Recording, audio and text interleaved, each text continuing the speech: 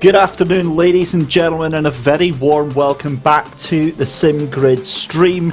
24 hours of racing have led us to this point as we head to Bathurst in Mount Panorama for the finale of Season 4 of the Endurance Cup here on the SimGrid. A very good afternoon. I'm David Christie. Joining me all the way from the virtual Bathurst is my good buddy and great to be reunited with him, Andy McEwan. Andy, so much to talk about over the next couple of minutes as we get ahead to this final race of the season. But firstly, how have you been? It's been a couple of weeks since we've last spoken.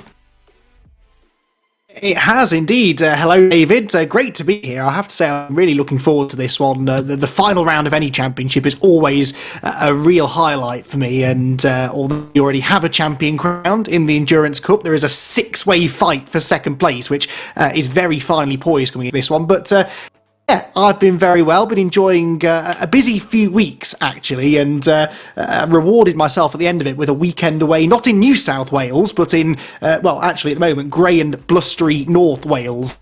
I'm hanging on grimly to the little bit of internet connection I've got to be with you here this afternoon. Hopefully it stays strong because, yeah, I don't want this one. And just as you say that, it just starts to go. So we will apologise in advance for if Andy's mic does dip in and out, but it's too good of a race to miss out. So we'll take whatever we can get from Andy McEwan there. As Andy pointed out, of course, we do have a crowned champion, R8G Esports, the number 9 Audi team, taking that win after a dominant performance this season. To date, their worst finish is a third place at Monza. And if any championship, your worst position is a third place, that is a very, very good outing. 3 wins out of 4 just now. If they take the win today, that's going to be an unprecedented 4 wins out of a 5-race season. So I think they've got nothing but bragging rights to be taken from this one. And you better believe they will still be going for that 4th win. But as Andy also pointed out, it is a big race for that second position, because there's about 6 teams still fighting for the remainder of the prize point paying positions, the cash prize, and that is a good chunk of change that is on offer from this championship. So we can talk more about that through the developments. We've got the likes of Coach Dave Academy, Dal King, Actual Vision, the community effort, that's in second place in the 383. But again, from second place to 7th place of Yaz Heat, we'll see if we get blessed with the turn up of the 149 of James Baldwin, Eamon Murphy and Mikhail Statsenko through there this weekend as well. So as we said, Andy, turning our attention to the race today itself, Bathurst, a track that is iconic with GT3 racing. We're getting treated to a sunrise and a sunset today. So, a very difficult challenge for those first drivers who have that sun blinding them in the eyes, but that stunning sunrise, and then sunset to darkness over the final hour as well. I think this is going to be one of the most difficult races that we've got this season. Yeah, that's absolutely right. I believe the plan is that qualifying basically will happen at sunrise. Then we'll jump forwards in time for the start of the race. We'll start at 4 in the afternoon, and then that guarantees us some nighttime running at the end of the day. But this is one of the most iconic racetracks in the world, and of course it is synonymous not only with world famous Bathurst 1000 race, but also these days the equally world famous, really, 12-hour GT3 endurance race, which sadly we missed last year, but that's kind of what we're recreating here on a slightly smaller scale. We're squeezing all of the action into 6 hours, but a real driver's circuit this. It's got a little bit of everything. The run across the top of the mountain is always so satisfying when you get it right, but David, so easy to get it wrong. I'm sure we'll see some drivers getting it wrong over the course of the day, but I'm sure also that this place will produce another crack race. Absolutely, and the other thing as well is that this is a tough, demanding circuit as qualifying gets underway just now. I think we're about a minute into qualifying here at Mount Panorama. It's a difficult track for any driver, regardless of the skill level, but even we've seen this in many other championships as well as the likes of the World Cup here at the SimGrids. Even the top drivers can get it so spectacularly wrong, and to be able to have that concentration, Andy, for such a long amount of time is a very, very gruelling process indeed. And when things do go wrong, they tend to escalate massively given how narrow the track can be. As I said though, qualifying has just got underway, so we can head live over to the track then. And as you see, the track in darkness currently around about 5:42 a.m. You can see that beautiful Australian sun starting to rise here. And again, just looking at the track here in New South Wales, it's one of the things that really stayed with me when watching the real life counterpart of this, when you see the sun just starting to streak over the plains in the background here. What a wonderful experience it must be for the drivers. Not so much at this point in time, given that the track is a little bit cloudy, the temperature quite cool just now, 20 degrees Celsius and 20 degrees track temperature, so the air ambient temperature matching the track temperature. And Andy, just thinking about the qualifying session then, we've got 20 minutes of qualifying to go on here, 17 minutes left here. In the grand scheme of things, how important, because we always say this, you always want to have a great qualifying position, but how important is it, and would you say it's more important than any other race to qualify well? As we see, Vyacheslav Abeladze having a horrible moment, 2 cars absolutely cream crackered into the wall there, and I guess that whole point about things escalating quickly and they being proved almost immediately. Yeah, absolutely. It only takes a momentary lapse of concentration or the tiniest of misjudgments, and you're not off into a gravel trap or a tarmac runoff area, you're into a concrete wall, and that's day done. You will sustain a lot of damage from that, even if you get back to the pits. It'll take a long time to get that repaired, and over just a 6-hour race where everyone is so evenly matched, that sort of time loss simply won't work. It's a full commitment circuit as well, especially that run across the top of the mountain where we saw those mistakes just now. And in the opening 5 minutes of qualifying session, your tyre temperatures and pressures are not where you need them to be. So when you commit to a corner, as Abeladze did there, and the grip isn't there, there's nothing you can do about it. Off into the wall he went, and now, of course, he's having to wait a long time for a gap in the traffic to get back on. And on that note then, that makes it very, very difficult to get back into it, because there's obviously going to be likely damage to that car, and he's still stuck at that part of the circuit there. That is down through the S's where that number 41 is, and there's a second yellow flag coming out then. That is the number 17 that has that's brought that one out, and that is Romano Bernic. And so the 17, just hearing from race control, that actually hit the 41. Yeah, that's not what you want to see, given that we're into to qualifying. But again, it just brings on to the fact that this track's so narrow. It really gives no mercy whatsoever through these early stages, especially with qualifying. So they do head back to pit lane.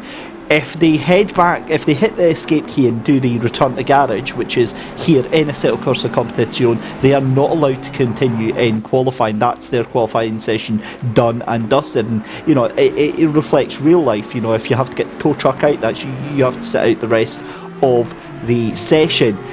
But if they drive it back to the pit lane and the engineers can get the duct tape out and have been supercharged with some energy drinks and a couple of hot noodles, they might be able to get that repaired in time. But yeah, that's a lot of damage. So that's going to take all of about a minute and a half to repair that. We'll see if we can get the 41 back out on track though. So coming through qualifying, what we'll do is with the GTWR RHG Academy Black Machine, the number 457 outfit of Giorgio Simonini, as they're coming down towards Murray's Corner, we'll see if we can go on board with Giorgio and see if we can talk you through a lap here at Bathurst. There we go. Thank you very much to Steve Proudley for getting that organised. Then across the line then here at Bathurst on this 3.86 mile circuit, down on the brakes into Hell Corner, into turn 1, so called because it's so easy to make a mistake, the car over rotating,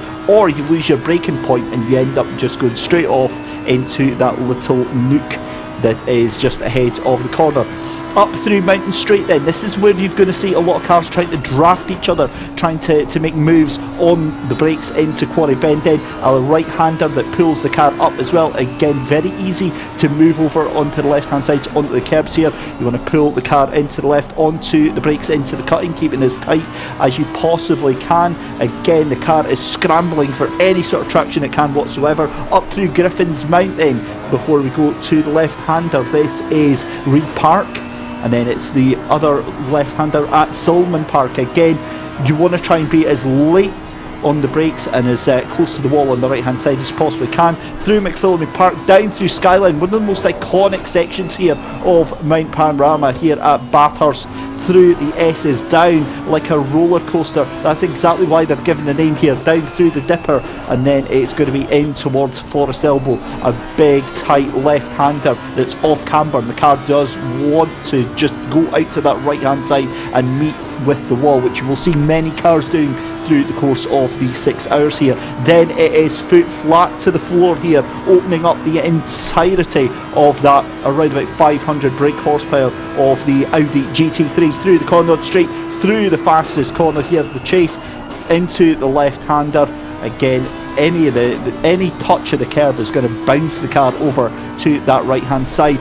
Textbook stuff here from Giorgio Simonini. Unfortunately, we're not going to see down into Murray's Corner, but that is 95% of an excellent lap here at Bathurst. And Andy McCormack up in pole position as we speak with a 1:59.8, and as predicted, you know, very, very close times, but within the next 8 minutes, I think we're going to have at least 20 cars within a second.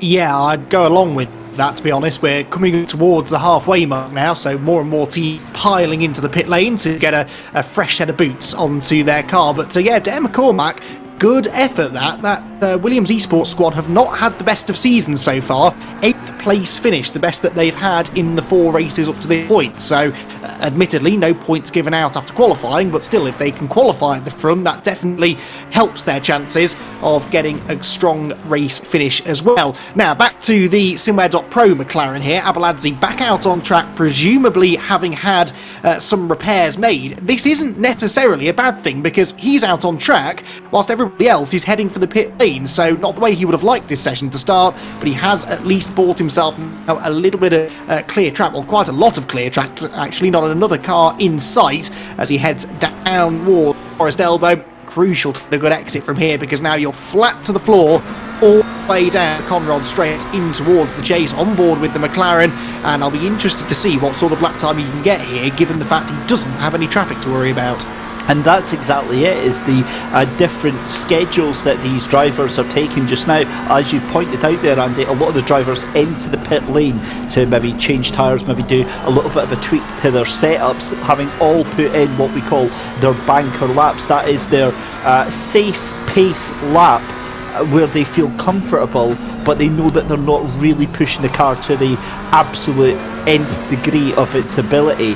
And the reason being is, given that you cannot reset your car back to pit lane and then come back out, they have to get that safe lap in to make sure that they have at least a position. 10th position on the grid, while maybe not great for them, is still better than 24th position on the grid. So they'd rather have some time than no time at all. And then over the last 10 minutes, they can really ratchet up things and start pushing the car a little bit more and a little bit more. And that's exactly what we'll see here, as we've now got 15 cars within 1 second of each other from that pole position car right now. Here we go with Hubert Szymanski for SOP Motorsport in the 328 Ferrari, just making his way under the Liqui Moly Bridge. This is on the run down to Murray's Corner, that last corner here at Bathurst, and you can see again just how much the light has changed in that 10 minutes of qualifying. Now it's a very different atmosphere here at the track, and again, a big sigh of relief for a lot of the drivers, because with the increase in light comes an increase in confidence, comes an increase likely of air and track temperature as well. This is Dan King. Now, this is one of the cars we're going to be having a big look on for the remainder of the afternoon here, currently down in 4th position, but that 383 machine, 2nd place in the championship. They've done so well together collectively. So in that machine today is going to be Dan King, Jan-Willem van Ommen and Mike Noble. And of course, Mike Noble, no stranger here to the SimGrid, although that name more synonymously associated with the big bad Nissan GTR that we used to have skulking round the track here many moons ago. But Dan King here currently in his qualifying lap just now. You can see the lights still ablaze through the dipper, through the S's. This is on the run down then to Forest Elbow. Gets that car in, tucked in nicely, and again it just wants to drift out wide, and that Aston Martin looking very planted indeed through the Conrod Straight.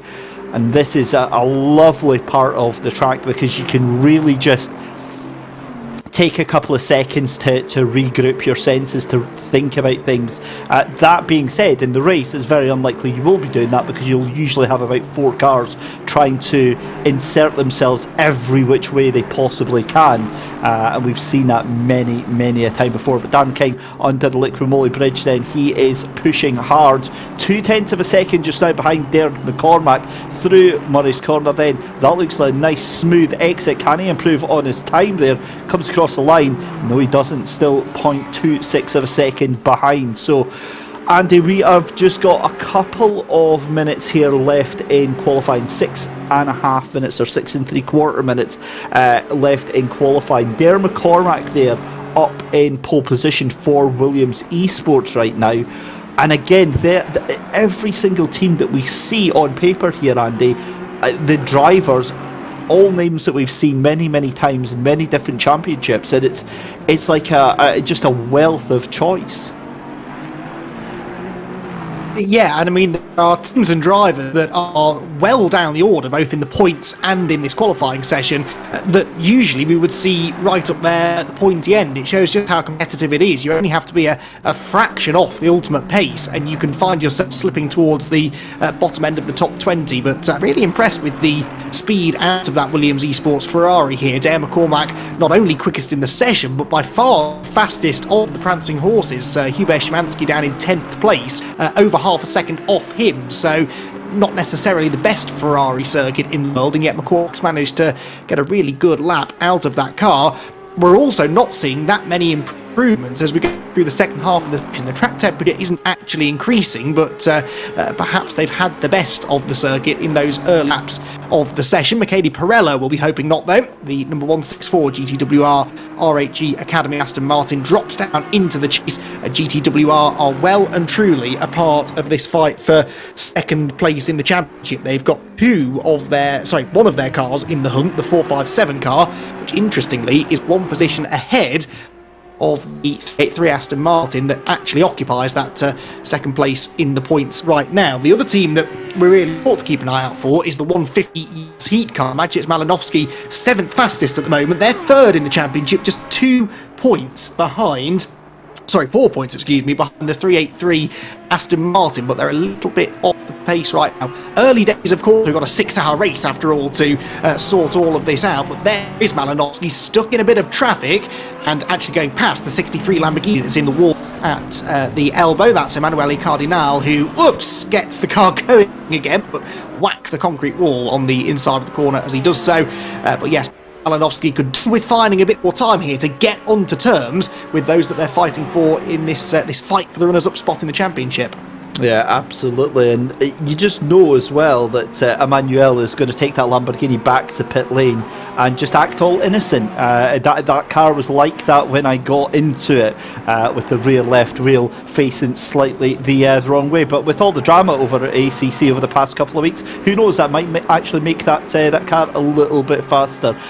We'll wait and see. Of course, jesting aside, 4 minutes left to go in the qualifying session. It's still Dale McCormack for Williams Esports ahead of the number 32 GTWR RHG Academy machine, the white team of Andrea Benedetti, up in second place just now. Nick Hubin is someone that we have seen many times here at the SimGrid. Absolutely no surprise to see that RHG Esports machine up in third position, because they've won the championship, so you would kind of expect them to be right up at the short pointy end. And wow, that is a jump and a half for the number 41, and that was a jump and a half from the rear end of Nicholas Hubin there as it smacked against the concrete wall there. But the number 41 there of Abeladze up into P5. I didn't catch where they were before that, but I just saw them appear, and I tell you what, I mean, 3 minutes left to go in qualifying. That is exactly the time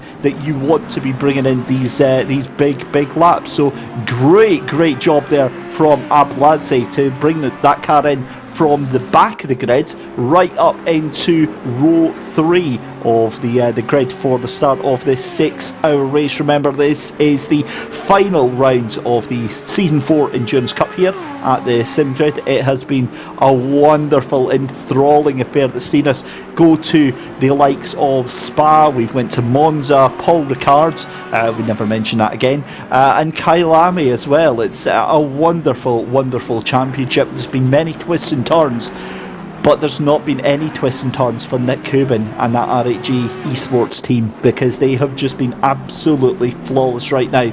Third position still on the grid for them. And Andy, just before we finish qualifying, we do have to touch on that RHG Esports team. It has been an insane season for them. Lowest position finish has been third. I think any endurance team would absolutely bite your right hand off to get a season like that.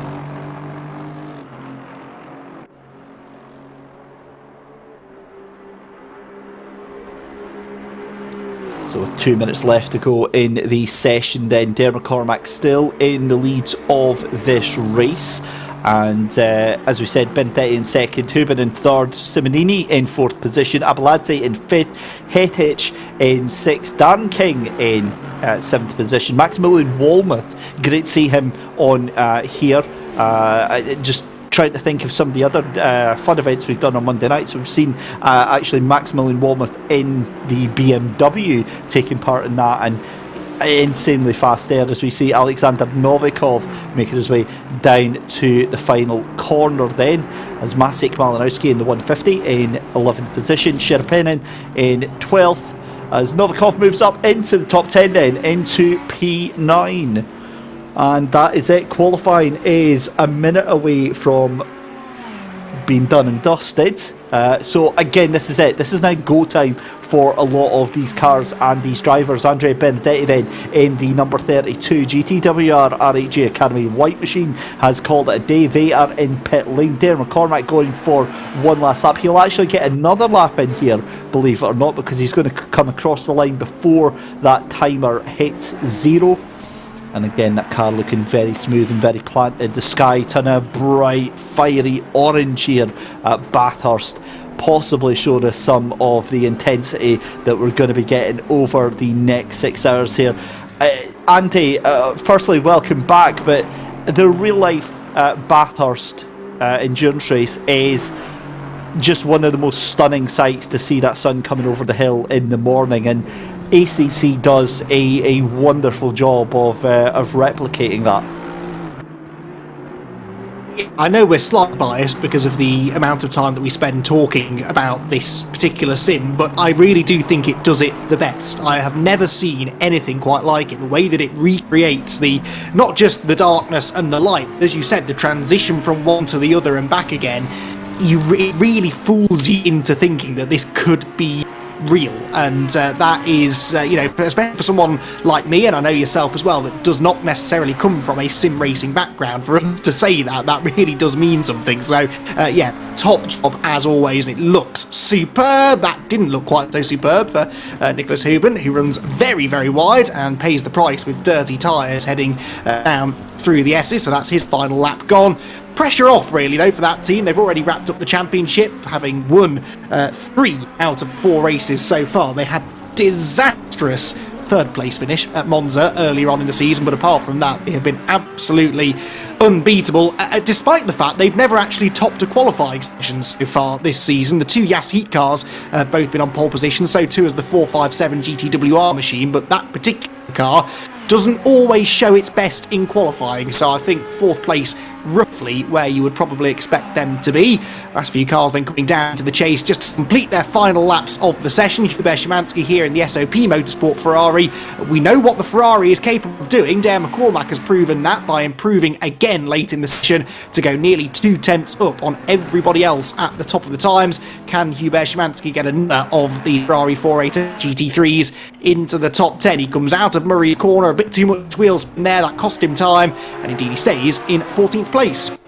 Well, there we go. So qualifying looks to be done and dusted, and of course it'll be a little bit quicker in getting onto the grid, but confirmation in pole position for Williams Esports, taking that front point on the grid there ahead of the number 32 of GTWR RHG Academy Whites. It's going to be row 2 is going to be the 457 outfit, GTWR RHG Academy Black. So the first point that we have to say is that Audi 123 for qualifying, so that obviously gives us a little bit of a hint at which car has the immediate 1 lap pace over the course of qualifying. However, very little that we can extrapolate from that in terms of race pace. We'll keep our eye on that as well. In fact, what am I talking about? It's Audi 123, because I've just been reminded myself that it's Darren McCormack on pole position who's in a Ferrari, so obviously it's not a 123. What I meant to say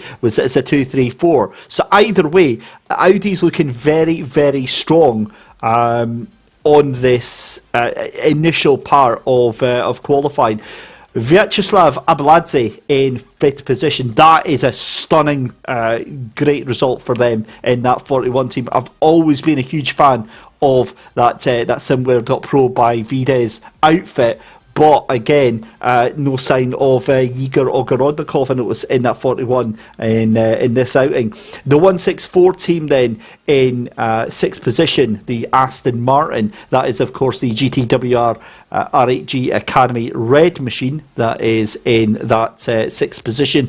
7th position on row 4 and 8th position, more Aston Martin. So it's another 3-car lockout, this time for Aston Martin. 7th and 8th place is the 77 Prime E racing machine, and 8th place for the 383. That is the Coach Dave Academy, Dalking and Actual Vision machine. Now, interestingly, obviously, they're in 2nd place in the championship, and they start all the way down in 8th position.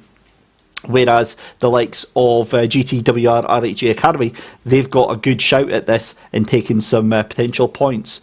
Then we move on to 9th and 10th position, row 5, which is going to be the number 42 Simware.Pro by Vides machine. That was Alexander Novikov, basically making up for some of the earlier misgivings in one of the previous rounds in that Bentley in 9th, 10th place for Maciek Malinovsky in that 150 Yasheet Richard Mill. No sign of the 149 this time by. But then we move on to 11th and 12th place then. It's the Renvelten Esports Orange machine in 11th place, with the 12th place being taken up by the 166 T3 Motorsport machine. Then in 13th and 14th position is going to be the 56 SMP Racing Esports machine and the 328, which is the SOP Esports Racing Ferrari. 15th and 16th is the 52 Aston Martin of Pulse SimSport, and then the 349 Lexus of VRM Racing. 17th and 18th is the Audi's Patrick Pignon in the 33 Rutronic E-Racing. Unicorns of Love Sim Racing, huge support for them all the time. And then the 22 machine in 18th position, that's Zancho SimSport down there. At 19th and 20th is the number 7 Lexus of Virtual Drivers by TX3, and then it's the number 17 Porsche Slow Racing Team, Dr. Kombucha. Then in 21st and 22nd is the 111 Lamborghini, the GTRC Endurance Team outfit, alongside the Bentley number 34 of TF Racing Souvlaki Squad. 154 Bentley is in 23rd position. That is the GTWR R8G Academy Blue Team, alongside the number 12 BMW of Logitech Team RLR. 25th and 26th on the grids, the 192 Ferrari of Protocharge SimSport and the 133 Bentley, and they are, of course, Virtual Drivers by TX3. Behind the wheel of that one. 27th and 28th is more Bentleys. It's the 54 Bentley of Slow Racing Team Sim Racing Cockpit and the 747 of MSL Racing 8 points. The Aston Martin 777 is in 29th position. That's Alien Lab Racing Star Tools. And then it's the 63 Lamborghini, the FFF Racing Team by Ada, that we saw having a real difficult time in qualifying. The Aston Martin 100 Turn 1 Pro machine is at the back of the grid on row 16, 31st position. And then the Bentley in P32 at the back is the of course, the VRS Satellite Racing Platinum Team, and I was seeing a little bit of shout out in YouTube for that Satellite Racing Team. So, yeah, awesome to see. 2 minutes 40 left to go. Andy, let's have a chat about what we expect from these first couple of laps, because it is going to be a really difficult affair, isn't it? Yeah, definitely. There will be some teams for whom their race is essentially over after the first 5 minutes. I'm pretty confident of that, because as clean as drivers will attempt to be on this opening lap, there is always going to be a little bit of contact. So easy to trip over each other, not just up at the top end of the circuit, but you referred during our onboard lap earlier on that Hell Corner, the first turn, is so called because although it's probably the easiest corner on the track, it's still very easy to get it wrong, even when you're on your own on a hot lap, let alone when you pile off into there with 30 odd other GT3 cars all trying to occupy the same piece of racetrack. So getting through that first corner, then all getting through Griffin's Bend turn 2 is really difficult to do. You want to get single file as soon as you can, but also you've got a race here. You need to try and get yourself as far up the order as possible. When everyone's bunched together at the start of the race, that's by far your best opportunity to start gaining places, especially if you are, someone like the Watson, for example, or 3.8 Aston Martin that qualified further back than they could do with from a championship perspective. They know that they could do a lot about that with the opening few minutes of the race. It's going to be a lively start here, I think, but just look at this place. It is a geological oddity, as Dale Waltrip once described it, and it really is, isn't it? Who else other than the Aussies would think of making one of their most famous racetracks on the side of an actual mountain? It looks superb, it produces great racing, it's a thrill for the drivers. Yeah, I'm looking forward to this one. Do you know what it always reminded me of is I'm a very old person, so when I was a kid I had this little racetrack set that you could click together, that you'd push the cars around, and it's like when you try and put it up the stairs, that's exactly what Bathurst looks like, such as the elevation changes. A unique challenge, and quite honestly it's a challenge that the drivers love. It's a very difficult track, but they just totally enjoy taking part in this. So great to see. Also great to see so much support out there on YouTube for watching today. A very good afternoon to you all. Please let us know who you are rooting for, who you are biased towards, who you're biased against. We want to hear all the Schadenfreude this afternoon in this 6-hour race. Just a reminder of what is at stake. Now, obviously, we said the championship is done and dusted with the fact that RAG Esports, that number 9 Audi, has taken the championship. So that's done and dusted. But there are still 4 other prize pool positions up for grabs. P2 to P5.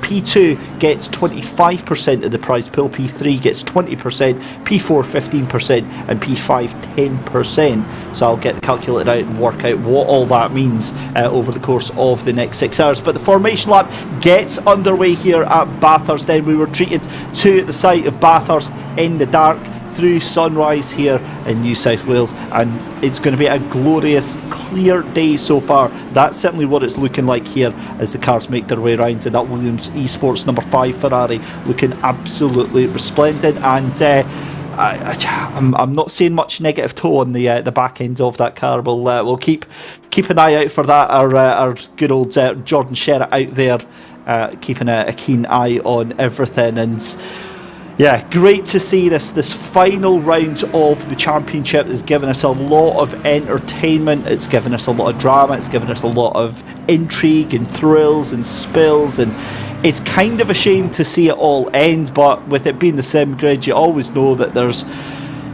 there's always something in the pipeline, there's always something to take its place, and who knows, by the end of this broadcast we might even have something we can possibly share with you, but I couldn't possibly say anything about that just now. Anyway, watching the number 5 Ferrari making its way through the first half of the circuit, and just hearing that TF Racing 2 Vlaki already with some big issues. They've had a disconnect during this formation lap, so they're going to have to start from the pit lane. Meanwhile, the cars making their way through Salmon Park and McPhillamy Park. Let's have a look here.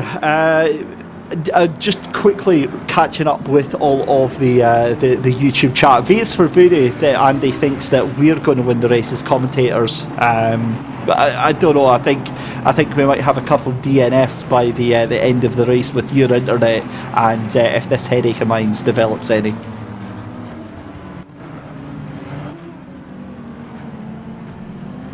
So the car's just I wouldn't fancy our chances right now.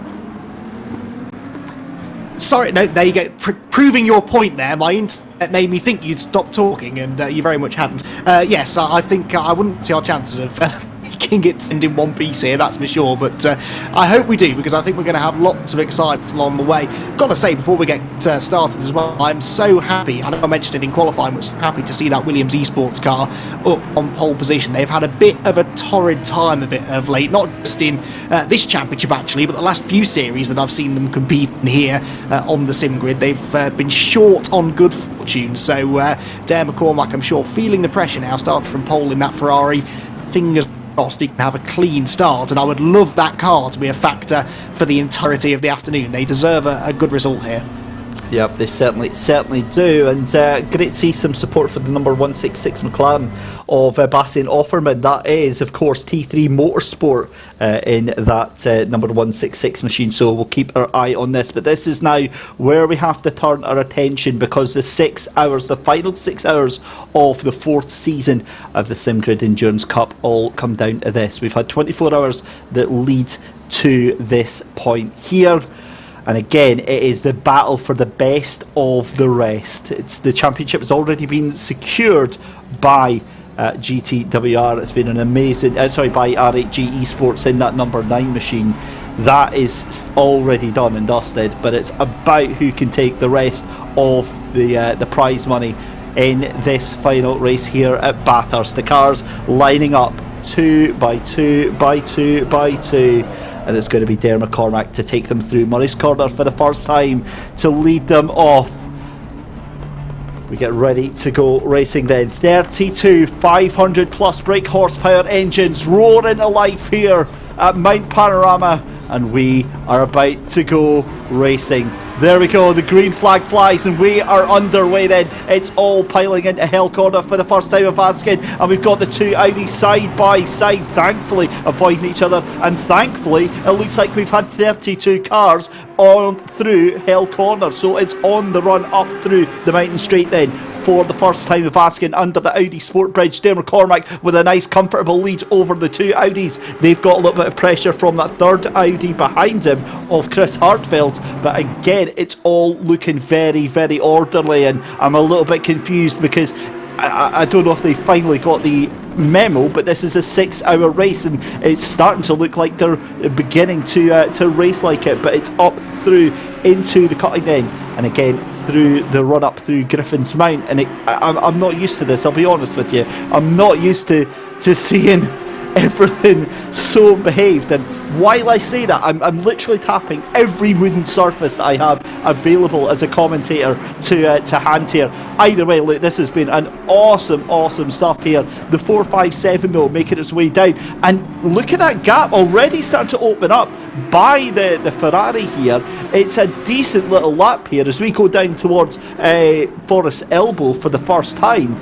That Ferrari is absolutely away with it just now, and again the rest of the cars making their way through, a little bit close to the wall there for the Bentley, but other than that, I mean, Andy, you've got to say this is so far working out to be a beautiful first lap here.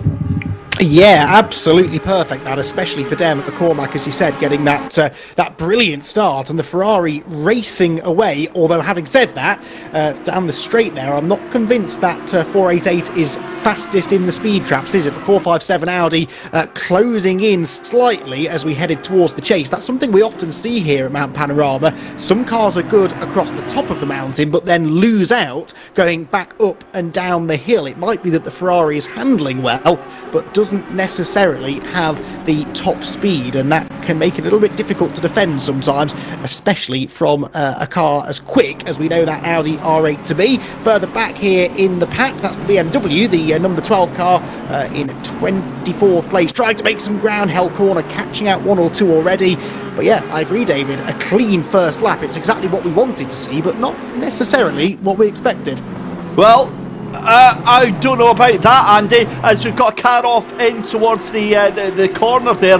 Dare McCormack has got a drive-through penalty. A race leader already with a drive-through penalty. We need to get an idea on what on earth happened there. So that's going to have to have a look at that. Now, if that is, we've seen that in previous races where occasionally drivers will erroneously automatically get a drive-through at the start for what they deem as being out of position. So we'll see if that does get cleared. But if that is an actual bona fide drive-through penalty, that is a very, very early stage. In fact, it's gone. So phew, we can breathe a sigh of relief as that gets wiped out. We have seen it in previous races where it's usually cars that are further down the order and they're accidentally caught unawares there. But yeah, nothing to worry about then for the leader here as we come through on lap 2. And despite all the worry, despite all of the breath holding right now, I'm going to say it right now. We've had a fantastic start to this race. We've had a clean lap 1. We've had a decent half a lap 2 as well as we come down through the chase then. We've got a yellow flag at the back there, but that is just for the 192 of Pro Charge Sim Sport. So that is a bit of a mistake for them, and that's Luke Southall that's there. And now we're starting to see the battles happening. Now, Andy, we're starting to see a little bit of attacking play coming out here. Again, we're only 5 minutes, and this is the crucial point of these 6-hour races. Every sort of 6-hour race you think, oh, it's going to be absolute hell for leather, but these first 15 minutes, so crucial to get into the groove, calm down, get yourself into a position and just keep fighting here. So Andy, obviously with the next 5 hours 50 minutes left to go, what do you think we can expect to see over the next sort of first half hour here? Well, as you can see, everyone is very much fighting for position, aren't they? You've got Abeladze there trying to squeeze through on the inside, or actually trying to defend 6th place here from Tobias Schur. But yeah, typically at the start of such a long race as this, you'd expect them to be pretty content actually to follow in line. As we're about to get a replay here of the 192 car having a drama coming down the hill into the Forest Elbow. Off it goes into the barriers, but and then a very, very dodgy rejoin, and there goes the 192 Ferrari around in the middle of the pack. And when that happens, it doesn't take a lot to block this circuit. It's not the widest of racetracks after all.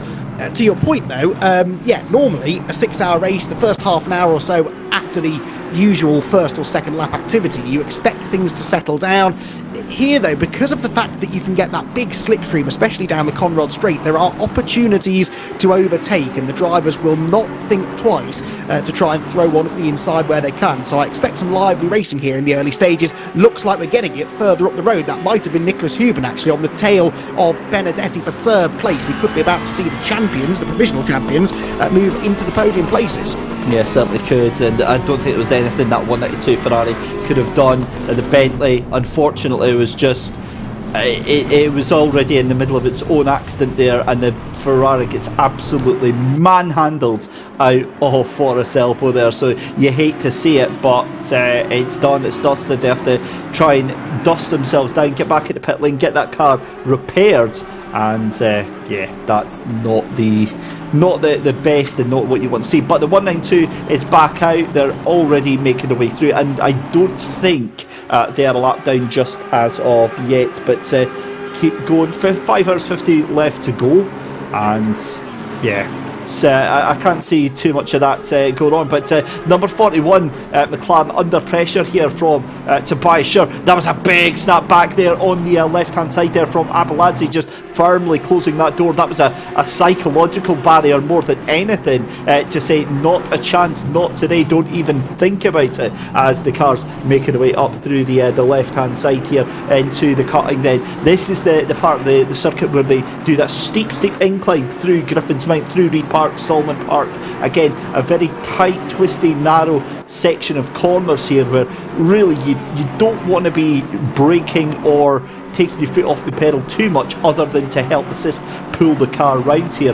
Very high speed part of the track, and usually it's if you don't have the confidence, if you don't have the belief in the car, that's where it starts costing you. And you can see Michel Pereira in the GTWR RAG Academy machine, that car jinking about under braking there, very, very loose as it's trying to get the heat still into the tyres though. But 5 hours 50 left to go in this race. Derek McCormack now has got nearly a 2-second lead over Giorgio Simonini. That is a turn up for the books, and McCormack in that Ferrari has just lit the touch paper. This is what I love to see here, is that obviously we get the debate in YouTube about, oh, this car's OP or that car's OP. Is wow, that was a huge move from Alexander Novikov.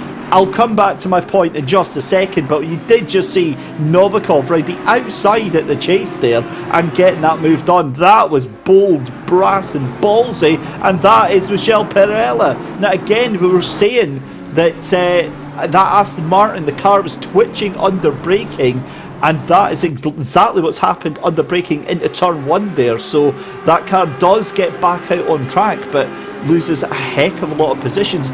And Giorgio Simonini, 2.2 seconds behind Der McCormack.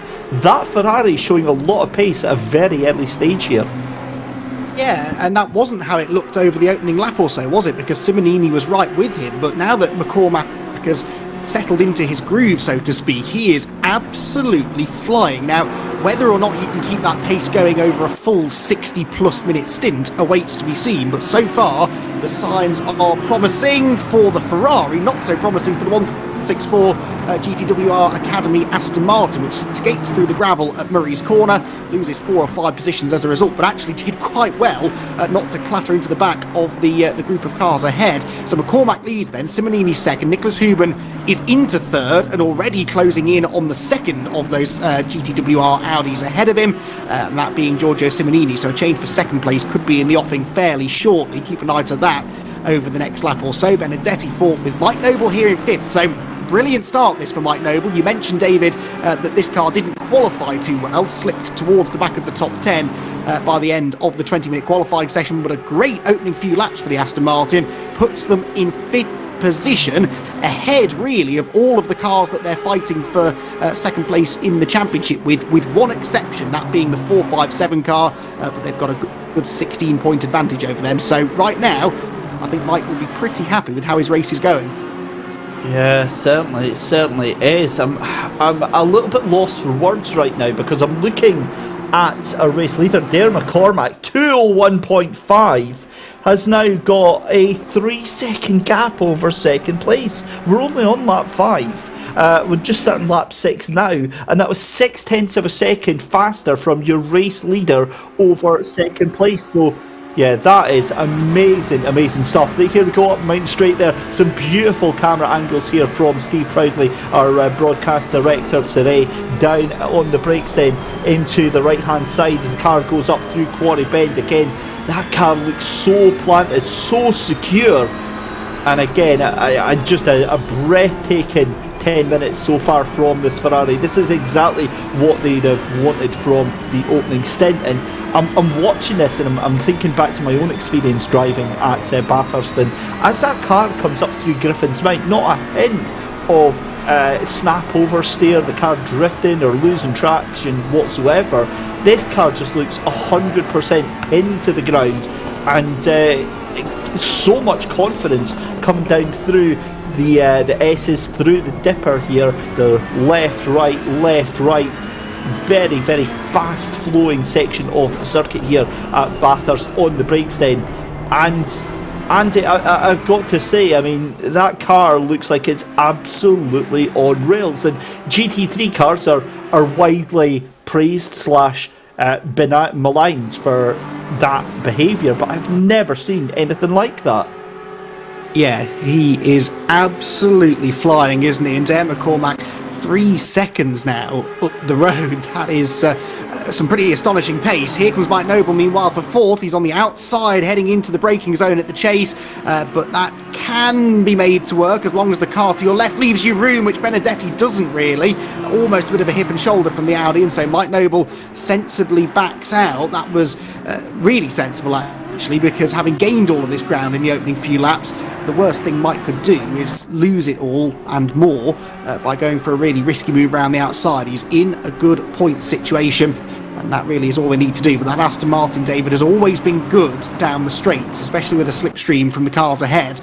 So Mike Noble tried then to use that to his advantage. Didn't quite work, but he knows now that that's where he's strong compared to the Audi. So expect more challenges to come into that part of the track over the coming laps. Well, certainly is. Ian at Cosman, I'm going to take that as a backhanded compliment. The one rare time when he prefers to watch a virtual race rather than an in real life one. This is a very late moment into the brakes from the 166. A little kiss to the wall there, but that was an impressive save there from the T3 Motorsport machine, keeping it hung around the outside through Quarry Bend there. Great job to hold on to that, and yeah, really nice. And well, there we go. JR Sim Racing on YouTube. I'm loving the banter. I've got to say, I'm going to be very cautious about what we get into over the past couple of weeks here. But we cut back to another replay here. Look at this. This is proper drifting going on here. Just hung the tail end of that McLaren. I booted on the power and just hoped that the traction would kick in. I'm sure he's going to try and say that he's deliberately going to try and have done that, but I can't see a box of tofu in the back. That's not happening. I'm still struggling to believe that a race leader is actually 3.7 seconds ahead of second place. There's no way that is actually happening right now. Meanwhile, back to reality with Maciej Malinowski here for the Yassi machine in the Porsche, just behind Alexander Novikov now. Again, an amazing performance by Alexander Novikov, and a slightly frustrating performance as well by that 42, given that we've been questioning the ability on previous races, and then you see a drive like this where Novikov has properly been hanging it round the outside of other drivers and just sending it. But yeah, brilliant stuff. Meanwhile, your champions are on a charge at the moment. R8G Esports currently chasing down Giorgio Simorini in the number 457 GTWR R8G Academy Black, and again, friends in name, and I think in name alone, because there's going to be no love lost here from McEwan, who will want to get past Giorgio very quickly and try to undo the damage that has already been done, mainly by a 4.2 second gap between first and second place, and we're only 7 laps into this race. But given what I've seen from previous championship races in here, I am absolutely amazed, Andy, at what we've had from the first 15 minutes. And granted, that may very well curse things, but they can't take away the fact that we've had a brilliant 15 minutes. No, and I think it will ebb and flow over the 6 hours as well. I touched upon this earlier on with regards to the long run pace of the cars, and we've seen this in previous races. Some cars go off like a rocket at the start of a stint, and then in the final 20 minutes or so, they've gone through the best of their tyres and they start to slip back. That's what Dare McCormack will be hoping doesn't happen to him. Here comes the challenge from Mike Noble, tries again to get alongside Benedetti down into the chase. Once again, he is shown the right-hand side of the road. They almost touch there at the fastest corner on the track, but on this occasion, Mike is late enough on the brakes. He moves through into 4th place, and the Aston Martin will now set off after the 3 cars ahead of it. There is some serious race pace in this Aston Martin, isn't there? I don't think that Mike really hooked up the perfect lap in the qualifying session earlier on, but now he has got some real speed, and he's quick where it counts as well, coming back down off the mountain and into the chase, where you can really make some good overtakes. But yeah, I do think we'll see the pace ebb and flow here. Traffic will start to become a factor. It's not easy really for lapped cars to get out of the way here. If you catch a lapped car, for example, coming into the dipper, you can easily hemorrhage a second or so just in a couple of corners. So don't expect the Williams Esports team to have it quite their own way all afternoon long. They may be the pace setters right now, but can they keep that up over 6 hours? Felix Rupert takes the position on the inside, showing Oleg Stolopov to the outside. That means that Stolopov loses 3 positions in the course of 1 corner there. Goes behind Seville and Perella as well. So that is how you get mugged. Another way is just to be on the same park track as Mike Noble, who that was a very robust change of position, shall we say. I definitely wouldn't like to get into a fight with Mike, because the way that he placed that car was very firm, fair, and almost forces the other car into a position of submission. Meanwhile, back to the SimWare.Pro machine of Alexander Novikov. He is trying to chase down Tobias Schur, but also has Maciej Malinowski in that Porsche just behind him as well. This is going to be on the exit from Forest Elbow. That Bentley is going to roar into life behind the sprightly little McLaren that he is chasing down of Abalati, that is 2 cars up, and then obviously Tobias Schur in that Aston Martin. We've got a yellow flag, and that is for the 34 and that is coming down through the S's. And let's have a look there. So again, more problems for the 34. That is Janis Sherdakis in the TF Racing Souvlaki squad machine. So it's been an awful day out in the races for them. They had a disconnect during the formation lap, which meant they had to start from the back of the grid, and now they've had a brief yellow flag. The car gets going again, but that drops them off the back end of that group there. Meanwhile, your race lead, Dare McCormack in the number 5 Williams Esports machine, still a very early stage of the 6-hour race, but that's a 5-second gap over Giorgio Simonini, and the Audis don't have an answer to that Ferrari as of yet. Strategy, as pointed out by Andy McEwan, could be a huge defining factor here, but I'm not sure how much strategy can do, or what it can do rather, against such raw pace and speed. Here's going to be a replay. I've got a feeling this is going to be Janis Sherdakis in the... Oh, that's so close. Again, a relatively minor incident actually coming down through the S's, and that could have been a lot worse for that car there, but of course we just see the yellow flag and a car has stopped there, and quite honestly you have to presume the worst on it. Einat Kosman again brings up a fantastic point here. Imagine the tunnel vision created on the downhill in a car train at these speeds. Absolutely. I had not on this track, but I had a similar experience in iRacing, where I was in a 6-car train and there was a lapped car that was being lapped, and it's similar thing with this, you know, it's a tight twisty circuit, and there was a back marker who'd panicked and just stomped on the brakes at the side of the track. And of course you're in the tow, you have no idea they've stopped, you pull out and it's instant bang. We've seen that happen quite a few times here in different championships, and yeah, it's a very easy thing to happen. The other thing that can happen is like this. We see Jack McIntyre coming under pressure here from Valentin Barrier here, and that allows Moriera up on the inside there. So Barrier could have tried to take a position, keeps the foot in, tries to keep it going. So Jack McIntyre actually losing that position out there. And well, that is how you go from hero to zero in the course of half a corner there. So absolutely spot on there. It's a very, very dangerous thing with that tunnel vision, because you have to keep your head down. You know, you want to keep that tone, you want to keep the maximum speed that you possibly can. And if you come out of that, there is a big chance you could come out of that at the wrong time. We've seen that in real life racing as well, especially at the start of likes of single-seater races, where you're following the car in front, and if you duck out, you don't see what's in front of you. Jack McIntyre under pressure. There's a bit of contact there from Felipe Moriera, the 349 Lexus. That was a little bit rude. That was a little bit touchy-feely for my liking. A little bit of a boop on the back bumper, and that sends Jack McIntyre off into the unsightly sounds of Quarry Bending. But you get the feeling that Jack McIntyre is going to be not having any of that, I think is the politest possible term here, Andy. And Moriera was maybe a little bit too robust in trying to take that position there.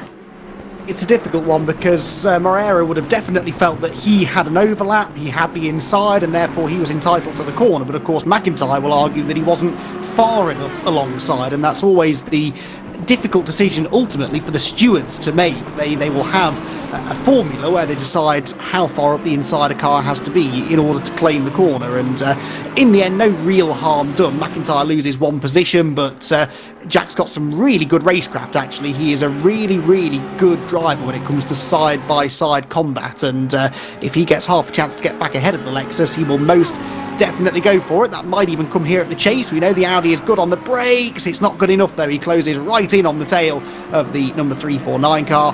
Can't quite find a way through.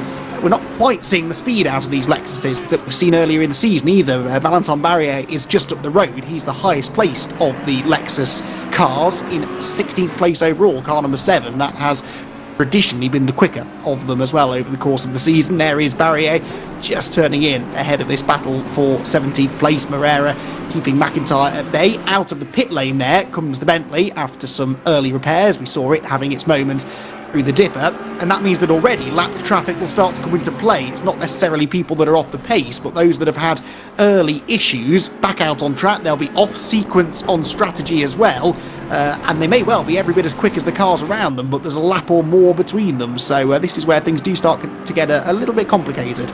Well, I'm also delighted, Andy, that we've managed to get 50 pence in your Wi-Fi meter to get a more stable connection. So a very warm welcome back. But huge fight going on then. Philip Moriera getting pushed all the way to the outside there and getting run ragged. This is going to make Jack McIntyre very, very happy, because it's that mental pressure. It's when you know the car in front is starting to crack. But I would argue this is when Jack McIntyre is now at his most vulnerable, because with how close the circuit is, with how close the walls are in here, what you don't want is to force Philippe Moriera into an accident that you get wiped out by. Let's have a look here. This is on the run down through, is this on the entry to Quarry Bend? Oh my goodness me, that is a big hit there.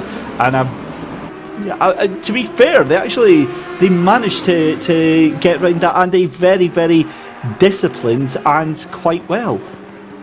Yeah, that could have been a lot worse, couldn't it, actually? And there's a skill to that, too. When you realise that you've got it wrong and you're going to make contact, there are still sometimes things that the drivers can do to stop the situation getting any worse. That's not where you want contact at all, though, into Griffin's Bend. And, again, as they all come together off the corner, a great example, though, of how things can go wrong around any track, but especially around here. It's so narrow that when two cars ahead of you tangle, there's next to nothing you can do to avoid them. You're fully committed to the corner on so many occasions around here that once you commit, if there is then suddenly a blockage, you can't really miss it. That car did pit for repairs not that long after, and I'm not terribly surprised to hear of that. Caught a glimpse just now of Nicholas Hoban, who is now right back on the tail of Giorgio Simonini. Hoban just did a personal best lap in that Audi and was about 2 to 3 tenths quicker than the race leader. There they are, look, going up through the right, left and into Reed Park, through the dip at Sulman Park,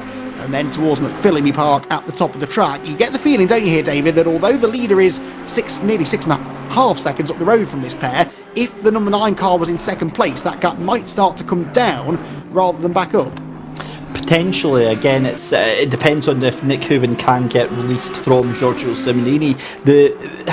I don't think it's going to be that much of an advantage if he can, because then Simonini's going to have the tow. Remember, Hoban is getting dragged around by this car in front. Simonini is still doing 2:02.3, so it's not slow, but it's not lightning quick from the car behind. We've got a penalty that is going to be coming up very, very shortly. Incident between cars 100 and 192. That's the Turn 1 Pro and the Protocharge SimSport machine. It's a warning to car 192, Protocharge SimSport, for a failure to hold brakes. Now that, if I'm not mistaken, is all the way back to, so lap 2. So that'll be the Ferrari, the 192 that didn't actually hold on to their brakes there. Yeah. Let's have a look here as the car's coming through into Hell Corner. And 5.5 hours left to go here. And again, a fairly quiet first half an hour in this race. Yeah, I'm quite happy with this, because this is what endurance racing really should all be about. Well, and after the drama at the start of Kyalami last time out especially, we had mayhem even before we got to the first corner then, with multiple cars pointing the wrong way, getting into each other. We had penalties left, right and centre. I'm sure we will hear more from the stewards as the race goes on, but definitely a cleaner start this time around. This all looks quite interesting though, doesn't it? This is the Benedetti train, actually. Benedetti in 5th, Abeladze in 6th, then Tobias Schur in the Aston Martin 7th, the Bentley of Alexander Novikov in 8th, and then the Porsche of Maciej Malinowski in 9th. Now that grey Porsche is the one that really could do with getting a move on here. They need to try and get through this group as best they can. Remember, that Yas Heat car is 3rd in the championship. They have yet to win a race this season, but they've been remarkably consistent in the top 5 in every race so far, apart from Paul Ricard, where they had that collision late in the race, finished down in 12th place.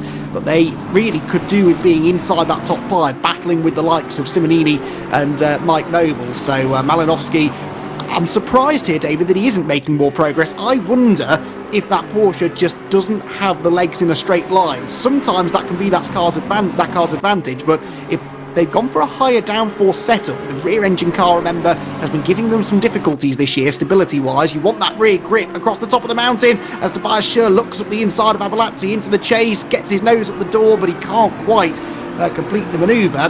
But yeah, to finish my point about the Porsche, I wonder if they've gone for a higher downforce setting and that's hurting their ability to get the slipstream and actually overtake people. It could very well be. It could very well be. Just also noticing, Andy, that a bit of a moment between the 34 and the 54. That is the TF Racing Souvlaki squad with another yellow flag at exactly the same point as they brought it out last lap round, and the 54 slow racing team Sim Racing Cockpit Machine. That is not the best to see in the 54 with some real damage on that car, so they'll have to get that into pit lane as well. The other thing that we have to start thinking about, Andy, with about half an hour before we start seeing our first pit stops, is strategy, tyre strategy, fuel strategy, driver changes, all that sort of good stuff, and how much time can be gained through it.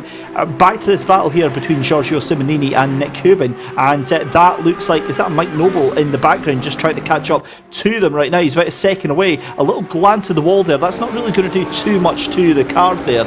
It looks very, very minor indeed, and that is not what you want to do coming down through the S's, and that causes quite a bit of damage to a car following it as well. And yeah, that will not be the last time coming down through the S's that we see several cars getting into a tangle here. Right, just having a look here with Dermot Cormack still out in the lead. That gap not really opened up as much as it was before. It's still settling there about 6 seconds, and yeah, well, let's have a look here. So back to Nick Hubin. Andy, do you think that he is actually going to be able to get way past Giorgio Simonini here? I think he could, yes. He's definitely quicker than Simonini. We saw that based on how quickly he caught the 457 car. But of course, they're both Audis. They're both going to have very similar pace into all of the overtaking opportunities. Speaking of overtaking opportunities, Tobias Schur here looks to the outside of Abalazzi for 6th position, and then therefore is quicker off the corner, and so Abalazzi has to immediately switch to defence as well. Malinovsky in the background looking to the inside of Novikov too, so there's a lot of action here in this little battle pack, which makes its way out of Hell Corner and up the straight. This is where the Aston Martin can really find an advantage. We know how good it is in a straight line. He pulls to the outside, does Tobias once more. Prime E-Racing, remember, another of these teams that are gunning for second in the championship. This would be a really important overtake if he can pull it off. The outside at Griffin's Bend is a brave place to be. He's so wide into the marbles, almost into the barriers, and might actually lose a place now because Novikov's alongside and Malinovsky tries to get through as well. In the end, he keeps the Porsche behind, but good opportunistic driving there from Novikov to move into 7th place. It certainly is. What a move that is. And the thing is that it's always this case, Andy, isn't it, of being in a rock and a hard place. You've got, you know, if you're in a group of 3 like that, you want to try and make the move, but if you do, you better be damn sure that you actually get it. Otherwise, it's not going to hold, and you're going to be vulnerable to the car coming up behind you. So that's exactly what we were seeing there from the likes of Novikov and Tobias Schur. But here we go then, Nick Hubin, and this is what I'm on about. Mike Noble now caught right back up to the tail end of Nick Hubin here. So Noble was probably about a second and a half off of this battle here. I think you're right. I think Simonini is holding this pack back, but not by an awful lot, but by enough to exacerbate that gap to Dermot Cormack up in front though. But 5.5 hours left to go in a 6-hour finale, the final round of the SimGrid Endurance Cup Season 4 live and direct here on YouTube. As always, if you like what you see, hit that like and subscribe button, and yeah, we will do our very best to keep you lot happy through the course of the afternoon. Big shout out to everyone in YouTube chat who I swear to God are trying to troll me at the moment here. I've looked through about 6 different track maps here, and they're all arguing with me about what what corner is when, and Quarry Bends and Griffins and everything. I'm going to go and have a look, because they're suggesting having a look at Wikipedia, but yeah, I'm going to trust my instincts on this one. But Maciej Malinowski in the middle of an absolute melee. This is just a proper fist fight, as you see the Bentley, a little bit of contact there, and sent out wide. That is going to mean that the Bentley of Novikov goes from 6th position all the way down. So that Bentley, the 42, has been absolutely mugged there, down into 11th position. Andy, again, just showing how quickly you can go from being in a very, very good position to being absolutely mugged. And I think we've accidentally lost Andy again, so obviously that 50, this is going to be an expensive afternoon if we're having to chuck 50p's in every 15 minutes. Goodness me, we'll get Andy McEwan back into the commentary booth. Either that, or he's maybe nipped off to make me a cup of coffee. That would be fabulous if that's what's happened there. And we've got a car tail ending it out of the S's down through the dipper there, as we see Felix Rupert here just involved in this battle. Maciej Malinowski again tucking in behind Tobias Schur here, and again this battle is raging on nicely. Nick Huben has a look up the inside. This could be it. Giorgio Simonini leaves the door open, and Nick Huben finally makes it through. Mike Noble is going to try and make a move as well here as they run down into Murray's Corner. 35 minutes gone, and we've finally seen a change of position for P2 here, and that was a long time coming. And you get the feeling now this is crunch time, because Nick Huben has been unleashed. Andy, it's all going to be whether or not he can actually make his way back up. Yeah, that was crucial timing, that, with Mike Noble arriving on the scene, wasn't it? Because Mike, given the advantage that car might have in a straight line, the Aston Martin, he was probably going to start making Nicholas Huben's life a little bit difficult over the next lap or so. So now Huben needs to get away before Noble clears Simonini, which I think could happen as soon as the end of this lap. All that Mike needs to do is stay right in the wheel tracks of the 457 car across the top of the mountain and get that slipstream down the Conrad Straight. So if he can do that on this occasion, he might then be able to tag onto the back of Huben's car ahead. They've dropped now over 8 seconds off the race lead, so this is costing them a little bit of time, but in the grand scheme of things, we're only just past the first half hour of the race, so should still have plenty of time to go and make Dare McCormack's life difficult if he can get past these two Audis in the near future. Comes down through the S's then, in toward the dipper, and this really is where the overtake starts now. Stay as close as you can to the Audi through this section of the track. Means that you've got less work to do down Conrad Straight. Takes a nice tight line there into the cutting. Decent exit. He's about, 3-4 car lengths back at the top of the Conrad Straight, and now they plunge downhill. He's in the slipstream. The Aston Martin already, I would say, starting to close slightly as they go over the crest of the hill. It's the second half of the straight, though, really, where it does start to find a big advantage over the car ahead. He's not going to be close enough into the braking zone, though, and with every corner that goes by, that number 9 car is getting smaller and smaller ahead of them. It absolutely is, and just watching the time head down again, it's going to be interesting to see what he can do, what Nick Huben can do across the line, but I don't think he's got enough. That's the issue here. Was the question was, now that he's been released from Giorgio Simonini, can he catch up to Dare McCormack? I don't think he can. He is faster, but he's not fast enough to actually bring that gap down. Meanwhile, this absolute melee heading into Hell Corner. Maciej Malinowski just behind Felix Rupert. He's got Seville just behind him as well. You've got Perella also involved in that one, and yeah, this is just an epic battle that we have got going on right now. Side by side, a little bit of rubbing, a little bit of contact there as Malinowski tries to hold on to that position, but Jonathan Seville for Paul Simsport wants to try and force this issue, wants to try and push the matter to its natural conclusion here. And I'm starting to look at that clock, Andy, and thinking 22 minutes left to go in the hour. I think we're about 25 minutes away from our first set of pit stops, and I'm also watching the number 5, your race leader Dare McCormack, is going to be coming up over some lap traffic properly on the circuit as they come up to the Protocharge SimSport machine number 192.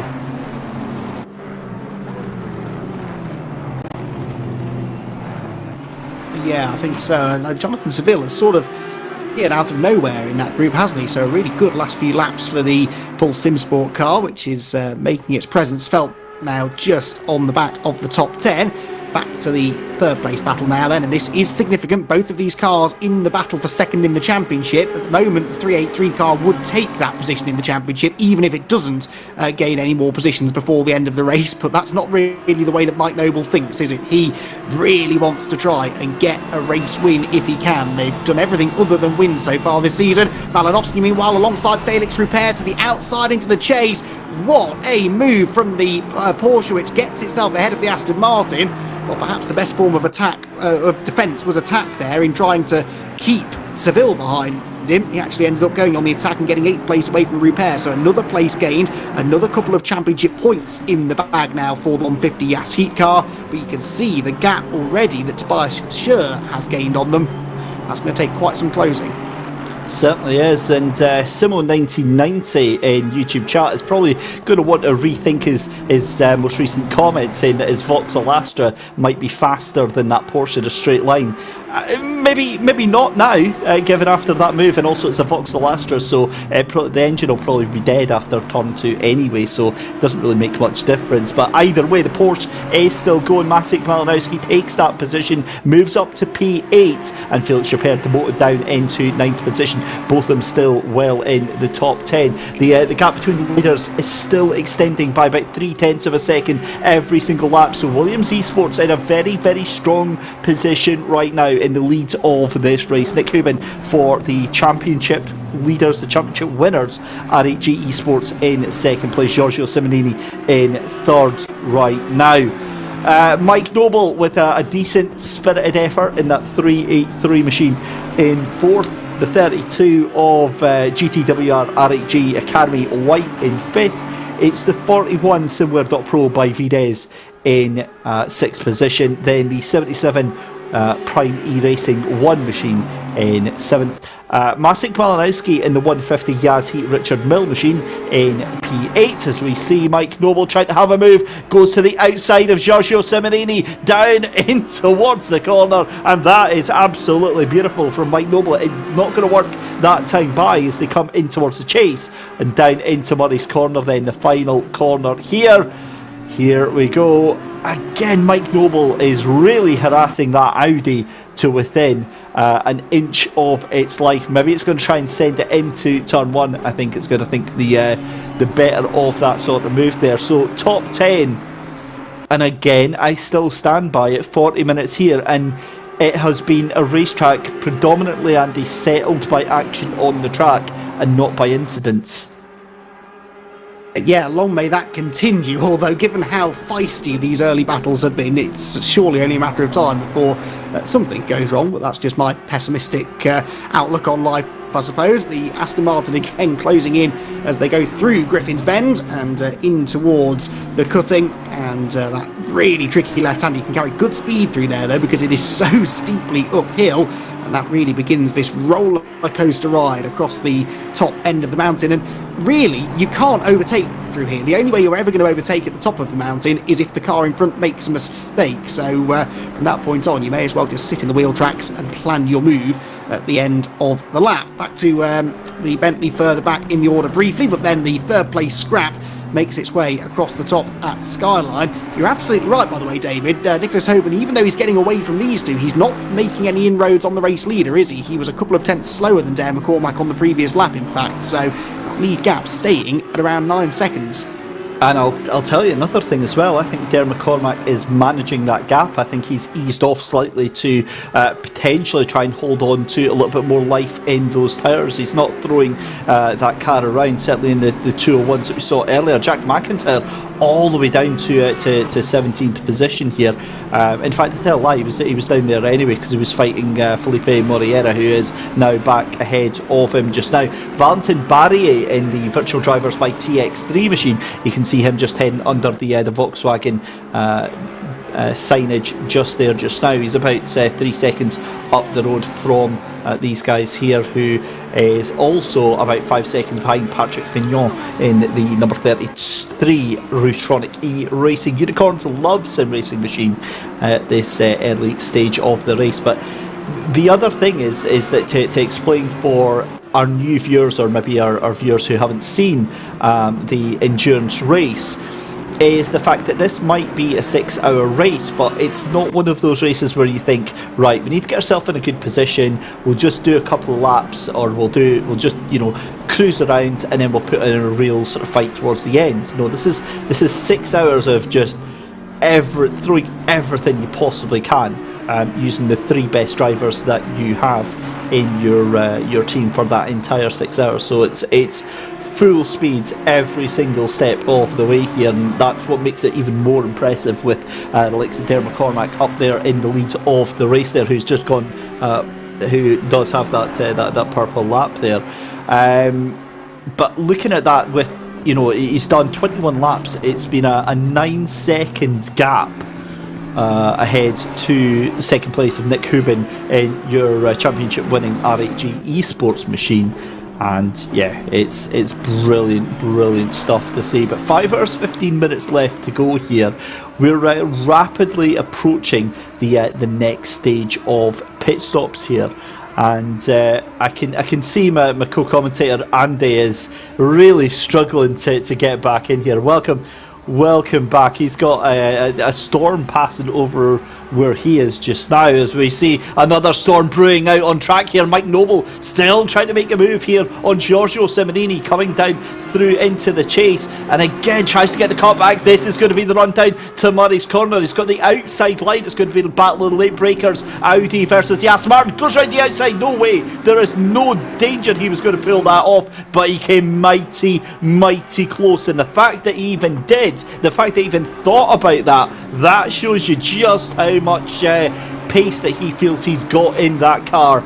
Wow, that is a huge testament to the skill and respect from both drivers there, Giorgio Simonini and Mike Noble, to know exactly where each other's car is. Of course, it's made it a little bit easier in Assetto Corsa Competizione. You do have that driver radar, but what you'll notice from the top drivers, I'll come back to that though, Mike Noble had a look up the inside there at turn number 2, but again, Mike Noble there, the point I was about to make, actually, now that I've just remembered what I was actually about to try and say, is that what you'll notice about these top runners is that not only are they fast, but they know when to make a move, they know how to make a move, and they know it's all about that balance of risk. Now, you saw there Mike Noble, when it was coming up to turn 2 there, he broke early, got the car pulled in behind Giorgio Simonini and decided to make a move elsewhere on the track. Now, further down the order, you'll see drivers that are just so hell-bent on trying to get a position, they'll just fire it in wherever there's an opportunity. Just because an opportunity presents itself doesn't mean that you should be taking it. You have to weigh up the risks and the options here of whether or not it's going to be safe enough to do so, especially given that this is a group event, because believe you me, ladies and gentlemen, there is nothing worse at all than being in a team event and your teammate bins it and there's that awkward silence on Discord. You know what's happened, they know what's happened, and nobody knows what the hell to say. You as a driver, you feel awful.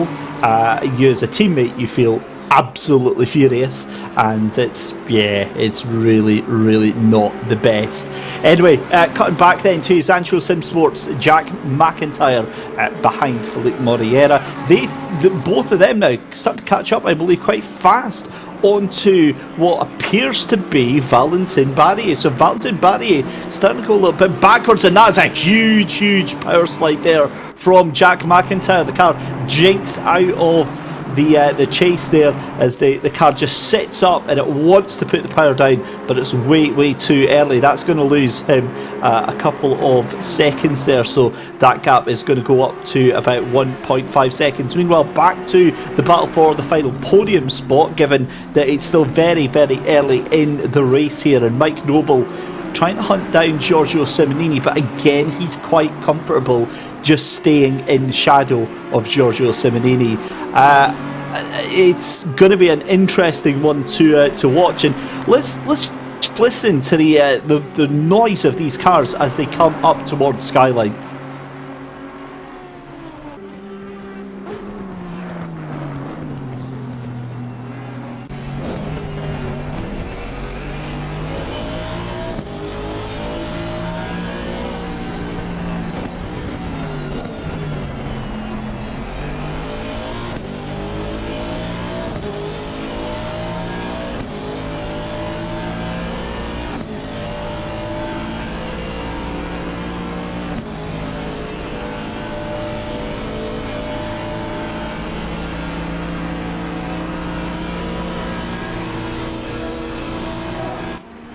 Here we go then, side by side, the glorious sounds coming down the Conrod straight there, round the outside. That is how you do it, ladies and gentlemen. Mike Noble taking third position, finally, after time and attempt after attempt after attempt, gets the job done on the way into Murray's Corner. That secures it, and that punts Giorgio Simonini and that 4.57 down out of the podium position.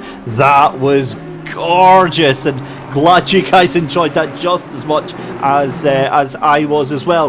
With the fact that Andy's struggling to stay on with the connection, what you'll likely find is we'll have a little bit more of a break than we normally would, which is actually fine, because just as much as you guys, I love hearing the engines on these things. They are just fantastic, and if anything, I think it's one of ACC's strongest assets is the realism, the authenticity of the engine noises and the ambience and the actual sort of general track soundscapes as well. It really is an amazing thing to behold. But talking of which, Andy, I believe we have you back in for about 15 seconds, buddy. So what have you made of this first hour?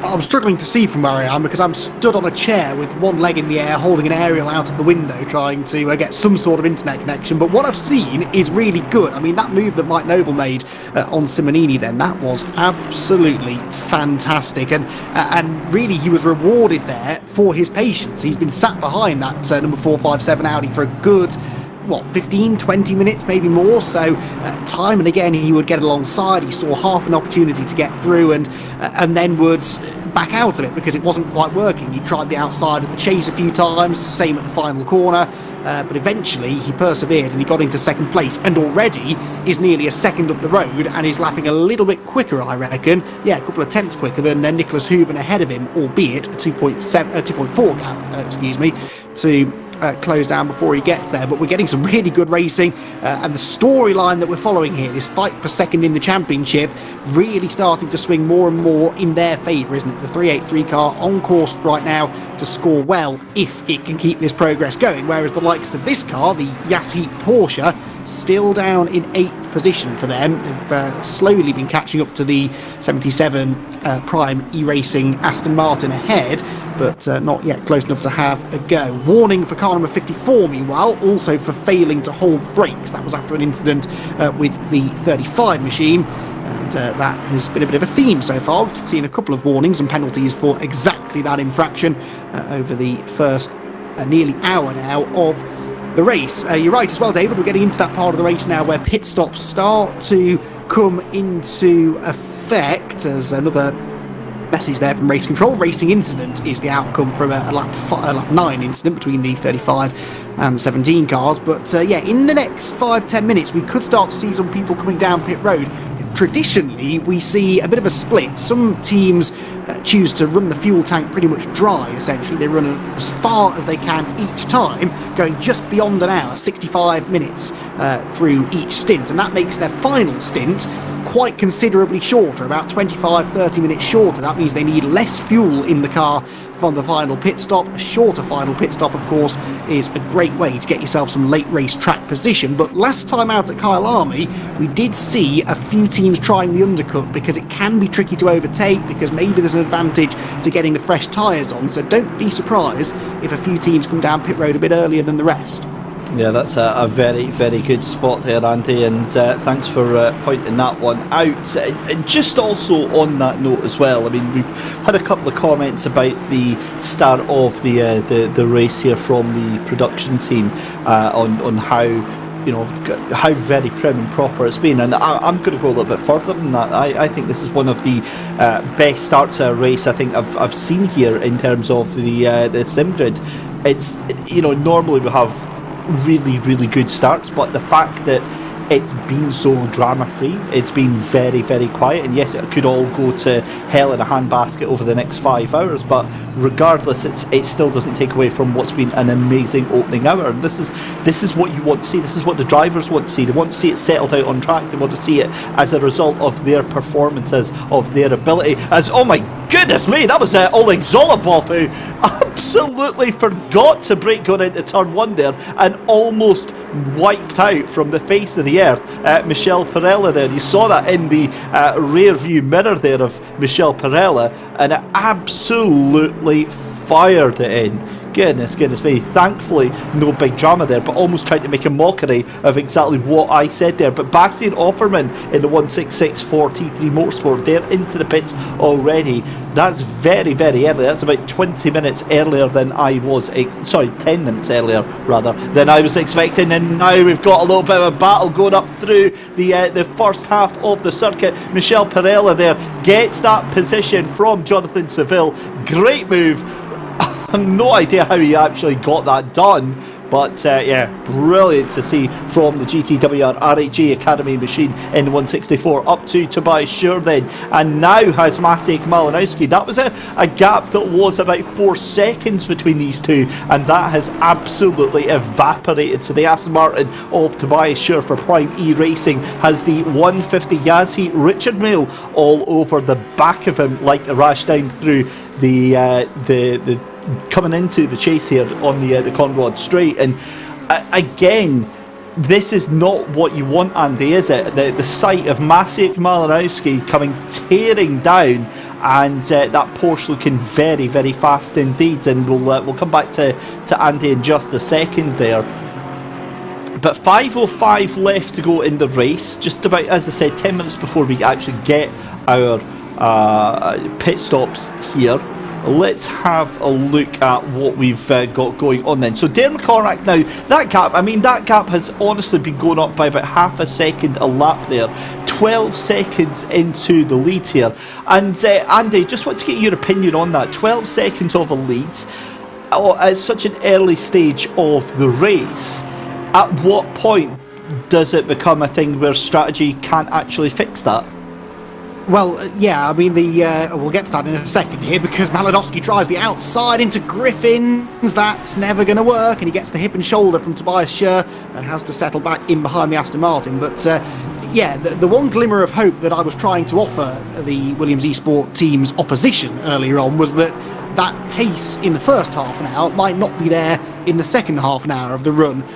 Yeah, that wasn't right, was it? Because they are still the only team that can get anywhere near a 2-minute 1-second lap. The next fastest car is, unsurprisingly perhaps, Mike Noble, who's taking chunks out of Nicholas Hoban at the moment. He's a good 0.3 or so a lap quicker than the second place car. You can see that gap down to 1.8 seconds, but the fact that Darren McCormack can pedal that Williams eSports car just as quickly now as he was 20 odd laps ago at the start of the race is pretty foreboding for the rest of the teams, isn't it? They're going to have a hard time catching him, and it really now puts them in a position where, unless something untoward happens, a penalty or a tangle with a back marker or some sort of a hardware issue or something that takes them out of contention, they are definitely going to be tough to beat. Their raw speed, at least, is something that no other team can match right now. And it's a strange one, isn't it? Because obviously it's a very, very tight field. You look after the first position, you look from, say, second all the way down to 7th place, and they're separated by 10 seconds, and that's 6 cars. And then you've got the leader who is just away with it, absolutely away on a wing and a prayer right now. Already starting to come up to some lap traffic. That is the 133 Virtual Drivers by TX3 that he is about to come up and put a lap down just now. They are currently down in 26th position. That's Maximilian Vedi, who behind the wheel of that machine there. Maciej Malinowski then behind the number 77 of Tobias Schur. So that position has swapped itself back again as still trying to go around the outside, and we saw this last lap round, and I've got to be honest that Maciej Malinowski is a legendary name here in Assetto Corsa Competizione. Sure, though, I mean, at this level, you've kind of got to be able to handle yourself. That's the politest way that I can put it, and Tobias Schur certainly handled himself last time round there. Sure, maybe a little bit of a shoulder press. I'm trying to think of a polite way of putting that. Escorted Malinowski out to the out to the runoff area, I want to say, at turn 2. It was more of a psychological thing than a physical thing, because it was more a statement of intent from Tobias Schur, Andy, that he is not going to move over here. Yeah, and why should he? This is a genuine fight. They're both fighting for championship positions, of course, because the primary racing car isn't a million miles behind the Yas Heat car in the championship. This will be an interesting comparison then. With a slipstream down the Conrad Straight, can Malinowski get alongside? The answer is most definitely yes, but of course it's the outside line into the braking zone. He's later on the brakes than the Aston, carries good speed in, and in the end, not a lot really that Tobias Schur could do about that. Matches Malinowski in the end, makes it look pretty easy, even though it definitely wasn't. That was some supreme confidence under braking, and Tobias Schur says, oh, it's fine, I didn't want that position anyway, because I was always going to pit this lap. So in he comes, Tobias Schur pitting bang on 1 hour into the race, and that's 29 laps that he's managed to get out of that opening stint. And I'll make a note of that, because it'll be interesting to see over the next 5 hours whether that continues to be their strategy. They're the first of the leading cars to dive for the pit lane, and they do it almost exactly 1 hour into the race. Yeah, that's a bit of a spitting your dummy out moment, isn't it, as Malinowski gets the move done, and as you said, Tobias Schur's just like, no, it was planned, sorry, I meant to do that all along. But yeah, Malinowski absolutely delighted to take that position. Benjamin Baumann looked like, again, we just caught the tail end of it there, but it looked like he just absolutely sent it right the outside of the Bentley 747 of Nathan Smith there. But I've just been told in our ear that he was actually defending that position. So again, very strange that we don't see more Lamborghinis. I think they're an absolutely stunning looking addition to this GT3 field, but it just feels like they've never really had the front running ability of the likes of the Aston Martin or the Ferrari here, Andy. No, they don't really, do they? I know I love the look and the sound of the Lamborghini Huracan GT3, but I have to say I don't really get on with it as a driver. I think it's very, very unforgiving, very twitchy. A lot of mid-engine cars can be, but the Lamborghini especially just isn't one that I personally can get my head around. And you would imagine, if it is a little on the twitchy side, that this is maybe not going to be a circuit that suits it. But yeah, 15th and 16th at the moment, the top two of the Lamborghini Huracans. 6th place car here coming out of the chase, as just ahead, in fact, that's Benedetti pitting from 5th position. And Benedetti then will relinquish that 5th place. Abalazzi goes through, and the Simware.Pro car goes on another lap. But look at that, McCormack's in, Hoban's in, Noble in as well. So the top 4 cars, top 5 cars actually, with Benedetti all pitting on the end of the 28th lap. Yep, great spot there. So it looks like just about an hour is all that these cars are going to be doing. Of course, it's a maximum 65 minutes that they will be able to do. So that means that Tomasik Malinowski then will jump into 2nd position provisionally behind the number 41 of Vyacheslav Abeladze in the number 41 Simware.Pro by Vides machine. They'll be very happy with that, and I can imagine social media will be taking a lot of photos at this point in the race for their social media anyway. They'll be delighted to be leading the race after an hour. In the context of things, they actually will scoot back down to about 7th or 8th position, but it's a bit of a nice moment nonetheless, isn't it, Andy, to see that board and your timing screens come up. You're leading the race, and Mike Noble, stop go 30-second penalty. You've got to feel that's going to be an automatically applied in game for speeding in the pit lane. So Mike Noble, after all that hard work, that is, and it's bits like that that cost you great runs in the championship, Andy. You could not script that, could you? He's done everything right in the first hour of the race, climbed his way up from 10th place to be in contention for a podium and maybe a race win, and now, yeah, that must be surely for speeding in the pits. That is almost always what those sort of penalties are for. Interestingly, he's behind the 457 car as well. Was he not ahead of 457 before he came into the pits? I'm sure we saw that move happen down into the chase. So he's lost a position anyway, and he's picked up a 30-second penalty. Luke Whitehead, look, has jumped into the 457 car. That's a bit of a story too, because Luke has just signed for GTWR. This is his first race, we believe, in the team. Certainly the first one we've seen here in Endurance Cup. And Darren King has also just been signed for GTWR, but he's sticking, of course, with his existing team for this final race of the season. So these two are essentially teammates. Whitehead making his debut in that 457 Audi. He's picked up a place in the pit stops then, and very shortly that Aston Martin will no longer be applying the pressure to him when it comes in for the penalty. Yeah, it certainly will. It's going to be heading off into pit lane to take its stop-go penalty. Now that is a very, very good point as we watch the rest of the cars coming into pit lane. Linus Dellenbach asking what happened to the number 9. Well, the number 9 has been into pit lane. Every other car that is in front of it still has to pit right now, so the number 9 is in the lead of this race and will jump back up to the top once the rest of the cars all in front end up going through. Mike Noble jumps into pit lane to take that stop-go penalty. Now, on that note, though, am I right in saying that gap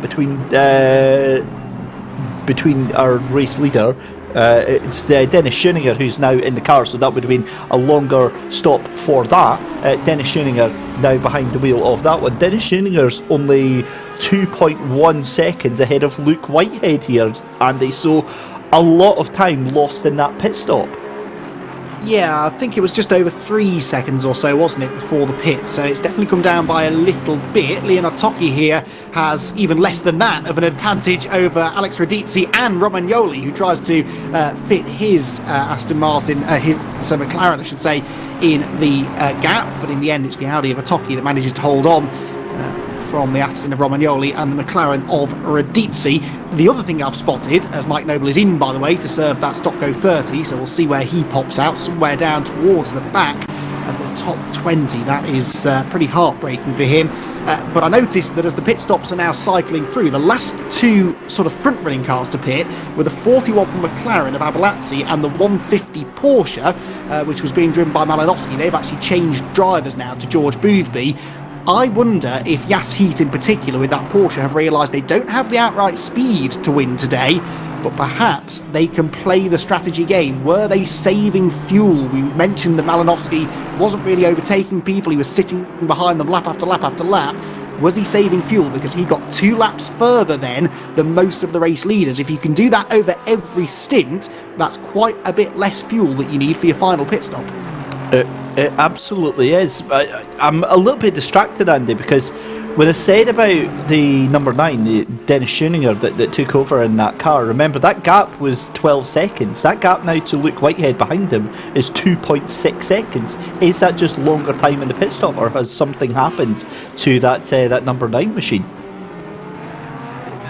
Well, let's see. Schoeninger, his first flying lap is a 2:02.1, which is decent, so he's certainly up to speed, isn't he? I think it's maybe just a little bit of time lost in the pits. Easy to do, isn't it, though, because it's a very tricky pit entry. We haven't actually mentioned this, but this is probably one of the most difficult pit entries that these drivers have to deal with. It's not straightforward at all. There's this fiddly little chicane, an unnecessary chicane if you ask me. I've never quite understood why they have it, but it's quite easy to overshoot that, go bouncing across the grass and miss pit lane altogether. So it doesn't always reward an aggressive pit entry, does the Mount Panorama pit lane, and I wonder if maybe 1 or 2 drivers were a bit more circumspect there than some others. That's probably the way to be, though, really. You're only ever going to gain a couple of tenths by really attacking that. You can lose an awful lot more if it goes wrong.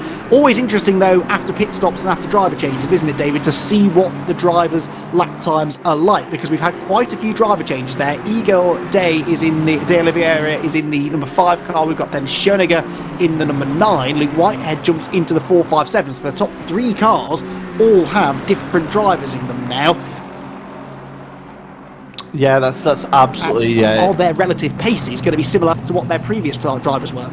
Absolutely spot on, and I'm going to withdraw my previous question about the number 9, because for the weirdest of reasons, I had a proper senior moment there. Completely forgot that it was, of course, actually our number 5, our Williams Esports machine, that was out in the lead, and I was completely caught off by the name behind the wheel of that. Of course, that's Igor de Oliveira Rodriguez that's behind the wheel of the 5. So you can all rest assured it's fine. Nothing's happened.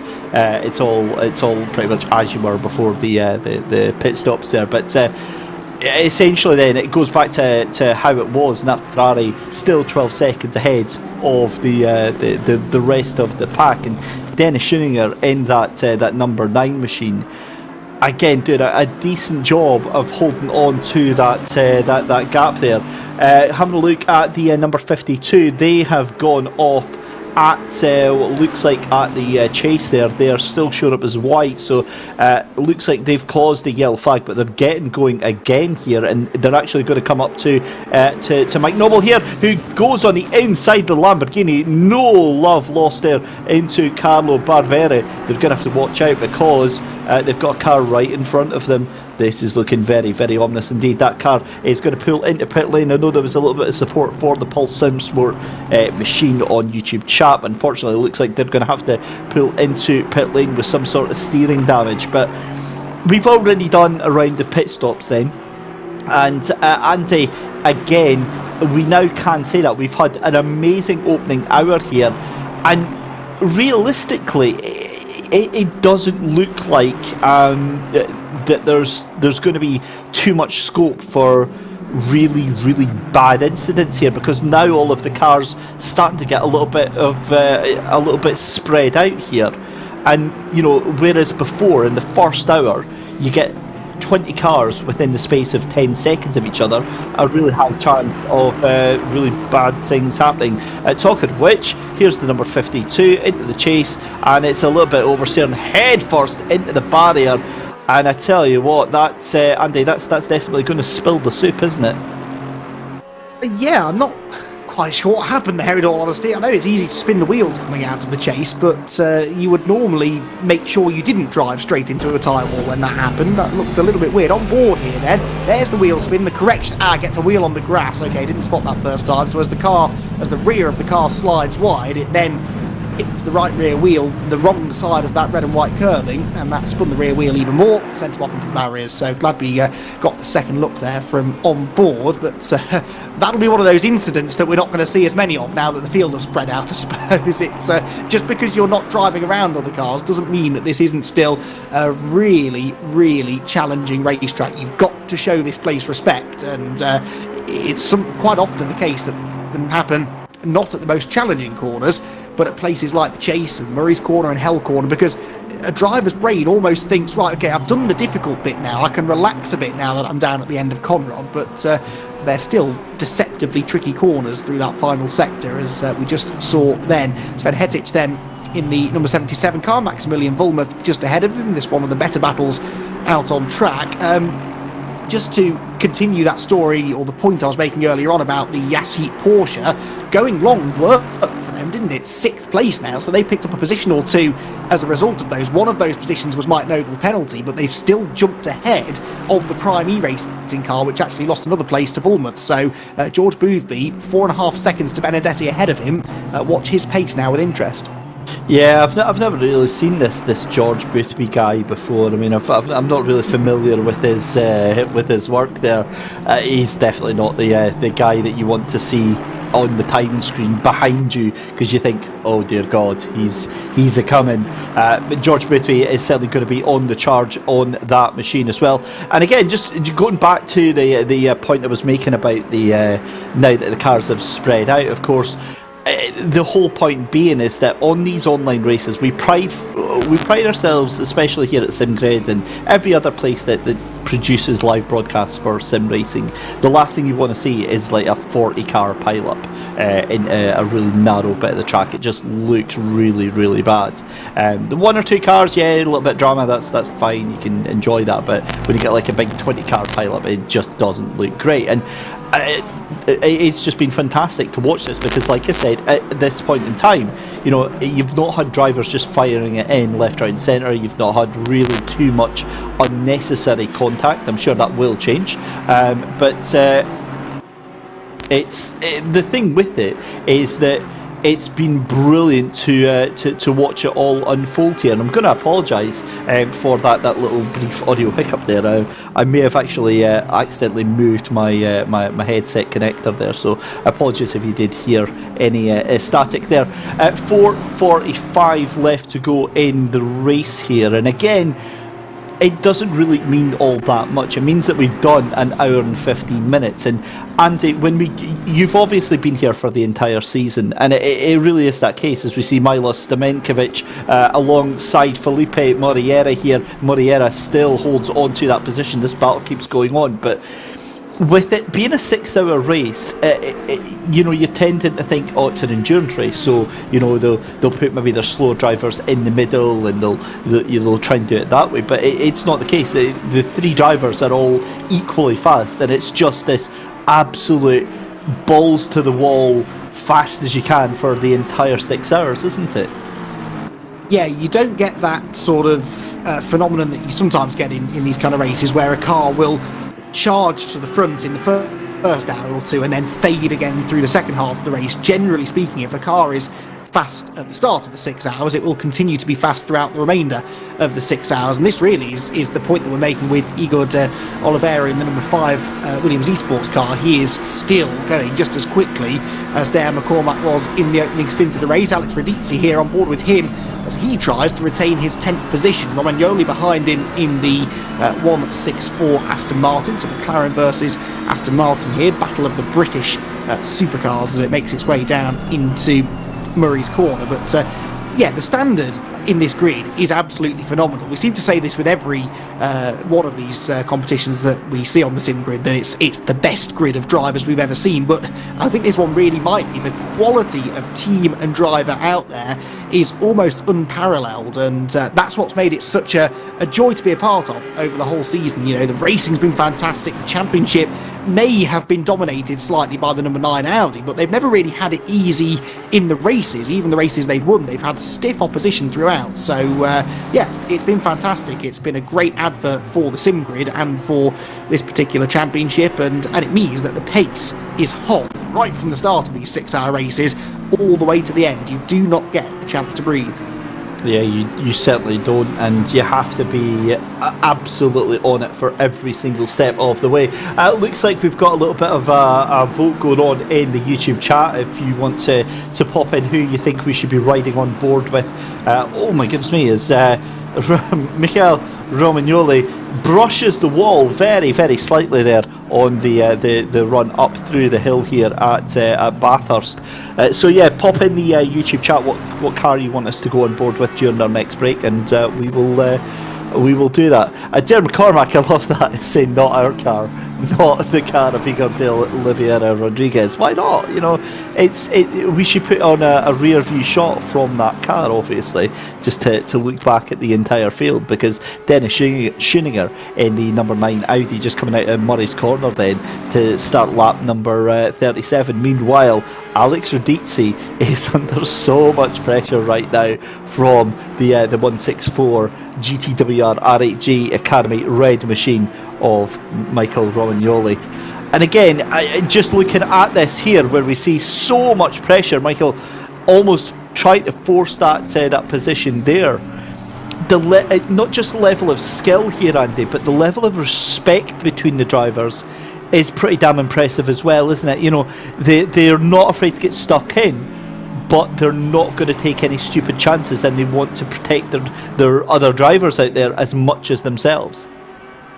Yeah, and you need that respect to run wheel to wheel in any form of racing, but in sim racing especially, really, because in sim racing you've got to be so careful with driving up close to another car, because there's always this risk of a little bit of netcode, or a little bit of a funny bump over a curb. It's not everything is quite as it would be in real life. It's very realistic, of course it is, but there are just extra things you need to take into consideration when in a sim when it comes to wheel-to-wheel combat. So if you're going to run side by side, especially around a place like Mount Panorama, you've got to have the confidence in the person that you're racing to not do anything silly, to not push the envelope too much and do anything especially risky. So and again, we've seen some brilliant side-by-side battles all season long, even today with the battles that the likes of Mike Noble had and in the opening part of the race, and Nick Hoban as well. Some of the great round the outside moves they were making could not be done unless you had all of your faith in the car that you were going around the outside of. So yeah, just another one of the examples of what a high standard we have here. It absolutely is, as we're on board with Sven Hettich for Prime E, racing down through the Conrad Straight, and again on the brakes, trying to catch on to the back end of Maximilian Wolmuth in the 71 in front of him for Renville Esports Orange. And of course these two drivers in different teams. Prime E Racing currently trying to take that 7th position. Just up in front of them as well is the 150 Yaz Heat Richard Mille machine, the Porsche of George Boothby, trying to catch down on that 32 of Andrea Benedetti for GTWR Academy White as well. Having a look here, and that's a great spot actually from our chat as well, because they've just spotted that our race leader lost 4 seconds on that last lap. What happened there? I think it was trying to get past the number 35, so I think it was trying to navigate lap traffic, and of course the 35 currently down there in 27th position. That's Alessandro Apriglione, so trying to avoid there. Let's have a look here. So this is the number 5 coming up through the mountain straight through turn 2, which is what we're going to call it there, and having to take evasive action there straight onto the brakes, and that was a car. That is that a Porsche in the background that was into the let's have a look. So is that Filip Borovic in the 17 that went into the wall on the inside there? We'll get an ID on that in just a second there, but that should answer why your race leader took out 4 seconds. So the number 100 is going to be next up on that. That's the Turn 1 Pro. And let's have a look here. Look at that. No time to react whatsoever for your race leader. Andy, that is a little bit of a Code Brown moment there for Igor de Oliveira Rodriguez. So just watching as the cars come back round again for the 39th time of asking. And I think what we're going to do with 4 hours 40 left to go is we're going to keep an eye on the times just now, as we've got Alex Radici still trying to hold off that position from Michael Romagnoli. The 164 still fighting on here. But ladies and gentlemen, 4 hours 40 minutes left to go. We're going to take a short break and we'll be right back after this.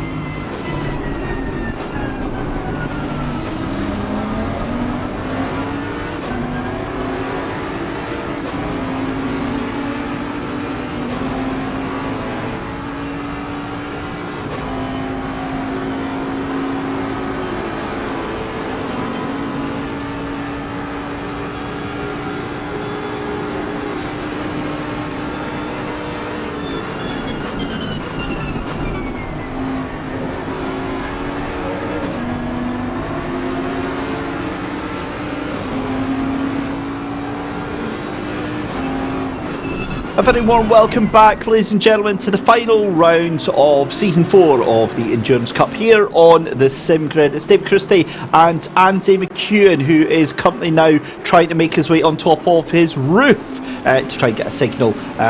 One arm on the window and one leg in the air wasn't good enough, so he's now had to clamber outside, and he's, if we hear a clatter, it's just ignore it, it's fine. Meanwhile, it's still in the front of the field then. Williams Esports out front and in charge, despite a little scare about 10 minutes ago. We've got a yellow flag as the 150 has brought out, and that is George Boothby in the Porsche who brings out the yellow flag. That is before they even get to Skyline. That is going to be, I fear, on the left-hander, and if I'm not mistaken, I've not seen the incident, but from where that is, I would imagine, in fact, no, that is Skyline, so that is going to be on the brakes to go down the right-hander there. We'll get a replay of that in a couple of minutes' time, but they were down in 6th position, so I would imagine, yep, they're down into 8th position already, and hopefully they were stopped for a little bit. Hopefully there's not too much damage on that machine. So the steering wheel, from what we're hearing, is still looking straight. So that is one of the positives. Looks like there's no major steering damage done to that machine. The other thing is, where has this cloud come over from? So here we go, all by himself here through the left-hander, and again you could see a little wiggle there, goes too deep. We want the grass. That's a big hit at the top of Skyline. Thankfully, it keeps himself out of harm's way with the other cars there, but it's so predictable with what happened there. Lamborghini, though, of Robin Pagano for GTRC Endurance Team, trying to make a move around the outside of the 22 of Sancho Simsports Milos Stamenkovic, but again it's caught in between a difficult position here, because look at the 747 just behind them here. Let's go on board though with wow, that is so difficult to see, but thankfully, I mean, that could have been so much worse for George Boothby there, so that is a big F moment there. We've got a penalty, our first penalty of the race, and it's to car number 100, Turn 1 Pro. That is a time penalty for avoidable contact, 5-second time penalty for avoidable contact on the number 35 VRS Satellite Racing Platinum machine there. Right, let's take stock of this battle that we've got going on right now, because this is a 5-car battle right now for 18th position, 17th position even. Milos Stamenkovic ahead of Robin Pagano. Then you've got the 747 MSL Racing 8 points of Jeroen Moerman, who's just tucked up behind that car as well. Maximilian Vidi and then Mike Noble, all in this proper scrap that we've got going on here. This is going to end in tears. I just have that horrible feeling right now. Meanwhile, they're making their way down through the S's, through the dipper, and it's going to be shortly into Forest Elbow. That is going to be the main point here, because you're going to have to get the tow, but with all 5 cars towing of everyone, it's going to be difficult to see how anyone gets the advantage now. Just hearing that George Boothby losing another position down into P10, and George Boothby into the pit, so that is a very early pit stop for the 150. Meanwhile, have a look at Robin Pagano on the back of Milos Stamenkovic here, again on the run down the Conrod, straight through in towards the chase here. Not going to see any moves here. The Bentley though behind though, it's Maximilian Vedi having a look up the inside of Jeroen Moerman. Can't quite make it stick though. That leaves Maximilian Vedi now vulnerable to Mike Noble. Is Noble going to have a look into it, into Murray's corner? Thinks better of it, and there we go. Robin Pagano gets that position then from Milos Stamenkovic. The two of them still fighting. It's going to be a run down into Hell Corner. Surely not going to be 3 wide, and that Audi gets that position back into turn 1. There's a little bit of contact behind from the Lamborghini, and this is now going to be frustration as they come up Mountain Straight on the run down towards turn number 2. This is epic battling, and there we go, the 2 cars switch out to the left hand side. Robin Pagano and Jeroen Moerman as well, blocked out there, not given the the space to get onto the outside, and Moorman actually ends up almost running into the wall there, loses positions left, right and centre. Excuse me, that wasn't Moorman, that was actually Maximilian Vidi that loses that position. And tell me that is not, is that George Ruthie that's just come out and joined onto the back of them there?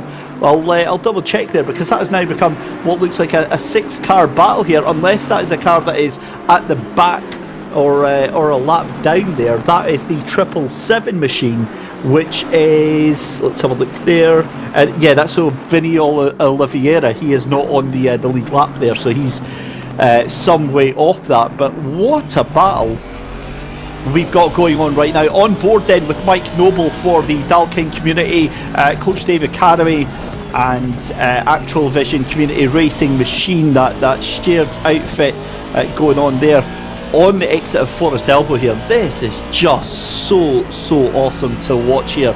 The fact that you're playing 3D chess with 4 other cars as well here is just fascinating stuff to watch here with 4.5 hours to go. Jinx one way, thinks about it, then decides not to. He decides to try and make the move there, but the Lamborghini's going to try and be late on the brakes as well. Mike Noble fires up the inside. He's got a great run through the chase. What a move for Mike Noble. That was skill, determination, and absolute ballsiness to send that car in. That was an amazing move for Mike Noble. Proper respect for that one. He now goes to hunt down the Audi, and the Lamborghini is now starting to flounder a little bit here, coming under pressure from the Bentley behind him of Jerome Moorman, who gets a proper tank slapper coming into Hell Corner there, and wonderful stuff there. So there we go then. Mike Noble gets that position done from Robin Pagadl. He now goes to chase down Milos Stavankovic, and this is, believe it or not, a battle for 16th position. Just a quick check-in on your race leader as well.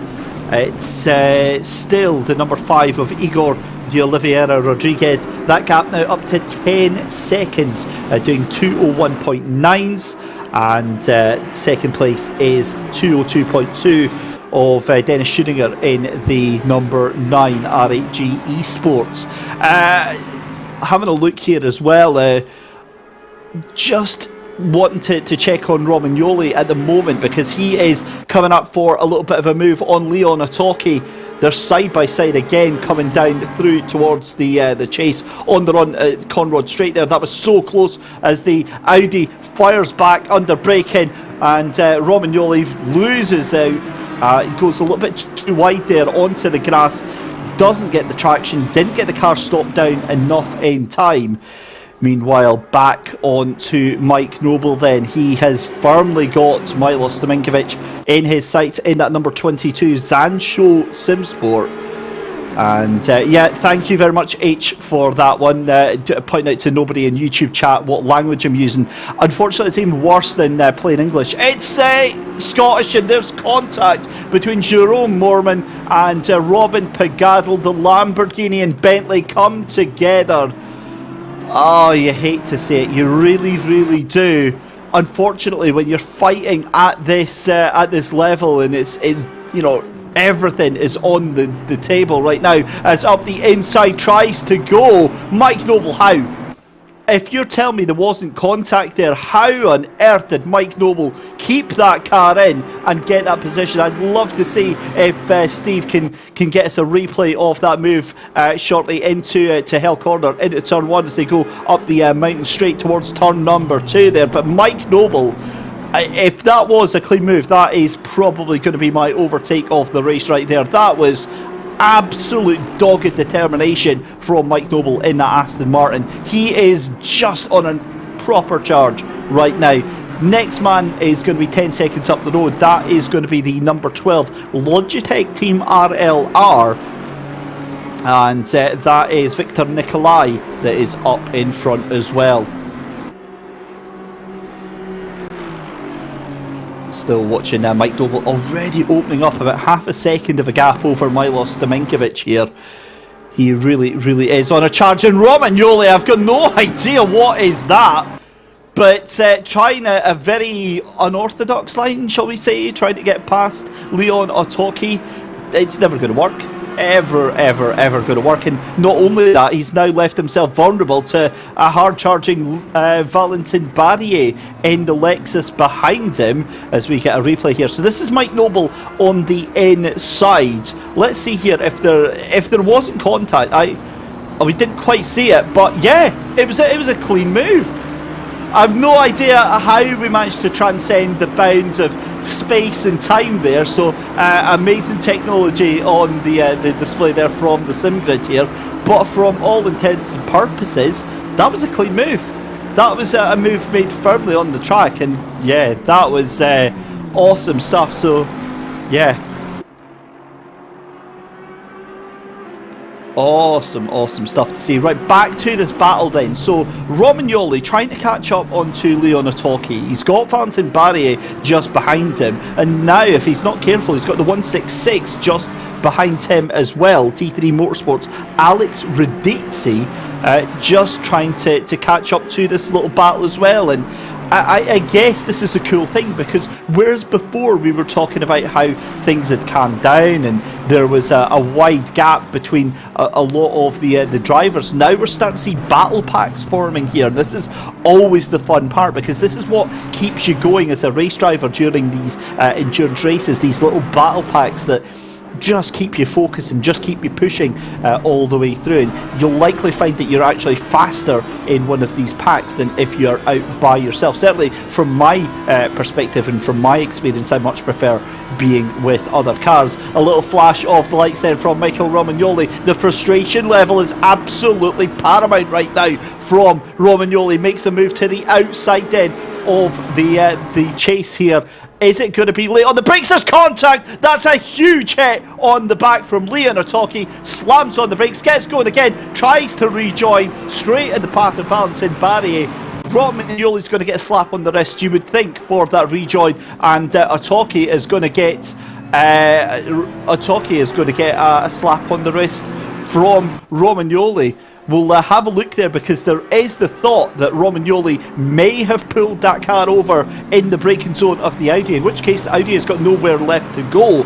It didn't look like that, though. It looked like the Audi was just simply trying to be later on the brakes and didn't really have to, didn't have anywhere to go. A horrible incident nonetheless, and given that we're an hour and 40 minutes into the race, I'd like to remind you, ladies and gentlemen, that that is the first real little bit of fisticuffs that we've had through this race. That has been awesome. Right, let's have a look on board the Audi. So out in front, yeah, that's absolutely inconclusive, unfortunately, from that angle. The car does come in front of him, but we'll see if we can get an external view on that one. But yeah, it's going to be a difficult one. I think at very most that's going to be a racing incident for that Audi. We'll keep an eye. Certainly though, that was a really bad rejoin. You could tell the frustration, you could tell the anger there. And I love that from H. Otaki is going to get a talking to. Yeah, that's exactly the sort of bants that we need at this stage in the race. Right, here we go. Hopefully this is an external view then. So you can see Romagnoli on the left hand side, Otaki on the right hand side. I'm not sure what on earth to make of that. For me, certainly that rejoin was really bad, but the contact, I don't know what you expect if you're a car that you pull out in front and then you pull directly into the path of an Audi in front of you on the braking zone into a corner. I think that risk-wise, you're leaving yourself at a very dangerous position. I don't think there was any malice into it, but I think also taking into context the fact that Romagnoli was getting very frustrated trying to get past that Audi on the previous laps there. Yeah, I don't know what to make of that. Still in the lead of the race then, the Williams eSports machine in the number 5 Ferrari ahead of the number 9 Audi of RHG Esports, and then it is the number 457 in third position. That is of course the GTWR RHG Academy Black.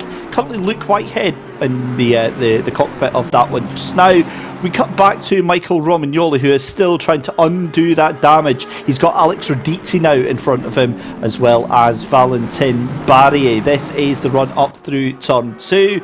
And again, Valentin Barrier now just a couple of seconds behind Leon Otoki. This is not over, and this will be brewing up again. The thing is that Romagnoli on paper is the faster of these three cars, but he's not able to put that down into practice because he's not able to get past Leon Otoki. And I think, like I said, you're seeing you're seeing the frustration manifesting itself in some of the way that we're seeing the driving here. But down through Skyline then, one of the scariest parts of the circuit, again from personal experience. I haven't done a lot of running at Bathurst because I'm not very good at it, to be honest with you. To be quite honest with you, I tend to get it wrong quite a lot, but when I do get the hang of it, it is a very, very enjoyable circuit to take part on.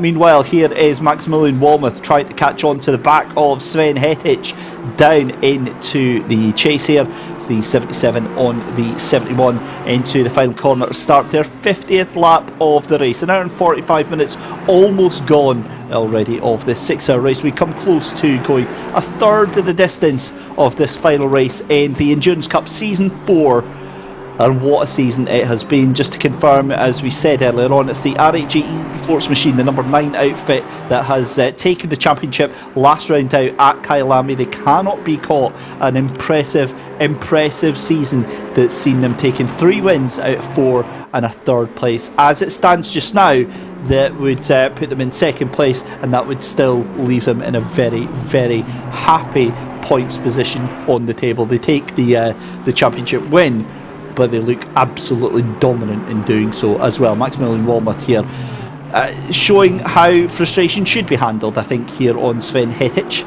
We'll see how long that lasts, certainly, as they come up through turns 4 and 5. And then it's through the twisty section, the uphill twisty section of the track here. It's always an interesting part, through Solomon Park, through McPhillamy Park as well.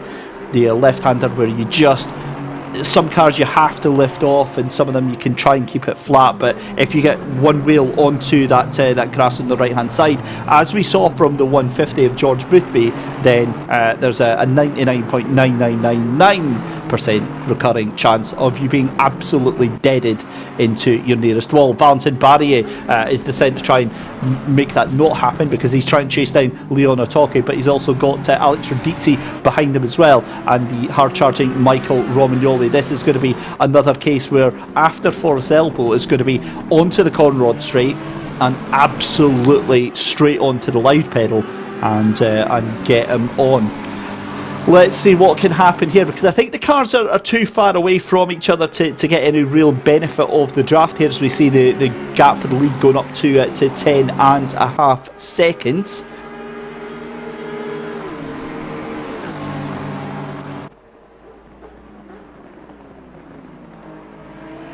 Romagnoli thinking about having a look on the McLaren of Alex Radici for T3 Motorsport, but decides better of it. And again, this is where the frustration needs to wind itself in on Michael Romagnoli. Again, with it being a team endurance event here, he has to think about the rest of his teammates as well. They'll be absolutely egging him on to get as many positions as they can, but in a safe position, or a safe way if possible. Just also having a look at Valentin Barrier now on the mountain straight. He's currently chasing down Leon Otoki. It looks like he's closer than he's ever been before, but still not close enough as they come onto the brakes for turn 2. The lights start to dip now considerably here at Bathurst. You're starting to see the front lights of those cars, and making their way round up through the hill as well. And again, this is better though from Romagnoli. There's nothing to say that he has to stay in that position. He has to stay in that 11th place. But what he does have to do is he has to, it's risk calculation at this point. He has to think about the positions, the efforts that he can make, and how likely they are to succeed. We cut to a replay then. This is the Lamborghini just in front then. And it looks like it's going to be a bit of a knock for the Bentley. So this is earlier on then, as we said, with Felix Rupert in that Renfelton Esports orange machine, and that was the Bentley trying to force it up the inside, but there was never any actual room there, and contact was always likely between those two. Quite a gentle breeze outside, 10 kilometres an hour, with that combination of cloud and it getting so grey. I wouldn't be surprised to see if there's maybe going to be some rain. I'd be very much hesitant to think there is, but the way things are going here and how dark it's getting as Valentin Barry dives one side, then the other. We've got a penalty, I'll confirm that in just a second. Up the inside goes Barry, clips the curb, and there's contact between him and the Audi, completely unintentional. That means the McLaren can make its way through as well. And oh dear, have a look at who is together again. Leon Atoki against Michael Romagnoli. Ding, ding, ding, round two. The gloves are off again, and here we go. And the thing is that Valentin Barry and Alex Radice are laughing to themselves because they just get out of it and they get to head off into the sunset. So meanwhile, Atoki and Romagnoli back together on the circuit. Are we going to see a resumption of the hijinks? I think I was trying to look for a polite word to use on stream here, and there really isn't one as Romagnoli tries to make a look up the inside there because Atoki made a mistake going into that left-hander into the cutting, and it wasn't to be. Meanwhile, coming up through Solomon Park then, and that Aston Martin still behind the Audi there. We've got a drive-through penalty for the 747. That's the MSL Racing 8 points machine, and that is the penalty that was handed out. You saw coming up on your screen, so just confirmation of that drive-through penalty. This is building up, and if you're out there, ladies and gentlemen, and you've got some foodstuffs or you're near the kitchen or whatever, go and pop on some popcorn. You've got about 20 seconds to get it ready because this is going to go off very, very quickly. We've seen this time and time again. Romagnoli gets very frustrated being behind Atoki, who he feels he's much faster than. Again, it starts to get even darker here at Bathurst.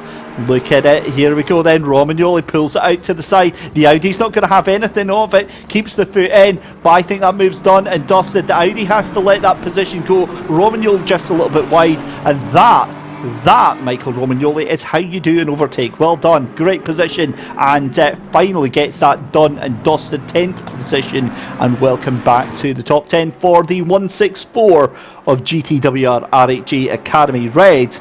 Again, all of these drivers taking part in this season and in this top split, incredibly established, incredibly accomplished sim racers. And whenever you see moments like that from Michael Romagnoli, you get frustrated for them because you know they're capable of so much more in this one. And again, let's just have a little listen to this McLaren making its way up the hill here.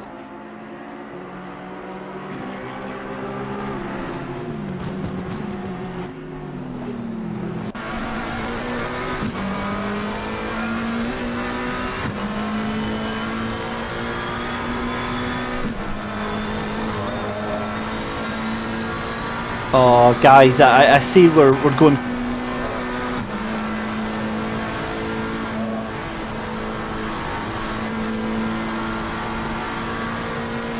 Those terrible jokes are usually kept aside for me to use during the third and fourth hour of the broadcast, but I think it's safe to say we've peaked a little bit too early there, Ian, so I'm relying on you to come up with some more top quality bants in the next coming hours. But talking of which, we are now looking about 10 minutes away from our next stint of pit stops here, as we see back to an outside shot of Alex Radice. Pit stop's going to be around about 10 minutes time. We saw the real difference that they made here, as we see another regular name at the SimGrid, Samir Foch in the SOP Motorsport machine. Again, I remember YouTube, some of the YouTube comments saying that SOP were vastly out of position and they want to see them making their way up. So I think this is what you potentially will want to see here. However, it's not really going to happen as you've got the 42 Simware.Pro by Vides 42 behind him, because that at the moment in the 42 is Kirill Sadorov. and that car looked almost like it was bump drafting the Ferrari round the first half of this circuit here. But great question going on to the YouTube channel just now. A vote on the overcast conditions. Do we think rain is coming in the 42? A little clip in the wall there. That front left takes a little bit of damage. Doesn't cost them too much time, but that will add to the repair bill in terms of time when it does come into those pit stops there. So at the moment, 15 votes in, 80% chance of rain according to you guys. And we'll find out whether or not you can be trusted. I think you are absolutely bang on the money. I think there's a very strong chance here that we could get some changeable conditions, and my goodness, would that not throw things slightly to the Wolves here. We see Jeroen Moerman in for that drive-through penalty. And I'm also seeing that your race leader here in the number 5 in that Williams esports machine, Igor de Oliveira Rodriguez, is just coming up actually to put a lap down on the 329 that is just up in front of them. So again, the 329, if that is the 329, or it might be, the 328 actually, that is 22nd and 23rd position. So we're 2 hours into the race and we've still got the top 20 cars on the lead lap, and for some of the endurance races that we've seen lately, that is a big deal. But it's been an exemplary performance from the Williams esports. We heard from Andy McEwan earlier on that Williams team really haven't had the run of the rub of the green lately. They haven't had, their run of the luck. It's been an unfortunate outing, and that certainly seems to have completely changed in this tail end of the season. Certainly towards qualifying, certainly towards this race here. We see the Williams esports machine out in front by 12 seconds over the R8G esports machine of Dennis Schoeninger. Conversely though, that's all that Dennis Schoeninger has to do. They've won the championship. Now it's just a case of wanting to rub everyone else's face in it and get as many points as they can without pushing too hard or sacrificing too much here. But back to Valentin Barrier for Virtual Drivers by TX3. He's still just ahead of Alex Radici in that number 166 machine. And just having a look at T3 Motorsport, also saying that we've got an interviewee in the interview booth. Let's have a chat with our race leader, Dare McCormack. Dare, a very good afternoon. Thanks very much for joining us. Firstly, great props on not being able to follow your car on the break there, but what a stunning first stint that you've done. I mean, you must be really happy with how the team's going so far. I'm absolutely over the moon. The Ferrari, we were setting it up through the week, and it was very sketchy, and then we found something in the car, and now it's feeling really good. I don't want to jinx ourselves over Skyline because it still can be a little twitchy, but yeah, doing really good at the moment. Car is great pace, everybody in the team is great pace, so it's looking really good. On that note then, because obviously one thing that we always hear, not just here at SimGrid, but every other competitive esports event is, oh, the car is overpowered, it's OP, it's, this car is XYZ. But the reality is, the second Ferrari that's in this race is 120 seconds, 2 minutes behind you right now, and it's every other manufacturer behind you, and you guys are looking really comfortable. So what is it about the team and the car you think that's just gelled together so well today? I think it's just we've spent a little bit of time on this, and we've really got something working for us for the car. We're all so well matched, so that's amazing. Sorry, I'm just watching Igor here. Yeah, it is very strong here, the Ferrari. Top 3 cars for sure, but I don't think the other cars are that far off, in my opinion. Right, so it's just me and you and the couple of hundred people watching on the stream. Let's talk about top secret Williams esports strategy here. Obviously it's Igor de Oliveira Rodriguez behind the wheel just now. Is it going to be Tinko in next and then you repeat it again, or what's the plan for strategy? Yeah, I think Tinko's going to be dropped in next. We're a little bit afraid of rain at the moment because the wind is very fast. It's a 10 kph and there's a lot of clouds, so we're expecting rain. So I'm probably going to dip out the server and test a little bit of rain, make sure the car feels good. If it doesn't, well, we're just going to have to deal with it, unfortunately. But yeah, it's going to be a tough one. And one of the other questions that over the course of not just this season but through all of the other events that we've had the privilege of commentating on you, I've had about 15 different pronunciations for your first name. So instead of butchering it, how do I actually pronounce your first name?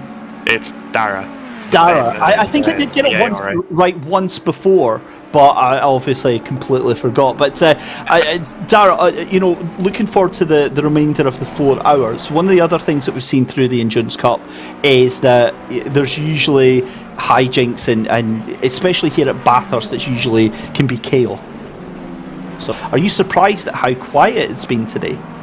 Yeah, really, really surprised. I was expecting crashes all over the place. Now that I say that, there's definitely going to be some crashes.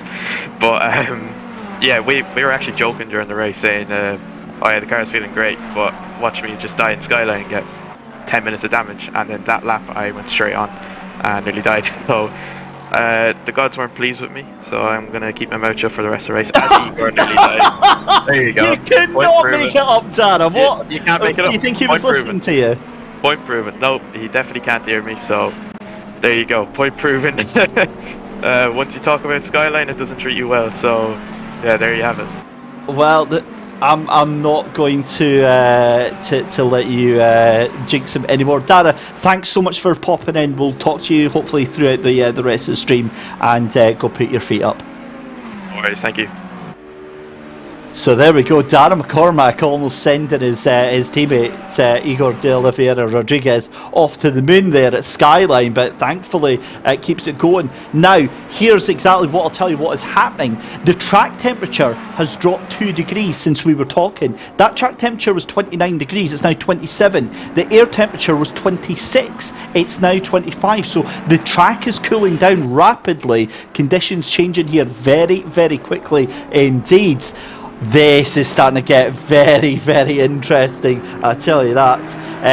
We're seeing Dennis Schoeniger here in the R8G esports machine in second place, currently trying to make a move on one of the Aston Martins there. That, I believe, is the 118. Let's have a look at the poll. 80% then on the poll on YouTube thinking that it is going to be raining over the next 4 hours. Well, there's certainly a good chance for that to happen here. But just having a look, even with that excursion from Igor de Oliveira Rodriguez, that last lap was still a 2:02.692 ahead of Dennis Schoeniger, who did a 2:02.602. Not losing that much time, but the pace has dropped off massively. I would say we're now lapping about 0.5 of a second, 0.6 of a second slower than what we were about 40 minutes ago. Now, bear in mind, these cars are now super light as well. The tyres, yes, they'll likely probably be coming to the end of their lives as well, but with the lightness on these cars, that should have given them a little bit of a boost, and we're not seeing that. So I think the track temperatures, track conditions starting to fall away slightly, and we're starting to see some slower lap times. Let's have a look here at the replay then for the, what's this? This is the number 41. So that is Abeladze having a look at the Bentley. Oh my good God, that is a horrible, horrible hit there from the Bentley. What the heck was that Bentley doing? So the Bentley looks like it's just lost control, clatters in to the 41, and they are losing time.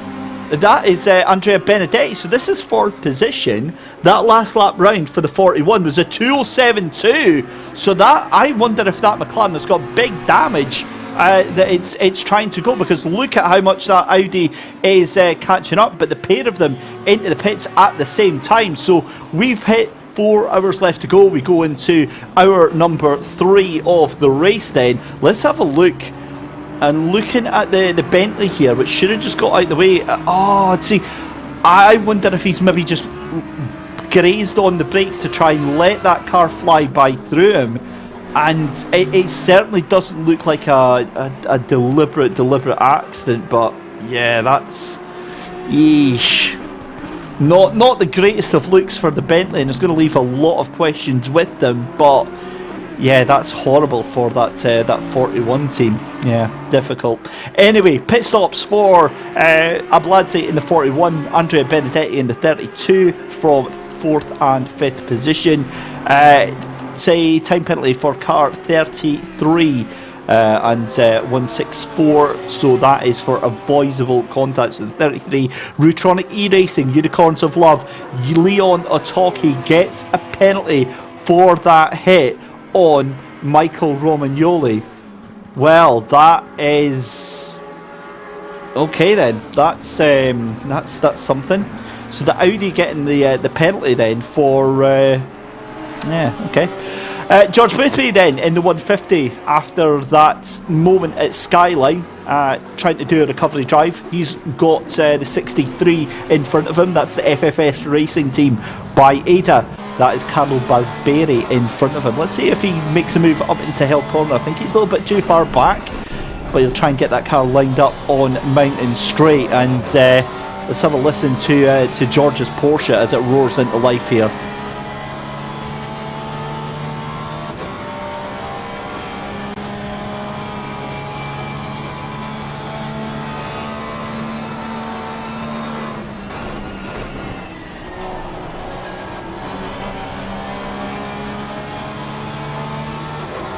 Beautiful signing. Boothby's got the overlap then. Carlo Barberi doesn't want anything to do with it, and that was really intelligent driving from Carlo Barberi, and I'll explain why.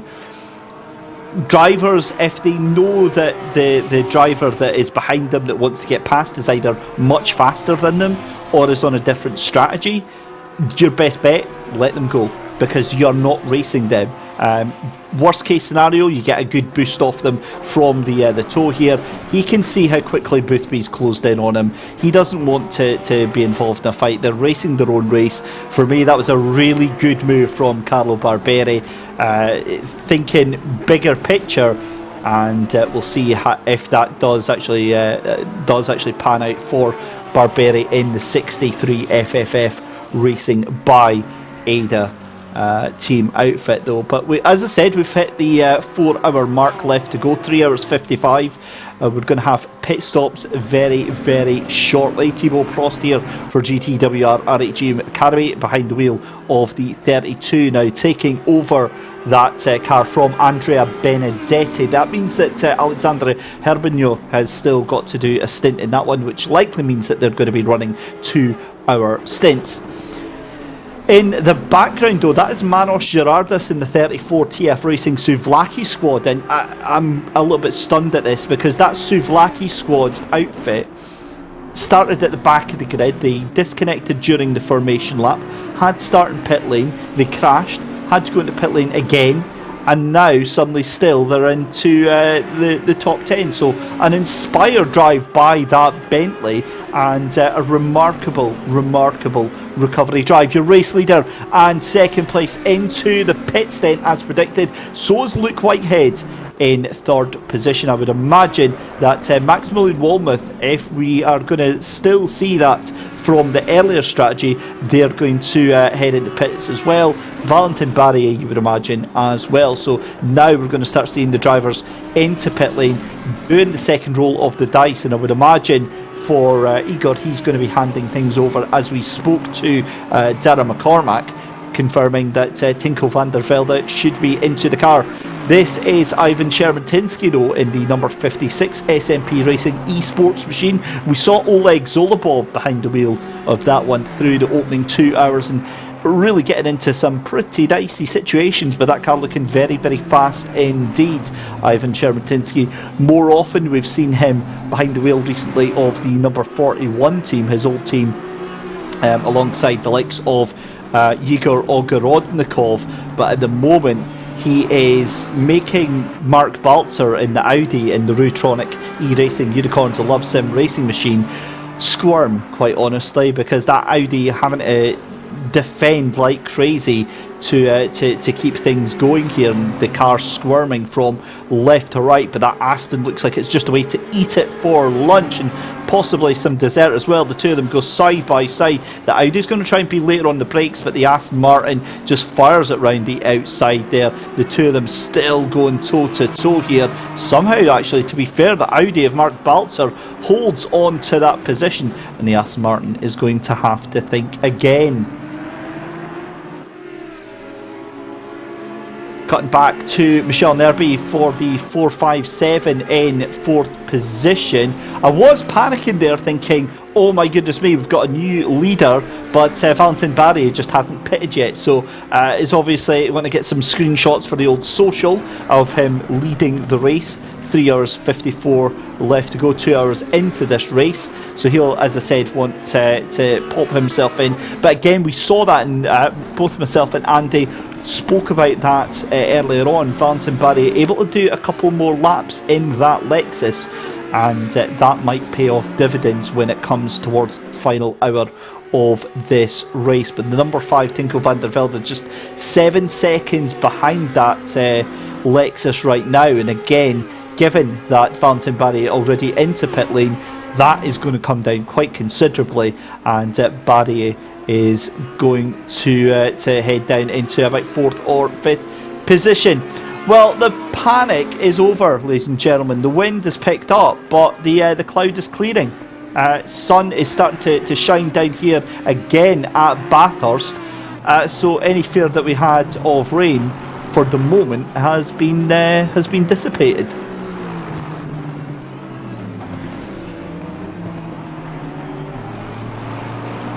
Back with Darren King then for the 383 machine. That is still that battle with the 349, and that's Pirelli behind the wheel of that one. The 349 of VRM Racing, and Alexis Pirelli taking over the wheel from Felipe Moriera. We saw that car involved in one heck of a fight with the Audi earlier on, which is a little bit further down now. The blue Audi, which I believe is actually out of the in fact no, it's away up into the top 10, that's why I couldn't see it there. I think it's Thibaut Prost that's actually behind the wheel of that one in the 32, but Darren King still trying to catch on to the tail end here, and with this, you know, coming up to the halfway point of the race, we're now seeing again these battle packs emerging, but in little dribs and drabs now. You're maybe getting 1 or 2 cars that are beside each other on track and doing a fairly decent job of actually holding on to things. And again, just watching Darren King here trying to hunt down Alexis Pirelli, it's that whole thing of whether or not you want to hold on to the back of the car or whether or not you want to actually try and make the move, because strategy wise you might actually be better tucking in behind it, but the other thing is you've got lap traffic as well in your way.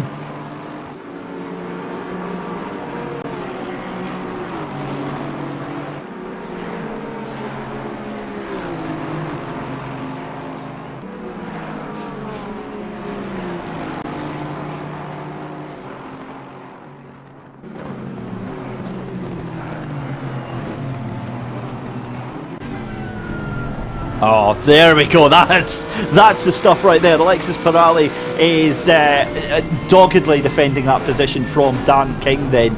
And again, 2 things here. You can see just how close that Aston Martin is. They're going to go at it, coming through Forest Elbow, then down through the Conrod Straight here. And look at the pace on the Lexus. The thing has legs for days, and I can attest to this from personal experience, having had a little shot of the Lexus. Outrageous pace, sent up the inside, not a chance. Darren King, take a bow. That was ludicrous. It wasn't even dangerous, it was just ludicrous. Just such a ballsy, determined move. He was having none of that. And Alexis Pirelli is going to need to go in for a lie down in a dark room after that one, because that was a scary, scary move from Dan King. He gets it done and makes it look so simple in the process. Dan King, man on a mission up to P15 here.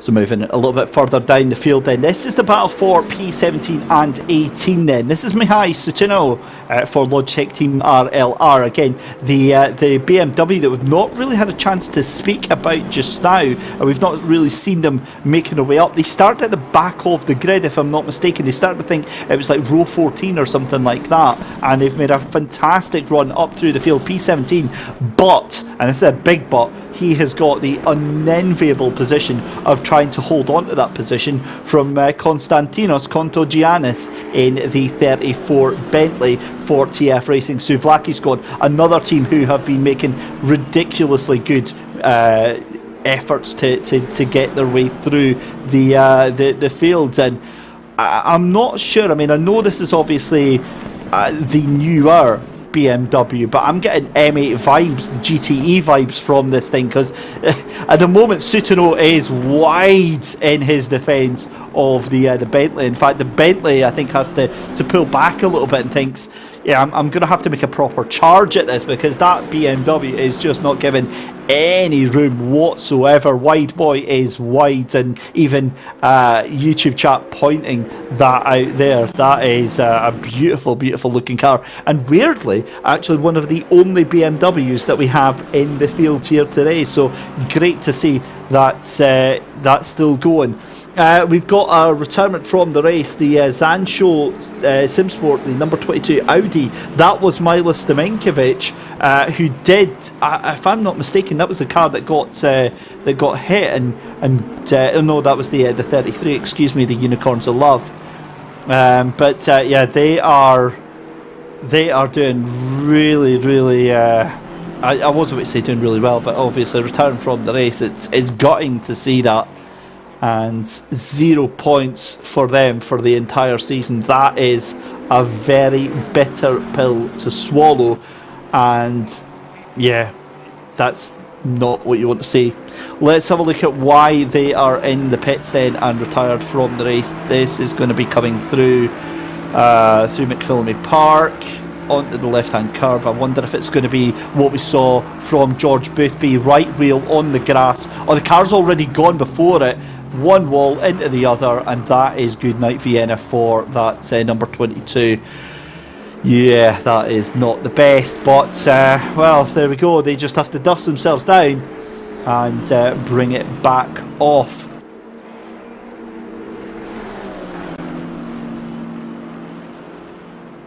Also, with the just having it pointed out to us by production that this is likely the last time we're going to see the M6.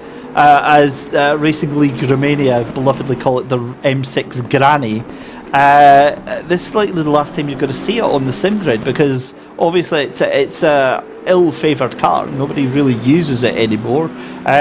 I feel really sad about that, because that was when I bought ACC, the BMW was the first car that I went to, because it was the most stable and it was really easy to get to grips with. And I'll tell you what, Sutino here, Mihai Sutino is absolutely doing it justice. What a way to send this car off than to keep Konstantinos Kontogiannis in that number 34 Bentley firmly in your rear view mirrors. And the thing is that it's not like he's having to weave all over the place to stop that car getting past.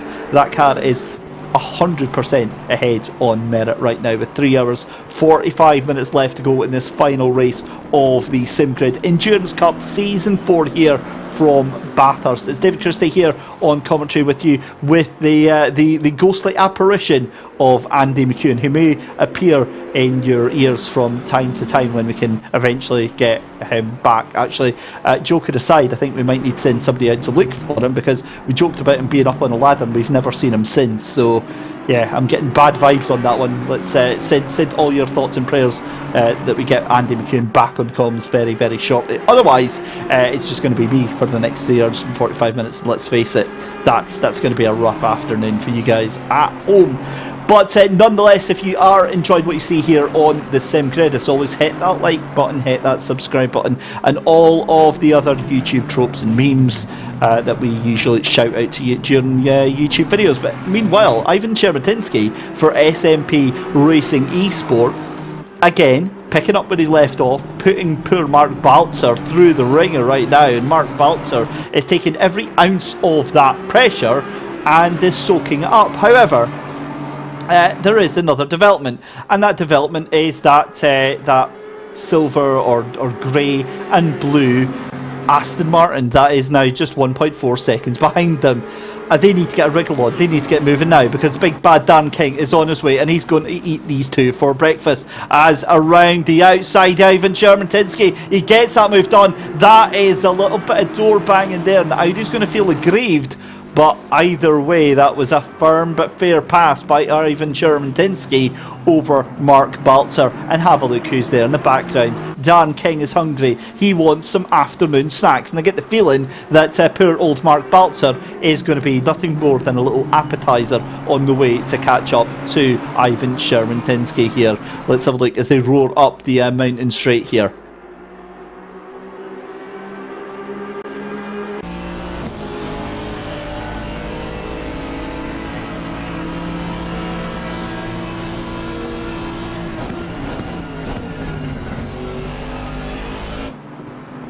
Now see, that is exactly what I was referring to earlier. Dan King, he knows he's fast, but he sent the nose in.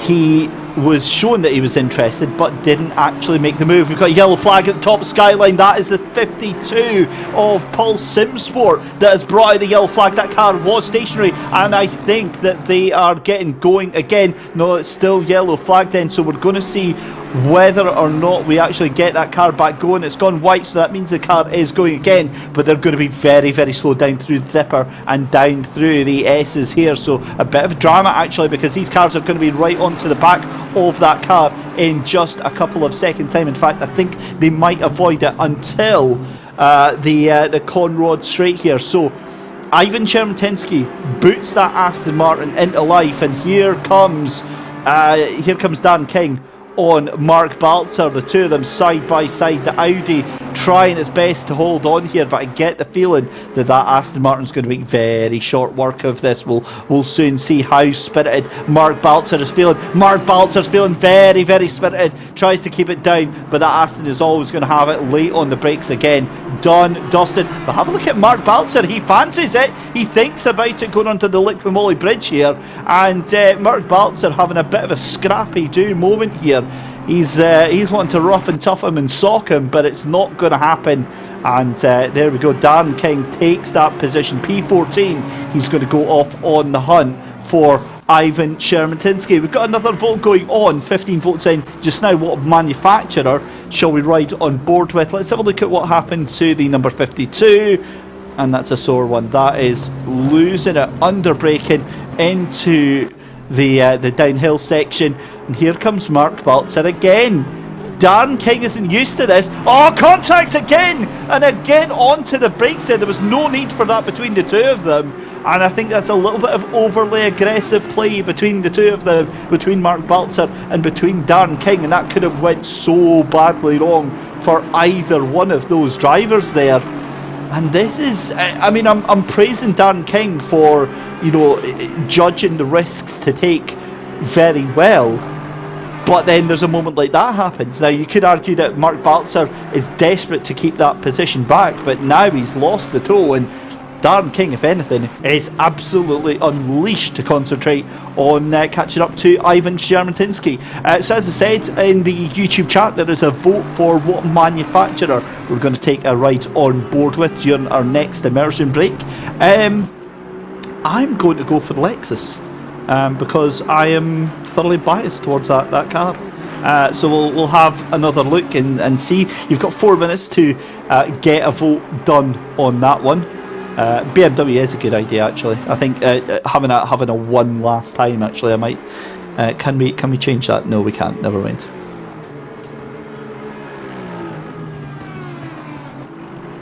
So the incident between the 41, the SimGrid.Pro machine, and the Bentley has been decided that was a racing incident. So yeah, that one, I think that was difficult to watch, but I don't think there was any deliberateness. It was just an accident from the Bentley there. So again, Sadorov hasn't really had to take too much of it, and the 41 of Bogoroditsky has to deal with it. Now, was that the 41 or was that the 42 that was involved in that? I was sure it was the 42, but either way, we keep a look on George Boothby then trying to catch onto the back end of that Lexus, that beautiful green Lexus, the number 7 virtual drivers by TX3 that is being driven at the moment by Ludovic Lehenaf,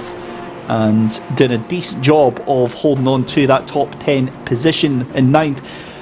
You've got a back marker actually up in front of them too just now, but you get the impression here that George Boothby is pretty much waiting for his chance to go here. It's going to be on Conrod Straight. He's going to light that car into life.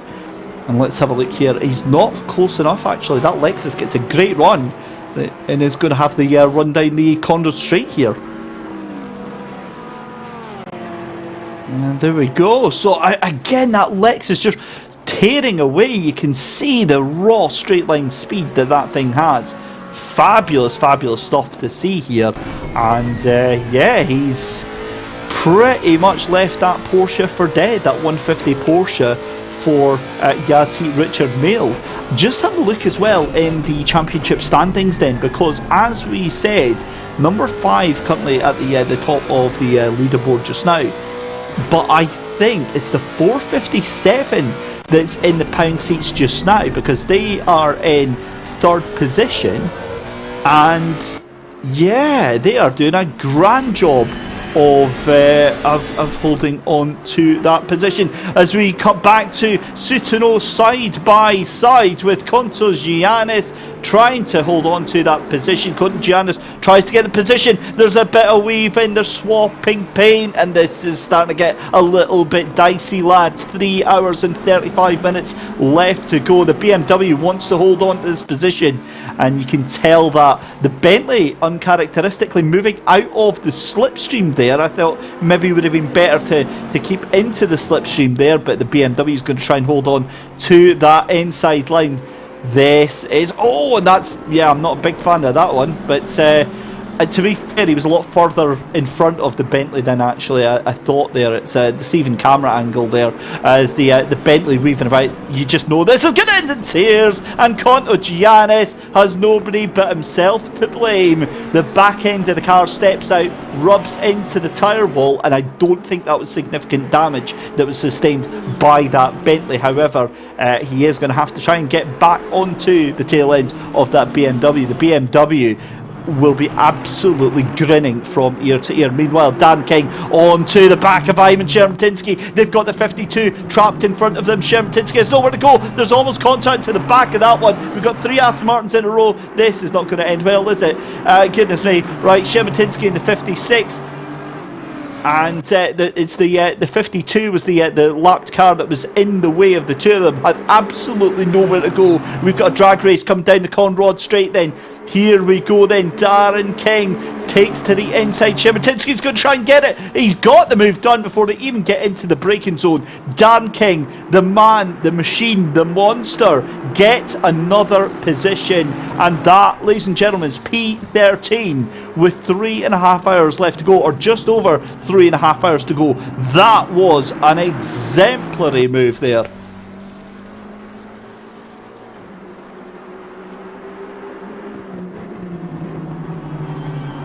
So with 3 hours 34 minutes left to go, just watching this battle. We'll keep with this for a minute or so more. Just want to see if there's any afters from Ivan Chermentinsky. I don't think there is. I think Darren King has got such raw pace from this car behind him. He is tearing through the field at a rate of knots. Now, what I am noticing though is that Chris Hartfeld in that number 9 Audi has actually been caught by Michel Nerby in the 457 Audi. That gap now is just 1.5 seconds between the two of them. So I'm really fascinated to see if we're going to get a little fight for second place in this next sort of 5 minutes or so.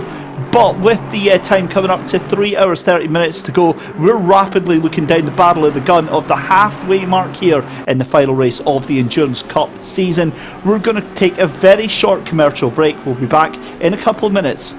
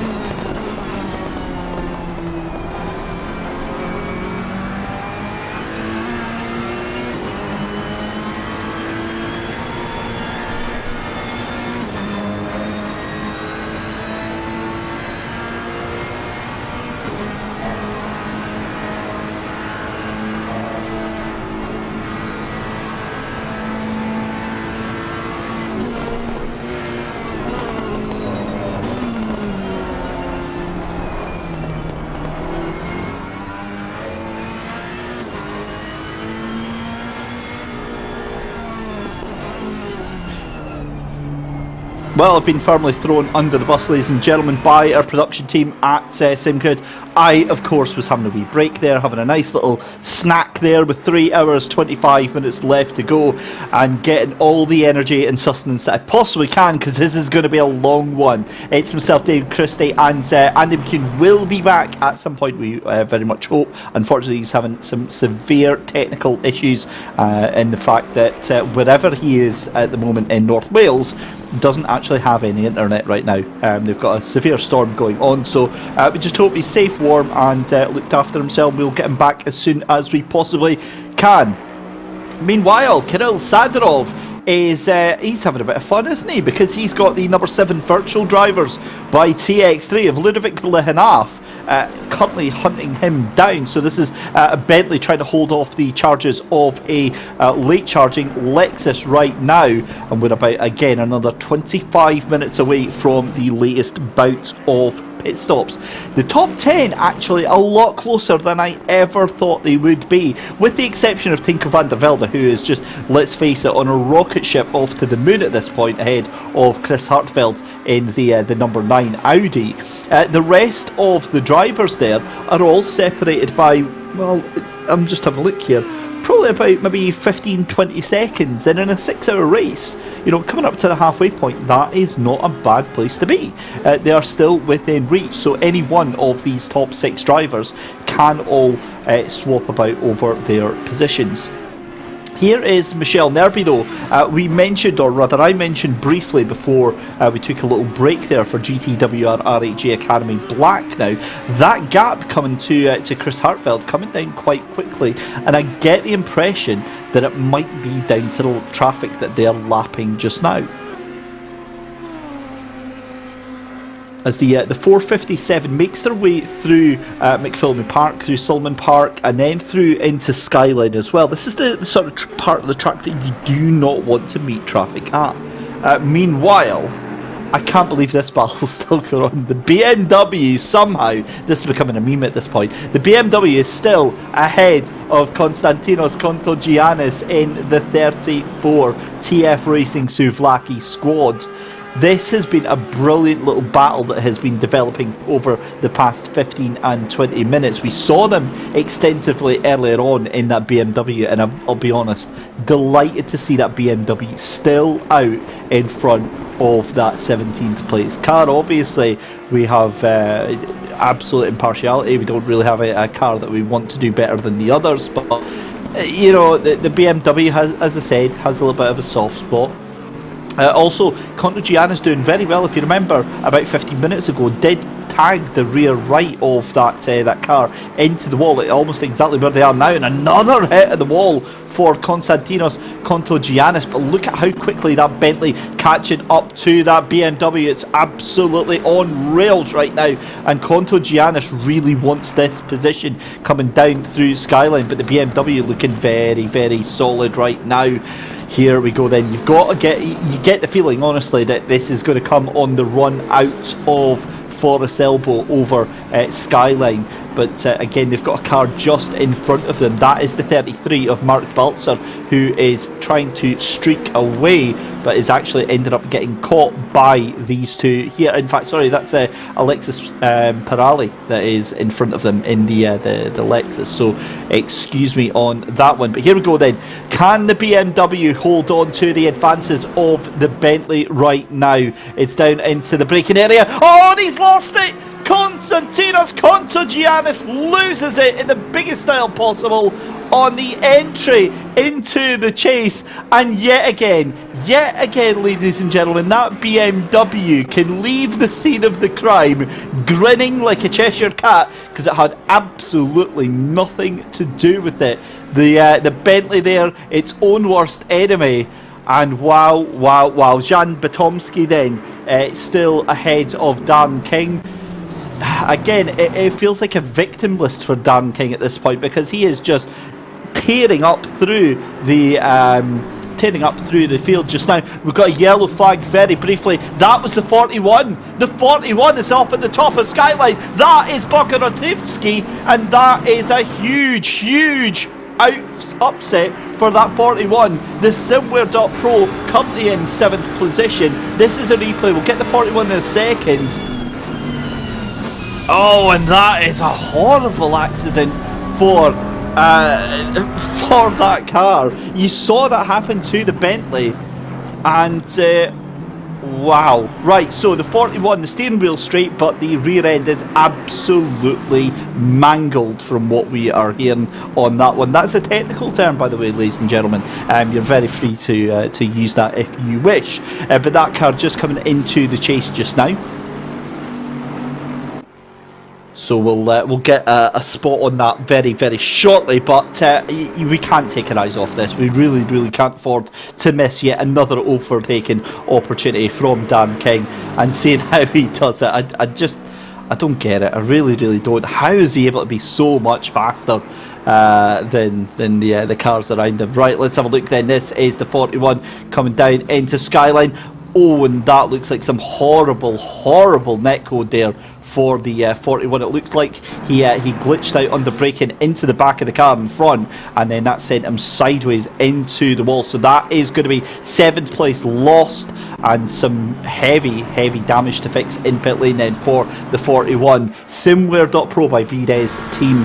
Let's have a look on board then, into the brakes then, and again, yeah, you can see that the car just loses it under braking. I don't think there was any glitching involved. I think the car just went airborne.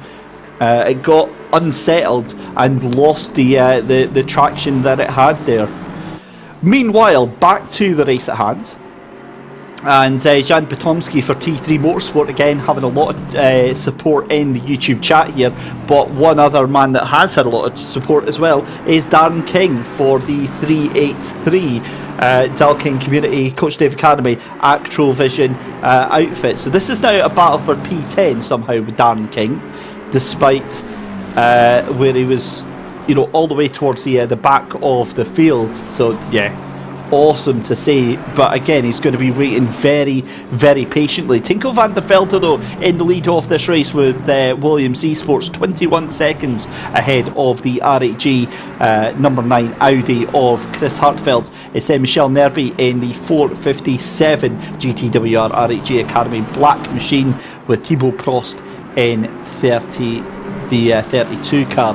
But here we go then, down through Conrod Straight, and this is really where the Aston Martin should shine. It's tucked in the slipstream of the McLaren in front, and Dan King is hungry. He fancies a bite of this one. He's going to go around the outside. He's going to have the inside line. Dan King, with absolutely no drama whatsoever, takes that position. And that was like it was like in some of those other racing games where you get a tutorial on how to do an overtake. That's like AI level of confidence that Dan King has. Amazing stuff. So here we go then. The McLaren, to be fair, is trying to catch up. And now just hearing from production that the 41, that's it. Game over for the final race of the season. The 41 is out of it, and that means then SimWare.Pro by VDES 41 team are going to take no further part in this race. Just looking at the championship, that doesn't really have any implications on the championship tables. So again, that is really hard lines to see that happen. But again, that doesn't really change anything when I look onto the championship standings.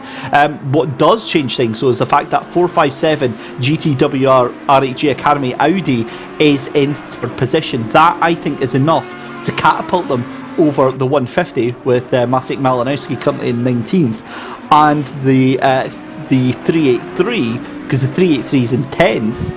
I think that might be enough to take 2nd place for that RHG Academy black car. So we'll keep an eye, because there's lots of slide rules and calculators and abacus involved on working that one out, and I've been caught on the wrong side of trying to guess what final standings are before, and it's not really worked out too well for me. But that gap up to Chris Hartfeld, still just 2.1 seconds. You can see that in front of the green Bentley there. Right, Take two, let's have a look. That's never Alexis Pirelli. No, it's not. That's a lapped Bentley that is going to be getting out of their way, you would hope, very, very soon. Of course, Pirelli is in that orange and blue machine there. That is the 154 Bentley of Francesco Trancanelli, who gives the BMW a nice little bit of a toe and kind of squeezes him out there. That wasn't all what the BMW planned, I don't think, but that is a handy little boost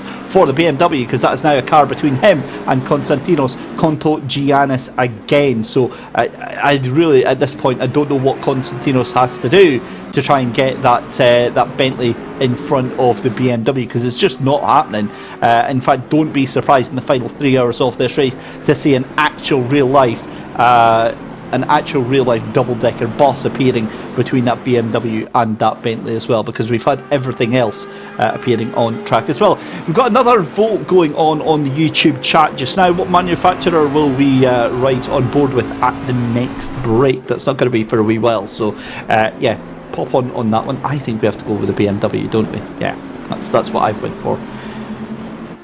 Yeah, so Ross, we need to hear from you on your team's retirement from the race in that number 22 for sure, because that was a decent effort from Jack McIntyre and from Milos Stamankovic, and then we saw that unfortunate incident. But back watching Konstantinos Contogiannis, and again, I would be very curious actually to see what this looks like in the cockpit of Konstantinos, and just seeing how much he is really having to throw this Bentley around. Here we go then, down through the S's, down through the dipper, and I'm going to let you enjoy the sound of this Bentley roaring into life on the exit of Forest Elbow here.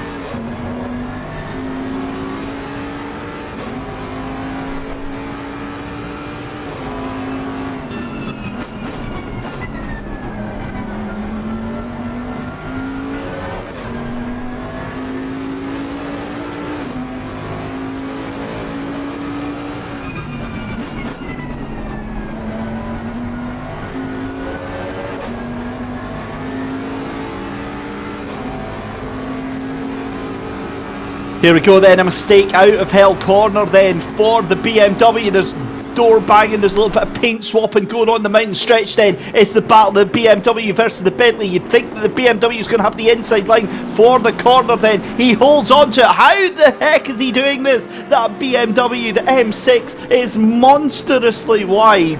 Amazing stuff to see that BMW, and I can imagine a few roars at home as well now. The big bad BMW holding on to that position. And also notice the 42 into pit lane. The SimWare.Pro by Vides of Kirill Sadarov was into pit lane. Now that looks about 20 minutes earlier than everybody else, so we'll have to keep an eye on if that was just a change of strategy or if that was deliberate. But yeah, that's a little bit unusual. Meanwhile, here is Jan Bitomski for T3 Motorsport then. Not only has he had to deal with Darren King mauling that poor little McLaren, but now he's got Ivan Chermentinsky hot on his heels as well. Not to the same extent as Darren King was, but certainly going to be looking to try and make a move past as well. So the McLaren has that car firmly in its rear view mirrors just now. And again, I think it's going to be the next lap round where they're going to try and make a move. That gap between Chris Hartfeld in second position and Michel Nerby in third, that's now down half a second. That was 2.2 and that's now down to 1.6, or 2.1 down to 1.6, excuse me. Meanwhile, Tinko van der Velde, 0.3 of a second on average every single lap faster than the entire field. That is scary pace from Tinko van der Velde. And the thing is that, you know, in the grand scheme of things, it's actually they've gone faster than what they were doing. They were doing 2:01 201.4s, 201.5s, and they're now doing 201.7s, and still consistently that's well, that last lap was actually a full second faster than Chris Hartveld there, as we're still seeing Jan Batomski. Meanwhile, Contogianis still isn't past Sutino there. The BMW somehow still ahead of the Bentley here, but this McLaren is looking like it's going to be a very short appetizer for even Sherman-Tinsky here. The number 56 Aston Martin looking to make very, very quick work of this indeed, but the McLaren, to be fair and to its credit, is making that Aston work for every single inch of the road here. Coming down through Skyline, you get the impression though that it's really the Aston Martins, it's down on the Conrod Straight, that's where they're able to stretch their legs, that's where they're able to get the run and to be able to make the most. That's where the car has its advantage. And again, into Forest Elbow, you can see Sherman-Tinsky wants to get the good run out. That's exactly what he's done. He's tucked in behind the McLaren here on the run down the Conrod Straight. You get the feeling that this is a done deal, signed, sealed and delivered from Ivan Sherman-Tinsky in the 56. They move side by side, a little bit of a jiggle here, a little bit of a nervous moment here, and the Aston pulls to the inside. Is McLaren going to try and be late on the brakes? No, it doesn't. It pulls out of it. Again, very intelligent driving from the McLaren driver there of Jan Batomski. He knew that that car was going to be getting past, so rather than putting himself in a dangerous position, he just held onto it. Right. Now, what has happened here? Because Alexis Pirelli is now just 0.3 of a second ahead of Sutino, and this is now, that's a lapped car. That's the 33. Oh, sorry, that's Mark Balzer. So, what the hell has just happened here? Because Balzer was about 3 seconds up the road. Pirelli was about 2.5 seconds ahead of Sutino. And now it's just all kicking off here. That allows Contogianis to have a look up the inside there as well. And this is going to end in tears. I just have this horrible gut feeling that one of these cars is going to be airlifted to the moon at the top of Skyline the way that they're going on. I don't think it's going to be Alexis Pirelli because he's in the front of it. But look at the BMW, having a look up the inside, going to be on the brakes. Oh my goodness me, absolutely sends it. And the BMW of Sutino takes that position. So Sutino up into 13th position there. That is a very unlikely move there. And the Audi is really struggling here. Of Mark Balzer, he is going backwards at a rate of nautical miles an hour here, and that is going to annoy Konstantinos Contogianis no end whatsoever. Pirelli next on the hit list for that BMW. I tell you what, this is awesome stuff, and yes, we're supposed to be impartial, but there is a big part of me that cheers every time that BMW gets a little move here. So Alexis tries to make a move on the inside there, cuts to the inside, again, a little nudge there.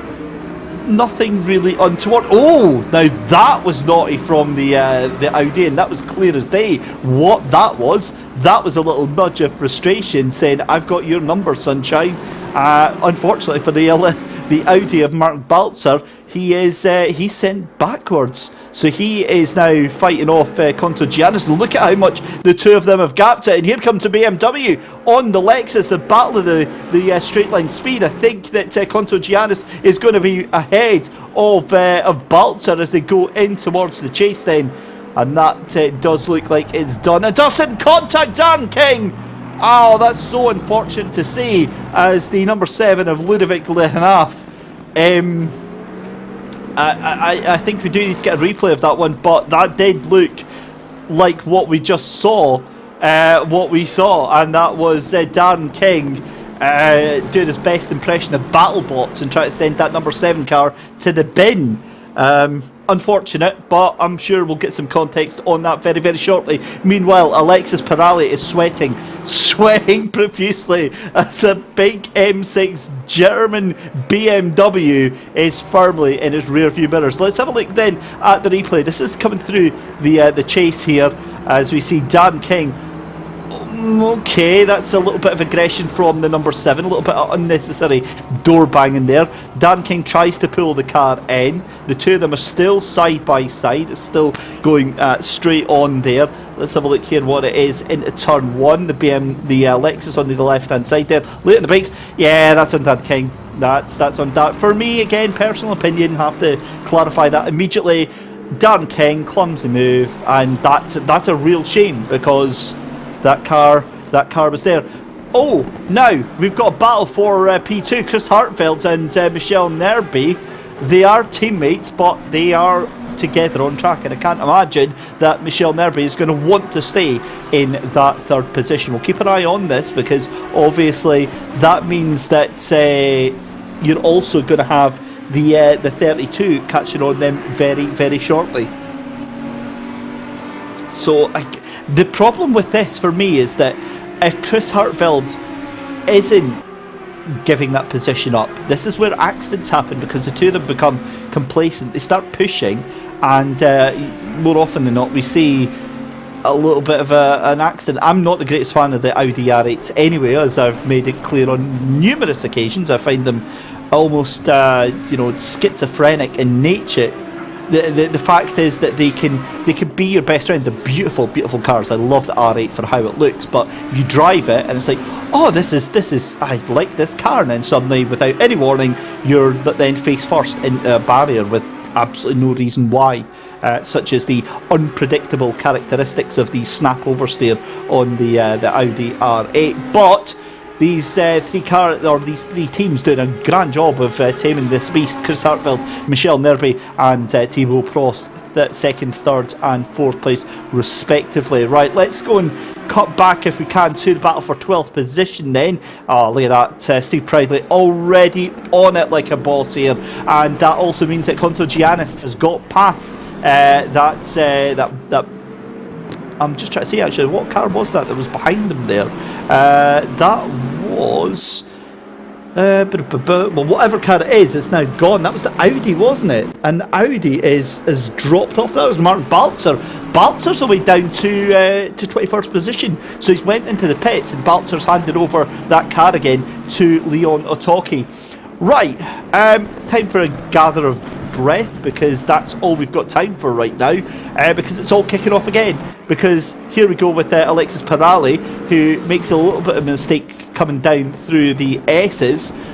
Here comes the BMW though, and here comes the Bentley as well, because the Bentley of Konstantinos Contagianis is right on the tail of this again, and we're going to have a 3-car strap coming down Conrod Straight. This is not what you want to see, and well, here we go. The Lexus has the run out of the corner here. It has the run. But look at the BMW. Look at the BMW in the tow. It's going to be side by side. Suno tries to make a move on it, thinks better of it, and pulls out and thinks he'll try again later on. The BMW, a great run out of the corner then. Again, has to try and just pull any which way it can. The Lexus into the pit lane, the Bentley into the pit lane. That is going to allow the BMW to stretch its legs and head off. Meanwhile, Chris Hartveld back to them, as we see a Bentley in the background. They're going very, very wide. I think that might have been the 133 of Boris the Spray, almost going into the barrier there.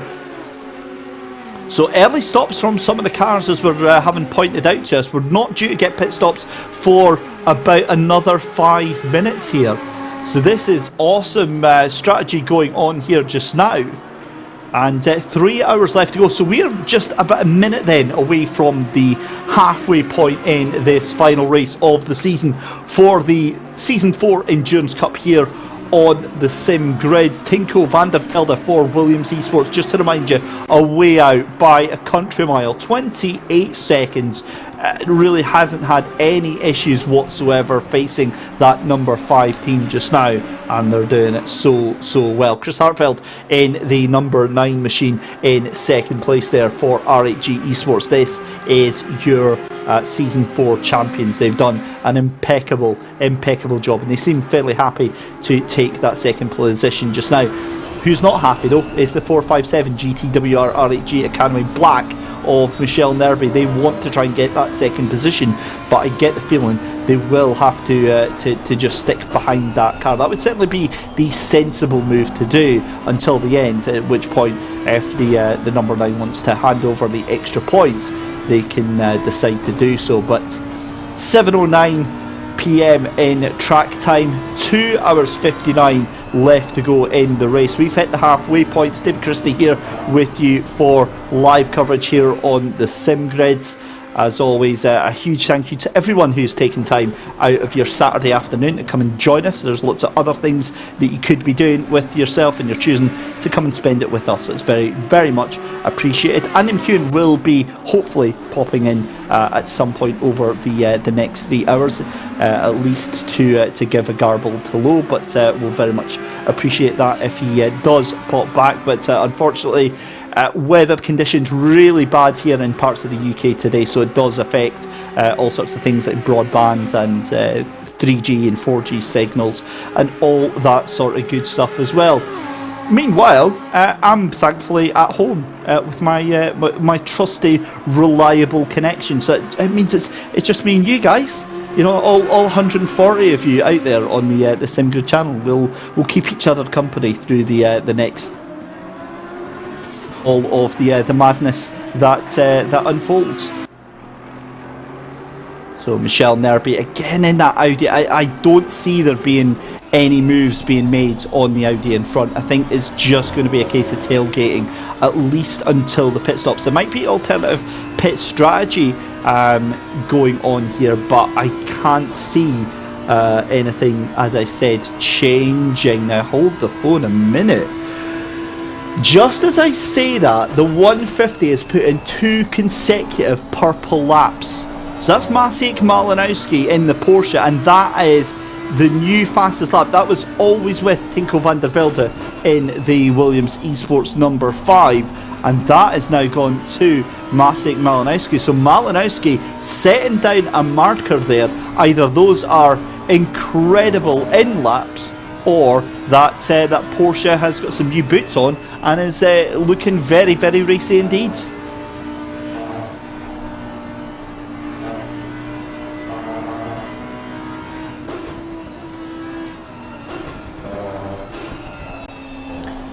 Ian at Cosman on YouTube chat pointing out that it's just tortellini being tortellini. I have to agree. I'm gonna just be quiet just a minute, just so we can get the Forest Elbow and the corner straight on this Audi bumper cam, thanks to Steve Proudley.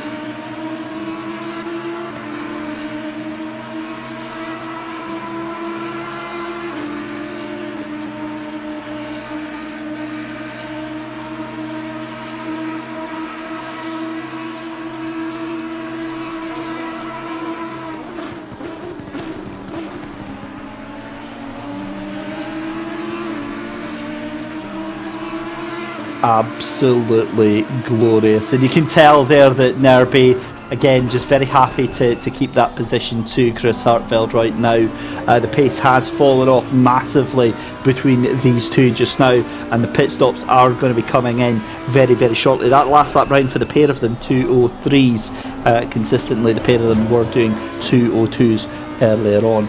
So again, with 3 hours left to go, this is how it shapes up. Tinko van der Velde for Williams Esports in the lead of the race, and just as I said that, there goes Michelle Nerby, and that was a planned move because Chris Hartfeld just jumps in behind, and Hartfeld now down into 3rd position. Michelle Nerby up into 2nd. Well, there we go. That is a turn up for the books. Timo Prost into pit lane as we see the 42 of Bykov into pit lane as well. And this is now where we're expecting to see the pit stops coming in thick and fast. As we're still watching the Audi just now. Also interested to see how Sutero in 10th position, now into the top 10. That is an amazing performance from the BMWs. We see Maciej Malinowski, your fastest man on track now, 3.8 seconds behind Florian Becker in Lamborghini, coming down Conrad Straight. Let's see how he attacks into the chase.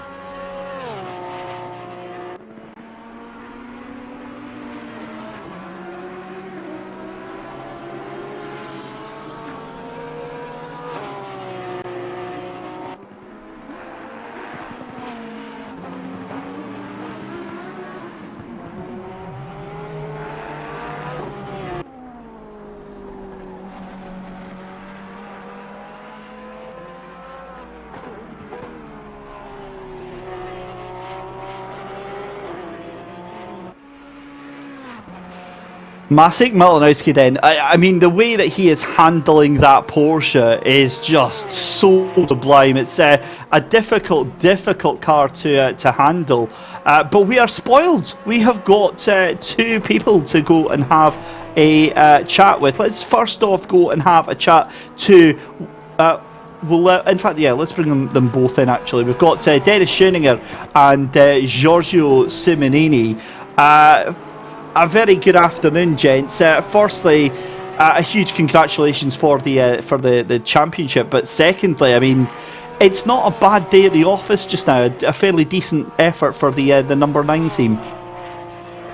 Yeah, sure. We're having a great day, having fun as a team, because there's a lot less pressure for us because we already have the championship on our back, so that's a lot easier to take on for the day. And it's we already knew it will be very hard to win this one because we struggled a lot with the car, but we're having a lot of fun going out there. And Dennis, when you say you're having a lot of fun, how rare are races like this? Because obviously you've got a busy schedule, a lot of big championships that you take part in, but obviously with this championship being done and dusted, certainly for the title, is it just a case of you guys can let your hair down? And how much is it that you still want to get the best result possible? Yeah, of course, as a guy driving for a big team and a team I'm very happy to be in, you always want to do the best as you can to get all of you onto the track, so it's always a bit easier to take on this when you have a race like that, because it's nothing, you don't have anything to lose or win anymore. It's just very good racing to have a lot of fun, and that's but most of the fun for me comes out when I know I'm gonna be quick, or I'm driving quick. And Giorgio, moving to yourself, obviously when it started to cloud over earlier and it was looking like there was maybe the threat of some rain, were you and the team worried at all? Yeah, indeed. We didn't prepare the rain at all, so we are wishing to keep it dry, indeed. But I think most of the teams didn't work on the hybrid setup because it would have took too much effort. So we are hoping for the dry ending. So indeed, when we saw the clouds, we were like, please no. We were sweating. Yeah. And obviously Nick's in the car just now, so we can't talk to him just yet. But out of the two of you, Dennis and Giorgio, I mean, who's the fastest driver? Who's the one carrying the other? I think that... Oh, wait, someone crashed, okay. That's a difficult one, since I think we do, push each other every time. So I think that's the part, that I feel that we are all on the same level on the competitiveness when we are all, practicing at the maximum.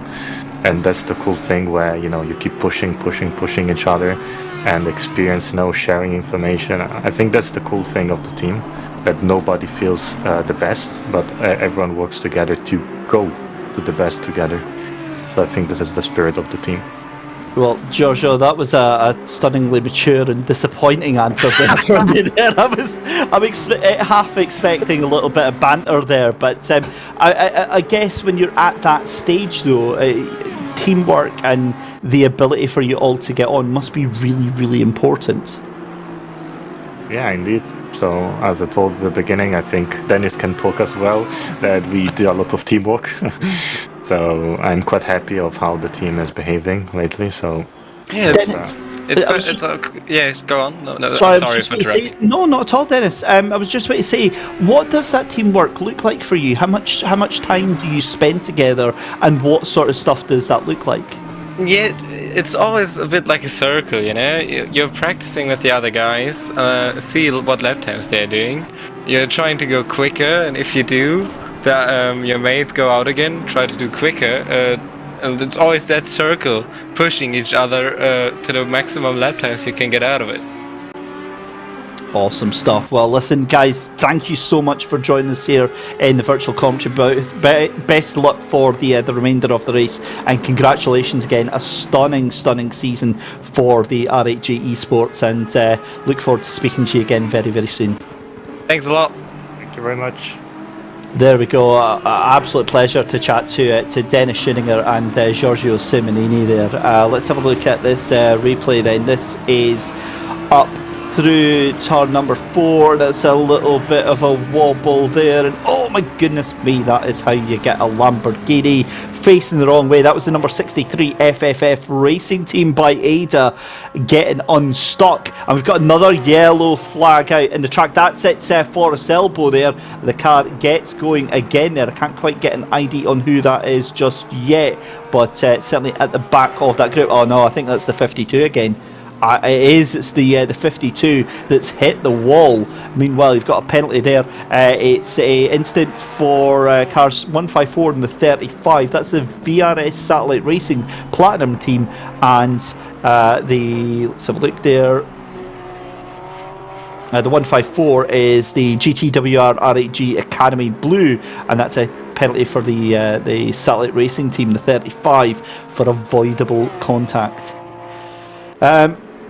Just having a look there at Maciek Malinowski then, as we were speaking about him just before we had our interviews there. That Porsche is an incredibly difficult thing to control. Where is the 777 going? Now the 777 down in 26th place is Alessandro De Silva. And they've literally just gone straight. I think they've decided they're going to try and find the local Mackie D's. That's the only excuse that they've just had enough, and they just thought, nah, let's just have a break. But yeah, back with Alexandre Herbigno in the 32. Now, again, Nick Hubin up into to second place there. But Whitehead and Herbigno now in 4th and 5th position, and the 77 of Tobias Schur up into P3. But what I'm more interested in, because Tobias Schur still has to pit, that'll put them back into position. So actually, I'm a little bit confused here, because Schur has already pitted. So it was Sven Hettich. Now, actually, that's a point. Was Sven Hettich not the one that pitted about 15 minutes before everyone else? And I was very confused. There was one car that went in with about 3 hours, 10 minutes left to go. And so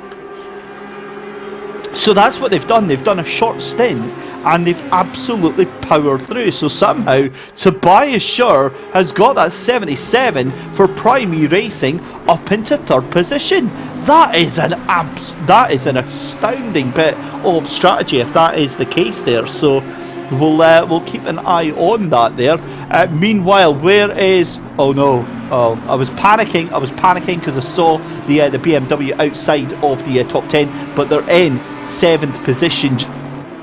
Just can Mihail Sutino do in that BMW, because he's into the pit lane just now. This is a battle for position though between the 457 and the 32. As we said though, they are I think they are teammates. GTWR RHG Academy, it's safe to say it's one and the same. So we're not going to get any we're not going to see any contact. Well, I hope not anyway. But yeah, Tobias Schur is. I'm trying to. There's not a polite word I can really use for this. So yeah, just enjoy what you're about to see.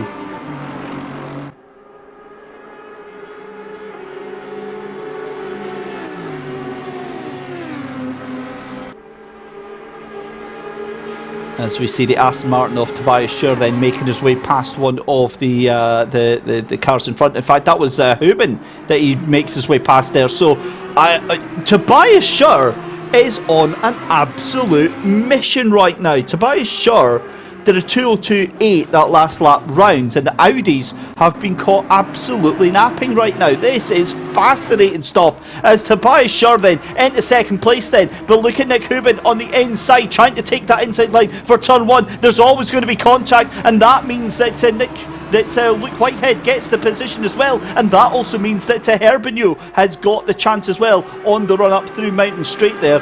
Oh, that is absolutely disastrous there for Tobias Schur, and I get the feeling that he's going to be playing skittles with some Audis later on this evening. 2 hours 45 left to go, and he has to go, and Herbigno goes into the wall too deep, and that is going to be significant damage to the side of that car as our broadcast team lose their marbles at the sight of Herbigno. Alexander Herbigno going straight into the wall there. Tobias Schur gets going again, and the thing is, it's Hubin. Hubin is the one that slowed these two Audis down, and that meant that Schur was able to take advantage of this. Schur, again with that Aston Martin, will get the run down here, and he will be able to get these two absolutely no problem. This is awesome to see, and this could be tears before bedtime for GTWR Racing as the track begins to cool down even more. And that was a big wiggle from that Audi in front there of Luke Whitehead. That was a big mistake. Managed just to hold on to it and keep it going, but this is starting to get a little bit sketchy now for these two Audis. They are hunting prey for Tobias Schur in that number 77 Prime E Racing. Again, hats off to that Aston Martin team. They have done amazing in terms of strategy, getting themselves up into the tail end of this race. Then let's have a look here as they went side by side, and this was the Aston Martin trying to make the move on the outside of the Audi, and I'll tell you what, that is a move and a half to get that position done, and I think he just goes a little bit too late into the brakes into Murray's corner here. He's not on the brakes until then. That puts him wide. That lets the Audi have a sniff up the inside there, and it's going to be a little bit of contact, I think, into turn one that causes that. Here we go then. Here comes the Aston Martin. It's the big charge down in towards turn one into Hell Corner. Yet again, the gap between your race leader and second place is now... That can't be right. There's no way that's 48 seconds. That is ludicrous if that is the gap between Dermot McCormack and Luke Whitehead. Meanwhile, here comes Tobias Schur on the run down. Again, those Audis though have got great front end pace there on the run up to turn two there. And Prime E Racing are going to have to think just what part of the track they're going to be able to take that position from. The sun streaking down as it starts to set. 7:27 in-game virtual time here, so the sunset will be in around about an hour's time. But yeah, this is fascinating. This is a proper chess match setting itself up through as they come through McPhillamy Park and then through Sullivan Park as well on the entry towards Skyline, down through the S's, down through the Dipper, the sun glaring into the driver's eyes as they head their way down at about 120 miles an hour. And again, you've got to have eyes on stocks for this part of the circuit here, and this is where Tobias needs to be closer to Hubin, just in front, get the run out there. I don't think he did, and that's going to allow the Audi to stretch away a little bit more, but he does get that toe, so he will close in a little bit, but I don't think it's going to be enough to pull out side by side here.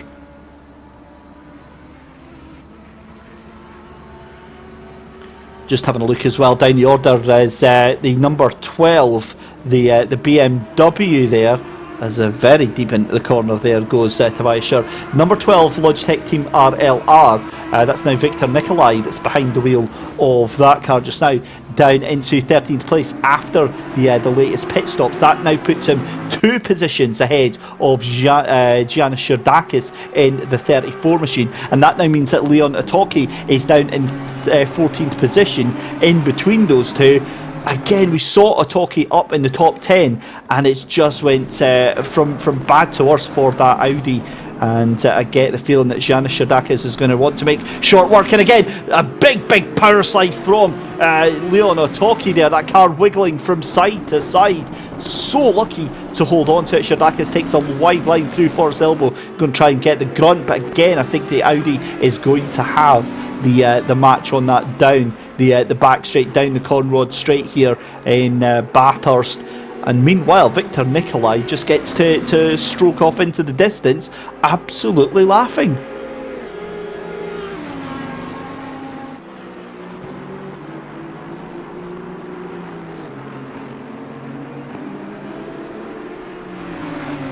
Here we go then, this is it, the Audis are under huge pressure from the Aston Martin. Look at how much it's closed up in on them, but again it's how good an exit through Forest Elbow. That's where it all matters right now, and it's all down to Luke Whitehead right now. That car getting caught by Nick Hubin as the two of them go through Forest Elbow. How good of an exit can that Aston get? An excellent one, that is the answer to that question, but does it have the grunt down this back stretch here? This is the big question, because it's a double toe that car is getting from the two Audis in front. Here we go then, it's going to be side by side down in towards the chase. Does he make a move? Does he think about it? He looks to the right, makes a move to the left, but again just pulls that car late on the brakes, then closes right back up. And again, I think that at this point in time, Tobias Schur is maybe waiting for the Audis to make a mistake here. He's putting them under all sorts of pressure. Meanwhile, Alexander Herbenio trying to catch back onto this group here.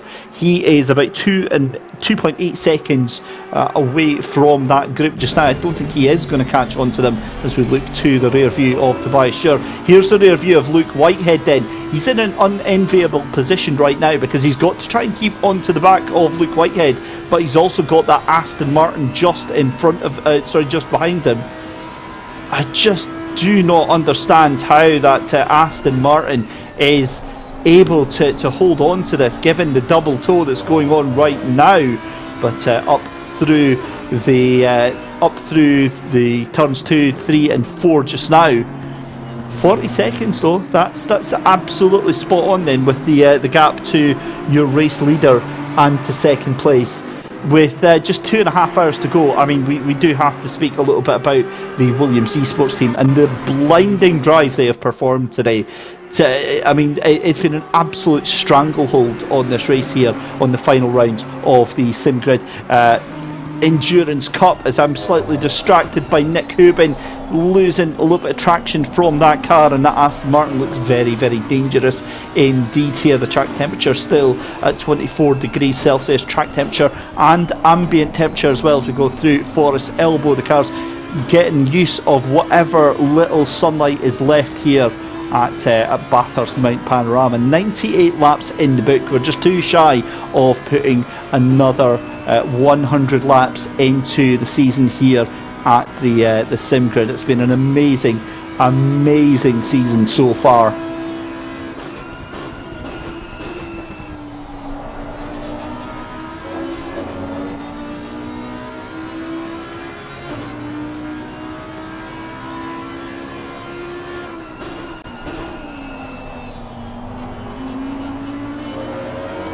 So here we go then, Luke Whitehead still trying to desperately hold on to this position, and to be fair, he's not actually been put under a lot of pressure by the Aston. The Aston is still keeping the pair of them honest, but it's not honestly looking like it's able to actually make a move, because the 9 is towing, or being towed rather, by the 457 and holding on to that position quite well. I might be able to eat my words here in just a minute, but again, it looks like the Audi has got the grunt in that toe to keep itself out of harm's way from the Aston Martin.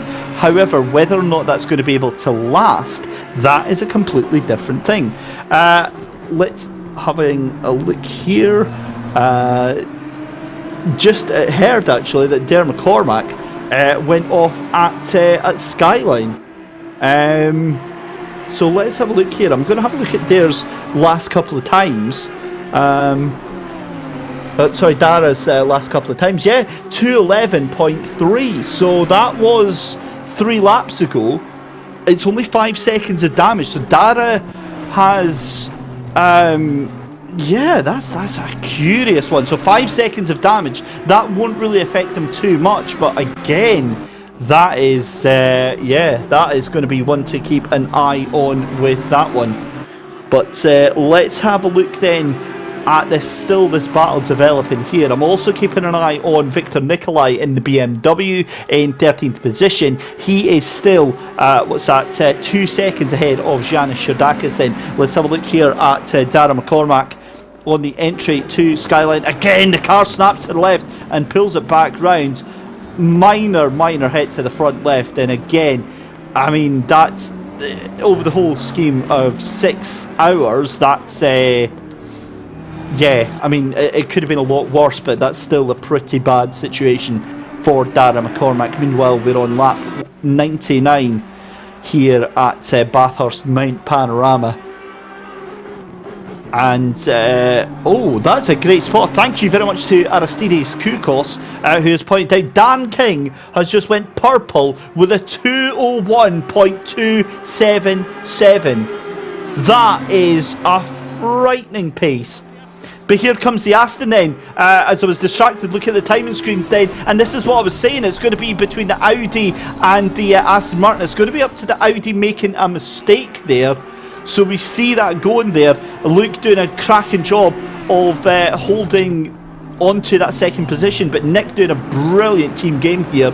So here we go, this is a replay then of the 154 on the entry to the final corner. And that is just a tag from the rear behind, and we'll just not say that at all. Meanwhile, back to the action. Just to confirm, by the way, that was the reason for the earlier penalty between the 154 earlier on. So that was between the 154 and the 35 on lap 77. So meanwhile, Luke Whitehead is still about half a second ahead of Nick Hubin right now, who has got the unenviable task of having an Aston Martin sticker all over his rear view mirror and his side mirrors as well. It's just everywhere he looks, it's Aston Martin everywhere. 2.5 hours left to go. How long he'll be able to hold this position is anybody's guess, but he's doing a remarkable job, and it's not like he's holding it up, he's keeping there by his own merit, by his own pace. If the Aston Martin wants to get past, he's going to have to fight tooth and nail to get past those two Audis, and quite frankly, maybe he'll get Nick Hubin, but I can't see him getting past Luke Whitehead unless there's any big dramas. As we knock off 100 laps here at Bathurst then for the Endurance Cup Season 4. We've got another yellow flag, that's the 63. That is the Lamborghini again of FFF Racing Team by Ida, and that looks like it's a bad one because that car is still stationary right now. It brings out the yellow flags, and that means your race leader is coming up on that car very soon. I wonder what on earth is going. So the 63 gets going again, but they're still on that white dot on the mark, which means they're moving very slowly. And I tell you what, that is not what you want to have happen right in front of you. Meanwhile, back to this battle for second, third and fourth position now. Nick Hubin closing right back up onto the tail of Luke Whitehead here. The laps last time round, Whitehead did a 2:02.0, Hubin did a 2:02.3, and Tobias Schur doing a 2:02.4.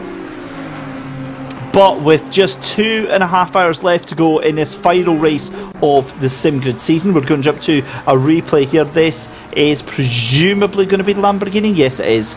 And again, it's going to be onto the curb at the right hand side. It's going to be a little jink under braking there onto the curb on the left, and bang. Not so much in terms of damage on the Lamborghini, but that's a horrible position for that car to be stuck in. It's going to take a little while and some scrupulous use of the nearby cars timer to navigate that one. But as I said, with 2.5 hours left to go in this final race of the SimGrid Endurance Cup Season 4 season, we are going to take a very short break. We'll be back after this.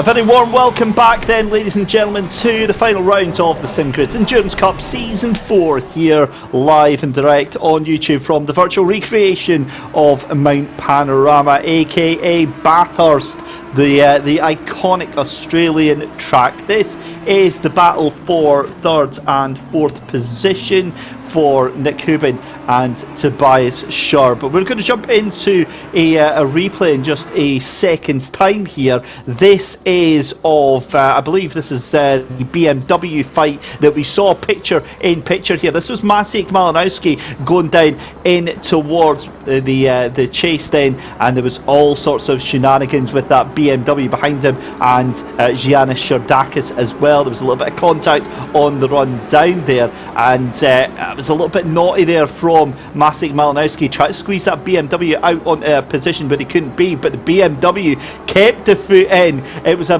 drag race down into turn 1 between him and Giannis Sherdakis, and somehow the BMW came out on top. So the BMW still ahead of Giannis Sherdakis as we speak, and a very, very frustrated number 34. They are currently making their way down, I believe, into Skyline. In fact, no, they've just made their way up into the mountain just now, so they're making their way up the hill as we speak. They're about to get put a lap down, believe it or not, as we see the leader is about to lap up to, I believe, position number 13 and 14. But this is the battle for 3rd and 4th position. Nick Hubin is under still relentless pressure from that Aston Martin of Tobias Schur in the 77 Prime E racing machine. This is for the final spot on the podium with just 2 hours 25 minutes left to go, and again we've already went through a half of the race, and hands down this has been one of the cleanest event-free SimGrid races. It could all, as I say, go to hell in a handbasket from here on in, but up until this point it's been absolutely amazing. The 9 is out of the toe, that leaves it vulnerable to that Aston Martin. Going to try and squeeze him out to the outside of turn number 2, but the Aston Martin has to think better of it, try and get going again through the rest of the circuit. And again, this is one of the points that I was trying to make earlier when Andy was on. We saw this from Darren King as well. You can know you're a faster car, you can know that you're going to get past it, but until you do, it's just a case of having to be very respectful and be able to try and get your way past as cleanly as you possibly can. So yeah, great to see there, and Nick Hubin doing a great job of staying in that 3rd position. Meanwhile, Nikolai and Sherdakis still side by side going down into muddy corner. There's a huge contact, a massive hit from Giannis Sherdakis onto the rear end of that BMW, and that unfortunately was one of those books that you could have bought off of Amazon and had time to ship it to yourself by the time that you saw it happening. That was absolutely unbelievable. And it's safe to say, I think I'm not a mind reader here, but I think our Steve Proudley is going to have a replay queued up of that one very, very shortly. I'm devastated to have seen that happen between the number 12 and the number 34, but it was very, very predictable indeed. The two of them still separated by absolutely nothing as they come across the line. But the BMW, I mean, that was a big hit on the rear end of the BMW, and I wonder if race control are going to want to have a look at that one. I mean, the thing is that could have happened at any other corner on the circuit over the past 15-20 laps. They've just been hammering tongs at each other for the past hour. Something had to give, and it's very, very, very unfortunate that was what happened here. Let's have a look then. So the number 12 in front. Again, let's see what happens here. I don't even. I don't know. I don't know what on earth that Bentley was thinking there. Oh, we've got yellow flags. That's the 192. So it's a drive-through for the 154, but it's a 192. That's the Procharge Sim Sport, and they're gone. the Protocharge Sim Sport are away towed back to the garage, and that is a big hit, and that is up through, I'm pretty sure, through McPhillamy Park, or possibly Salmon Park, but either way, that is a big damage for the 192, and that was Zach Patterson behind the wheel of that one. So yeah, that is unfortunately. We'll see if we can try and get a replay of what on earth happened there with that one. In fact, no sooner said than done. This is earlier on with Janis Sherdakis, and yeah, I don't understand what on earth happened there. What was going through the mind of Janis Sherdakis that caused that one? Certainly, I mean, it wasn't deliberate. We can 100% say that wasn't deliberate, but. Yeah, we'll keep an eye on that one. Anyway, I mean, they're losing time. There's bound to be a lot of damage to that 34 car, and in fact, you can see as Florian Becker makes the way through. A couple of theories coming out on YouTube about it. Could he have tried to brake early? Did he miss his brakes and try to swerve inside? I think that's likely what's happened there. He's maybe tried to take avoiding action, although you would think that moving to the right would have been the better course of action, because he's actually swerved into the path of the BMW. But that car is broken. There's no doubt about that. That car is severely damaged, and this could see Janis Sherdakis having to take that car into pit lane here, and some lengthy repairs. Let's have a look what's happened here I was panicking there to Tobias Schur. This is the car we're looking at though, the 192, and this is what brought out the yellow flags there onto the curb, and that is a tank slapper. Ooh, thankfully, actually, to be fair, that is, oh my god, that is not a car that you want to see stranded right there.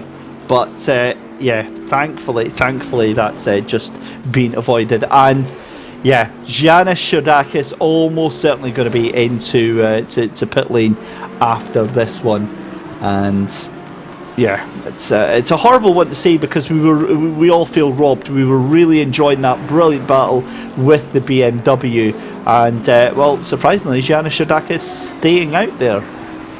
Now that is very peculiar to me, because that car is hobbled and is very slow, but we'll keep an eye on it. In 17th position just now, so that was a 2:07.560 for Janis Sherdakis. Now, the other thing is that if he is to go to the pit lane, maybe he was due to hand it over to another driver. He might just have to try and stay out for stint time, actually. That could be a point here, because it's too early to try and bring that car in and still finish the race. So he might just have to stay out for 10 minutes here to wait for the next driver stints as well, because 65-minute maximum driver stints. So here we go, on board with the number 77. This is the Prime Racing machine, and it's going to be a bit of a scary moment coming up here. Oh my dear god, that is horrendous. You can see the yellows waving, but the problem is you've got no idea what is out there on track. You'll get your little spotter saying, yeah, there's a car stopped out on track, and that is a horrible moment. Now, that gap to Luke Whitehead between Dara McCormack and Luke Whitehead has come down even more. So I'm curious, has Dara McCormack gone even slower, or had another issue on this lap here? We'll get an ID when the car comes round to do the timing board. It was 2:02.552 on the last lap round there between Darren McCormack and Luke Whitehead, but again it just looked like that car was maybe a little bit slower, and that gap coming down ever so slightly. We'll see across the line just now. Darren McCormack runs off another lap. Now it's a 2:02.0. It's absolutely nothing to worry about. Nick Hubin down in third position then, as Tobias Schur still trying to catch on to the back end of this one. But it's not going to happen now, because there's going to be a Bentley in between the two cars there, although that is a hell of a run that the Aston Martin has got coming down into the chase here. And again, just down into the final corner. The Aston Martin now again back onto the tail end of that Audi.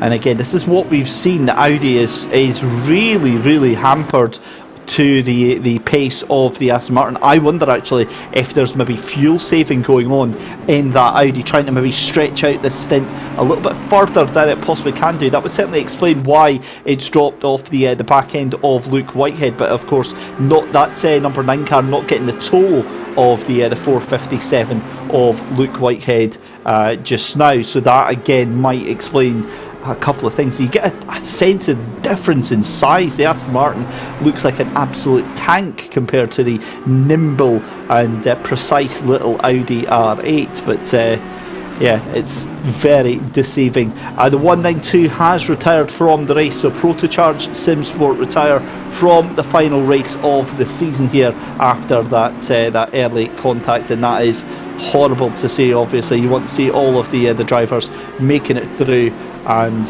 surviving to the end of the race, but it's not to be.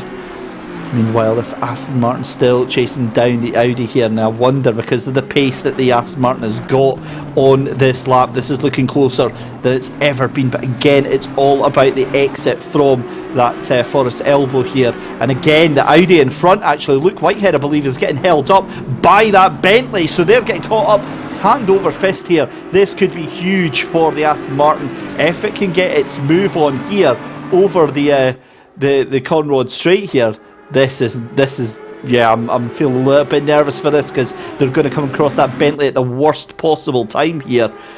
And well, they've managed to navigate it. That Bentley thankfully just stays completely out of the way here as the Aston Martin thinks about sending it, but it's now nose to tail again for second, third and fourth. Luke Whitehead leads Nick Hubin and Tobias Schur. Dara McCormack out in the lead of the race by a good 40 seconds as we've got 2 hours and 15 minutes left to go in this final race of the season, and it's just been absolutely spellbinding. So it's McCormack from Whitehead, from Hubin, from Schur, rats up into fifth place. Herbigno drops down to 6th. Darren King, God knows how he's done this, but Darren King takes that 383 Dal King Academy, Coach Dave Academy and ACR car up into 7th place. It's then Mazzetti in 8th, Zolobov in 9th and Offerman in P10.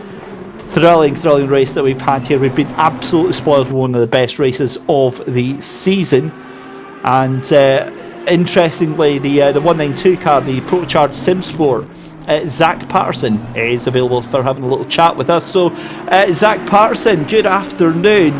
Gutted to hear that the 192 Protocharge SimSport retiring from the race. What happened there?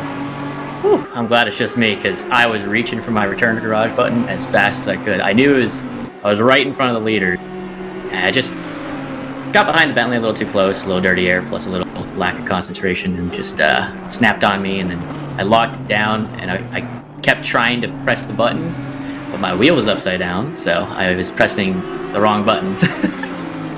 And they did. You're really on about the concentration there, Zach, and again, it's a perfect point. Is the fact that Bathurst demands your full concentration every single step of the way, and the moment you even blink, it feels like that's it. It's game over. Yeah, absolutely. I was actually having like a pretty perfect little race. I think that was my 3rd hour there, and, extending it out what we could, just kind of working our way through, and hadn't made any contact with the wall, hadn't had any big error. Yeah, as you say, just one quick error and then it's all over.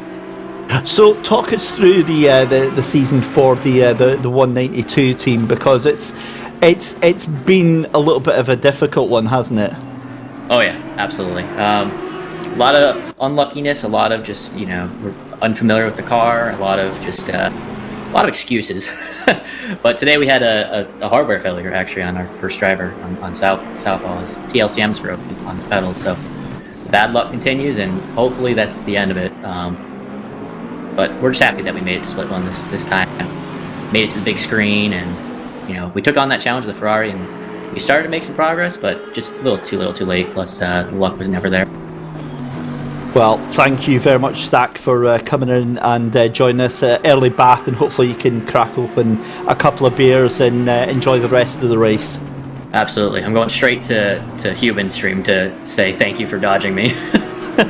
Awesome stuff. Thanks very much then. Zach Patterson there join us in the commentary booth. A huge thank you to the 192. And wow, yeah, it just shows you how quickly things can go from hero to zero in the blink of an eye. And just having a look here at Nick Cuban, who again coming under all that pressure from that Aston Martin, but the Aston Martin just cannot get any way past just now.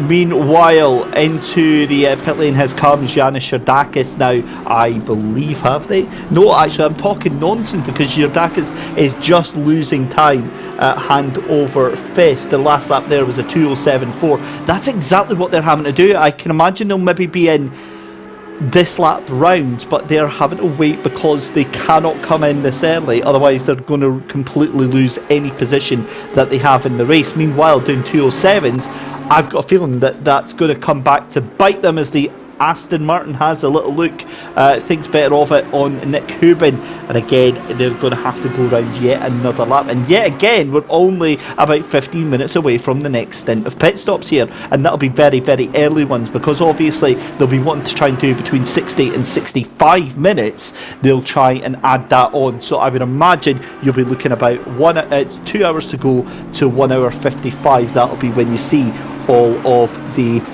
pit stops in there. Dan King is still your fastest man on the track just now, the 383, having done that 2:01.2 early on, and then taking that away from the number 5. So some big lap times going in there. Maciej Malinowski in the 150 had got the purple lap there. Then it was the number 5 of Dana McCormack, and then it was the 383 of Dan King with that 2:01.277. So incredible pace going in from this race so far, but again, I've got absolutely no idea how this is going to go. The sun's starting to set here at Mount Panorama. You can see the sun just glowing softly behind the trees as we come over Skyline here. Again, looking back from the rear view bumper of Nick Cuban onto the Aston Martin, the hunting, preying, stalking Aston Martin of Tobias Schur, just 0.2 of a second. But look at the exit that the Audi gets, and that's where it makes its move. That's when it makes all of the time on that exit from the Forest Elbow there. That's where it saves its skin and gets a little bit of a reprieve there, because the Aston Martin just doesn't have enough to bring that back up. Meanwhile, Yanis Sherdakis is about to drop out of the top 20 as Boris Desprez is about to dispatch him, given that again that last lap there for Yanis Sherdakis was a very, very slow lap. 2:08 for that car, and it's a stop and go penalty for the 34 as well. A bad day, goes from bad to worse. Unsurprising, really unsurprising, given the damage that was given to that car just now. But it's a stop-go 10-second penalty for that 34. And what's even worse, if they stop now, I don't think they'll. So they have stopped now. So will they still serve that stop and go just now, or will that go on after it? I think it's going to go on after it. So that is double trouble really for that 34. Man, that's gutting to see. That's almost going to wipe them out of, I would imagine, the top 25, given that they're going to have to come in to pit lane again. Meanwhile, Nick Cuban is still, and I sound like a broken record at this point, still behind Luke Whitehead, still in front of Tobias Schur, and we're still watching this battle unfold. Meanwhile, Victor Nicolai in our BMW has got a train forming behind him. He has got 3 cars behind him. He has got James de Havilland, he's got Florian Becker, and those other 2 cars, that other Bentley behind, that isn't actually for position. That is a car that is putting them I believe that is a car that's a way to put them a lap down. We'll confirm that in just a second for you. But have a look. There goes the BMW into the chase then, and that is on the inside. That's a Lexus of James Havilandi trying to force that position from the BMW. But here comes the Lamborghini. Now we've got a bit of action with 2 hours left to go. This is getting a little bit fighty here. The BMW has a little bit of a bobble over the curb on the exit of Murray's Corner to start lap number 111. But this is awesome stuff that we've still got, 4 hours almost done of a 6-hour race, and we're still having cars fighting tooth and nail so awesomely. We have got an interview from the number 77, actually, Sven Hettich from the 4th place number 77 Prime E Racing team.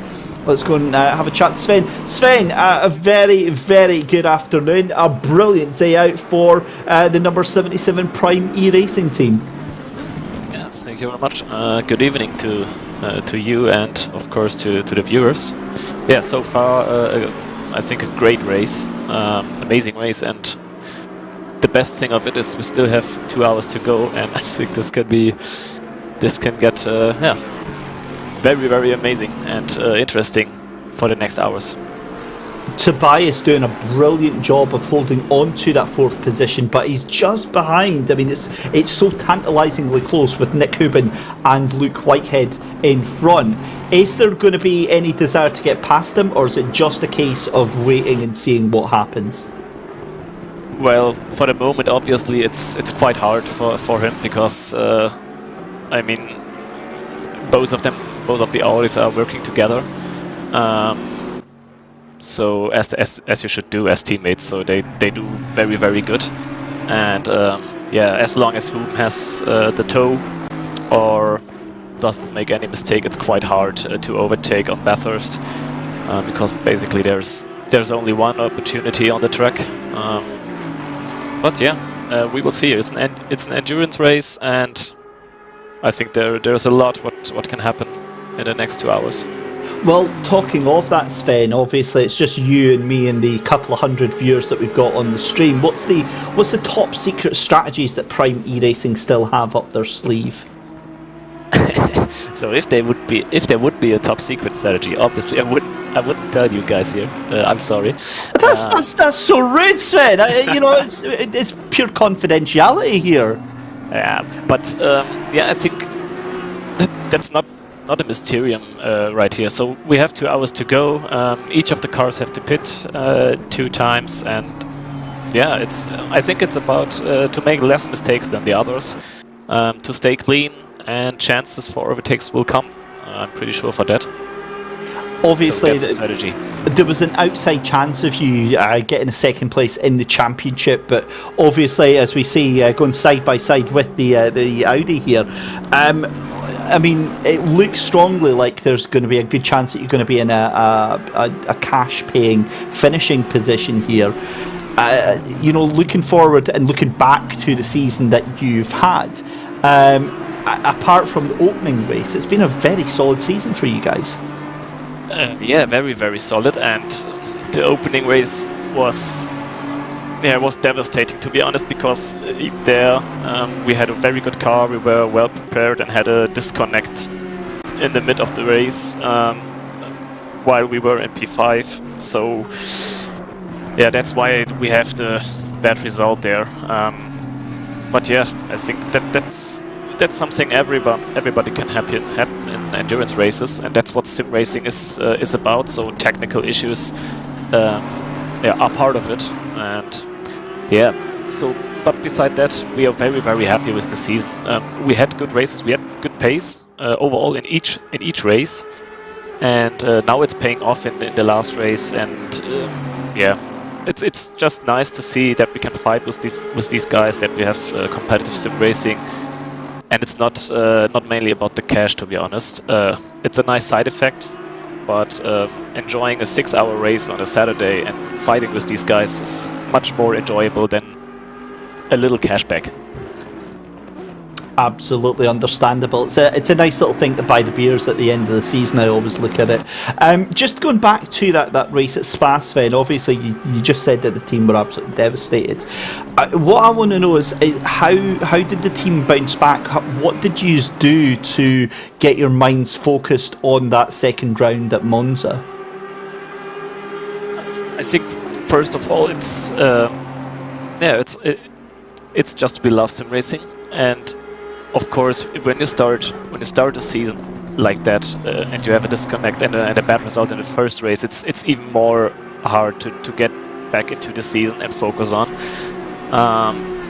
But just because we love it and just because we knew our pace was that good in the first race and what we could have fought for, we just told ourselves, hey, what do you want to do? You can stuck your head in the sand, as we would call it in Germany, but you won't have anything from it. So it's basically the only opportunity to keep fighting, keep pushing, and get some good results in the 4 races afterwards. We honestly didn't expect to come back like that in the championship, but yeah, that's how it's paying off during a season if you have good and solid results. Yeah. Well, an amazing comeback story, Sven. Obviously, wish you the best luck for the remainder of the race. 2 hours left to go, and we hope to get a chat with you towards the finish of this race. Yes, thank you very much. Enjoy the race. See you guys.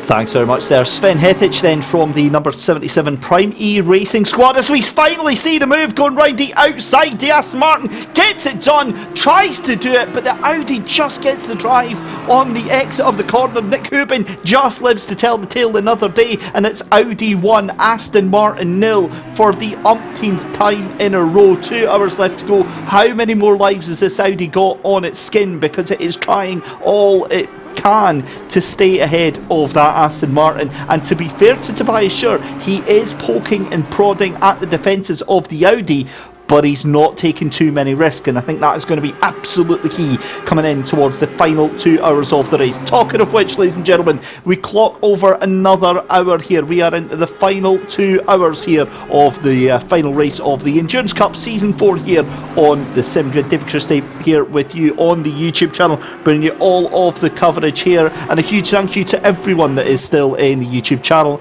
as well, keeping us company for the entirety of this 6 hour race. Meanwhile, here is Maciej Malinowski onto the back of the beautiful green and blue, or black / navy blue Lexus. I think it's actually grey, to be fair, of Virtual Drivers by TX3. That's Maxim Chassis, who is trying to hold on to the Porsche.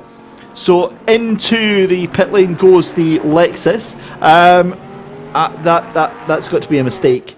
The Porsche in 29th position, that is the slow racing team Dr. Kombucha, has done purple lap 2:01.090.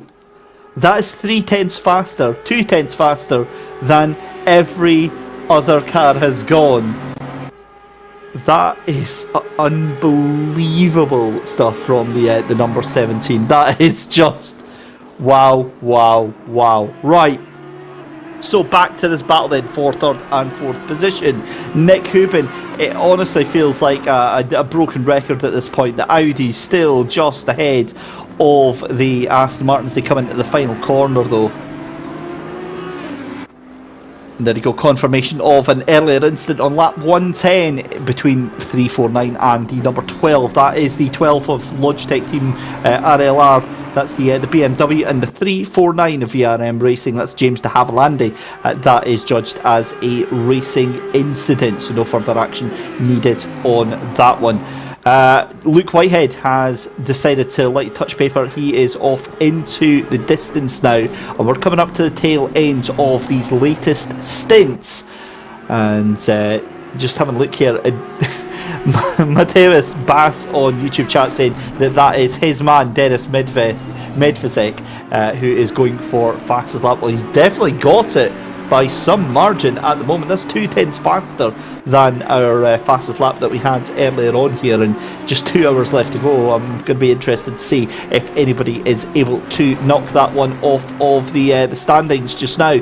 But Nick Hubin for RAG Esports still pushing that car to within an inch of its life, and that's dangerous indeed as they come down through the S's, down through the dipper. Again, you can see that car twitching nervously, under braking through these vast camber changes here at Bathurst Mount Panorama. Through Forest Elbow, the Aston Martin gets a good exit, but the Audi gets an even better exit. And again, I think there's going to have to be much closer to see anything actually happening with these two. I wouldn't be surprised to see either of these two into pit lane in the next couple of minutes.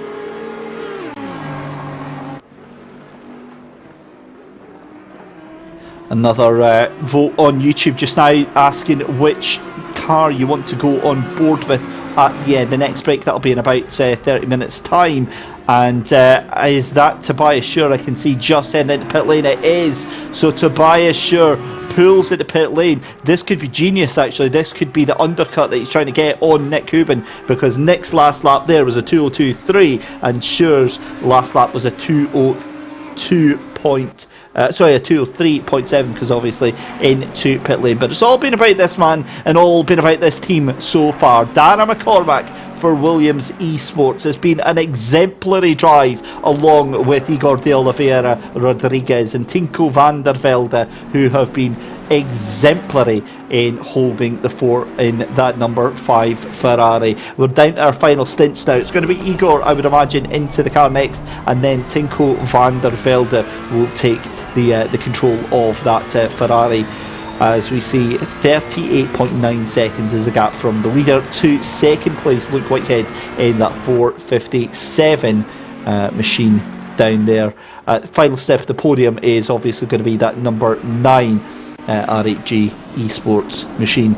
Here comes the BMW though, chased down by Thibaut Prost. This time he's got Thibaut Prost behind him, and one of the Bentleys again. I get a feeling that might be the 747 that is behind them just now, but side by side with the Audi and the BMW. We've seen this BMW at the centre of action, left, right and centre, tries to fire it up the inside. BMW leaves a lot of space, very respectful driving from both of the teammate, or both of the different teams there.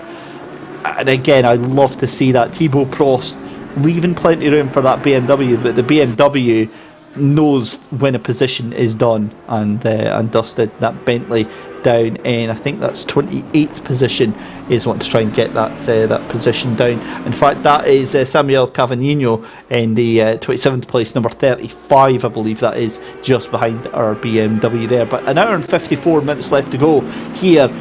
Pit stops now just absolutely moments away here as we see Milo Mazzetti in the 164. It's an Aston Martin train out of absolutely nowhere between 4th place and 8th place just now, as we see going side by side. This isn't for position, this is a lapped car that is getting overtaken again, but it's Mazzetti versus Oleg Zolobov in 6th and 7th position. You can see Zolobov there in that wine coloured car, that red coloured car, just coming under the bridge just now at the back of the picture. Florian Hopt is about 15 seconds off that battle as well, but impressive to see that Aston Martin have somehow got themselves all the way up into the top 10. In fact, Zolobov into pit lane just now. We go back with Victor Nicolai in the number 12 BMW Logitech team RLR in their belovedly called BMW M6 Granny Mobile, making its way down through the S's, and what a job it's been for them just now. They've done a fantastic job.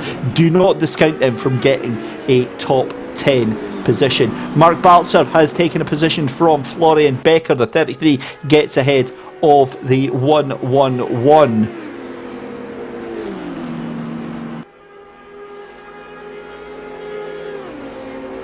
As we see Victor Nicolai still trying to hold on to this position. He's got that Bentley on the inside there. That's the 54, excuse me. So I thought it was the 35. It's not. It's the 54 of Dario Baik that's behind the wheel of that one for the slow racing team at Sim Racing Cockpit. And believe it or not, I believe, isn't it, that they have the fastest lap of the race? In fact, no, they don't. That was the 17 Porsche. So obviously talking nonsense. It has been about 4 hours, but meanwhile we can see one of the Porsches coming out of pit lane just now, just in front. And that means that the BMW moves up to 11th position, as we are, as I said, going to be seeing pit stops very, very shortly for all of the top 10, and this is going to be the penultimate pit stop of the race. This is now where strategy really comes into its forefront. The BMW grazing the wall there on the outside of turn 2, but the darkness starting to descend here at Bathurst Mount Panorama.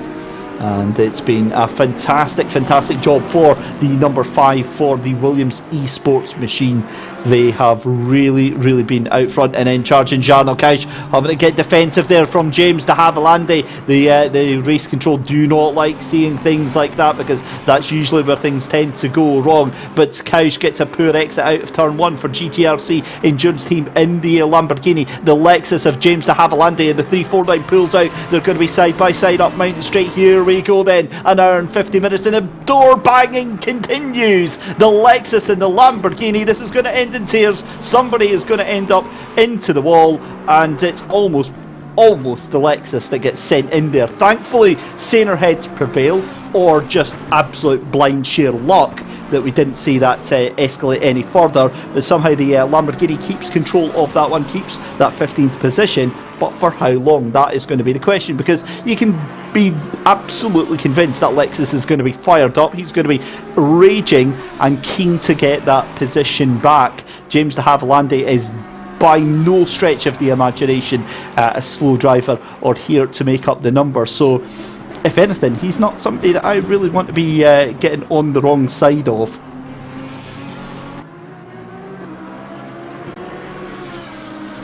So we watch the cars coming down through the S's, through the dipper. And a great point there from Zach, 4 hours in and people are still trying to pass on the outside of turn 2. Yes, Zach, they have not learned their lesson. You would have thought they would have, but no. Here we are, 4 hours into a 6-hour race, and we've still got them trying to make rookie moves like that. But sometimes it works, to be fair, when the other car just can't be bothered and just thinks, right, fine, you just take the place, I don't want to die today. But more often than not, we see the car on the outside getting gently and politely escorted to the wall, unless your name's Dan King, in which case somehow you automatically end up in front of the car in front. Just watching Jarno Kausch here coming through.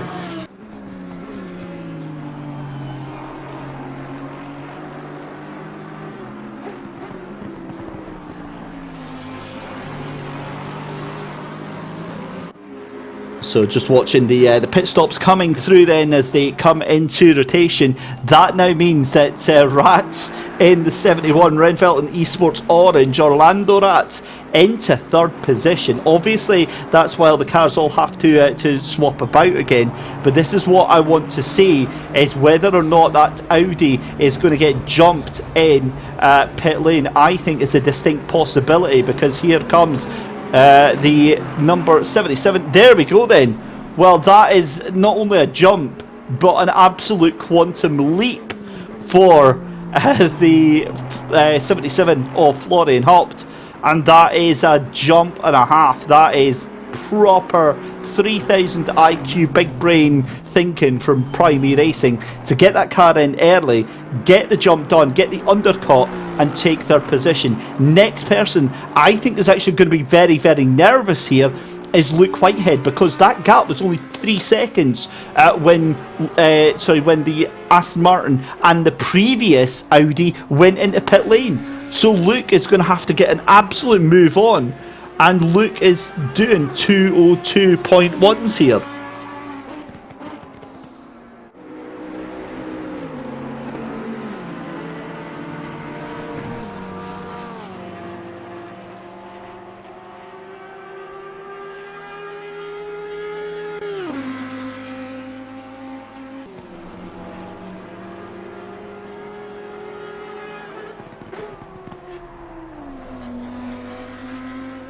So Luke Whitehead then coming through turn number 2 then, and again all eyes on him now after Florian Haupt pulling off that amazing undercut there, Finn Haupt doing that amazing undercut there for the number 77 Prime E Racing team. We just spoke to Sven Hettich, and I can imagine the grin on his face has gotten even bigger after we had that little interview, because his team now, it would look like, and again we have to clarify, would look like they are into 3rd place. We get a yellow flag coming out, and this is where it is. It's the number 100 that brings out the yellow flag. They are off and into the wall there, trying to pull that car back round there, but no such luck. That's the Turn 1 Pro machine, and they are in real trouble. Down in 22nd place, that's Andre Michel behind the wheel of that one. Gets it going again, but it looks like he's held up a car that was behind him.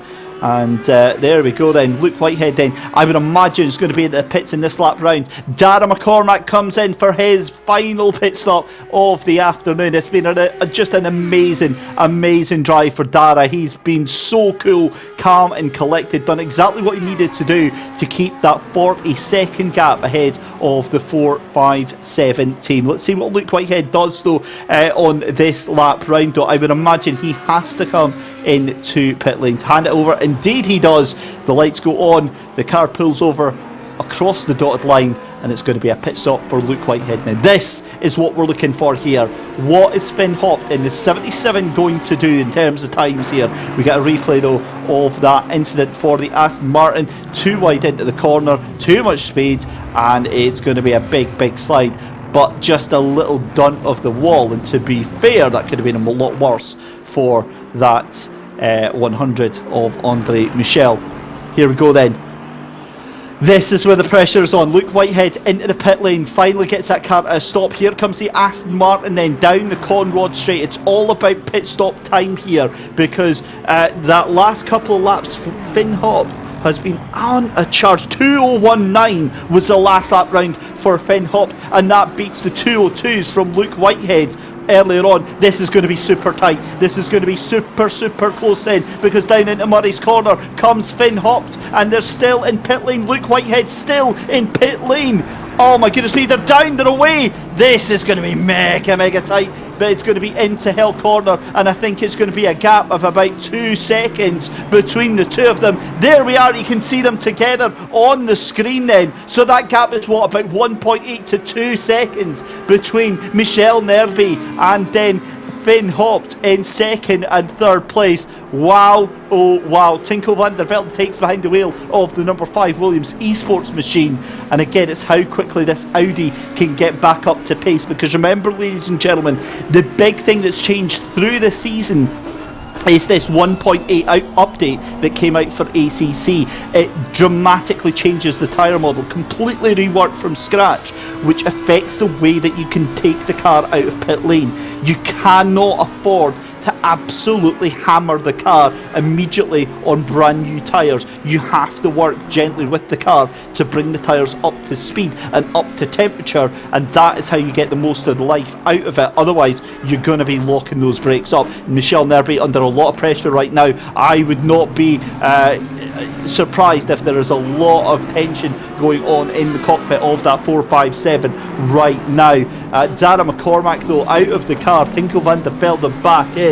A lot of tiredness on Darragh McCormack there. Tinko van der Velde a little bit fresher there, getting behind the wheel, and don't be surprised to see that gap starting to go back up. But now it's go time. An hour and 43 minutes left to go in this race, and I'll tell you what, Victor Nicolai has got a good chance of potentially looking to try and get a 10th position here. He has just been overtaken by Bastian Offerman though in the 166 T3 Motorsport machine, but again we still wait for some cars to make their final pit stops here. Here comes Michel Nerby coming down into the final corner, has some lap traffic to try and take part here.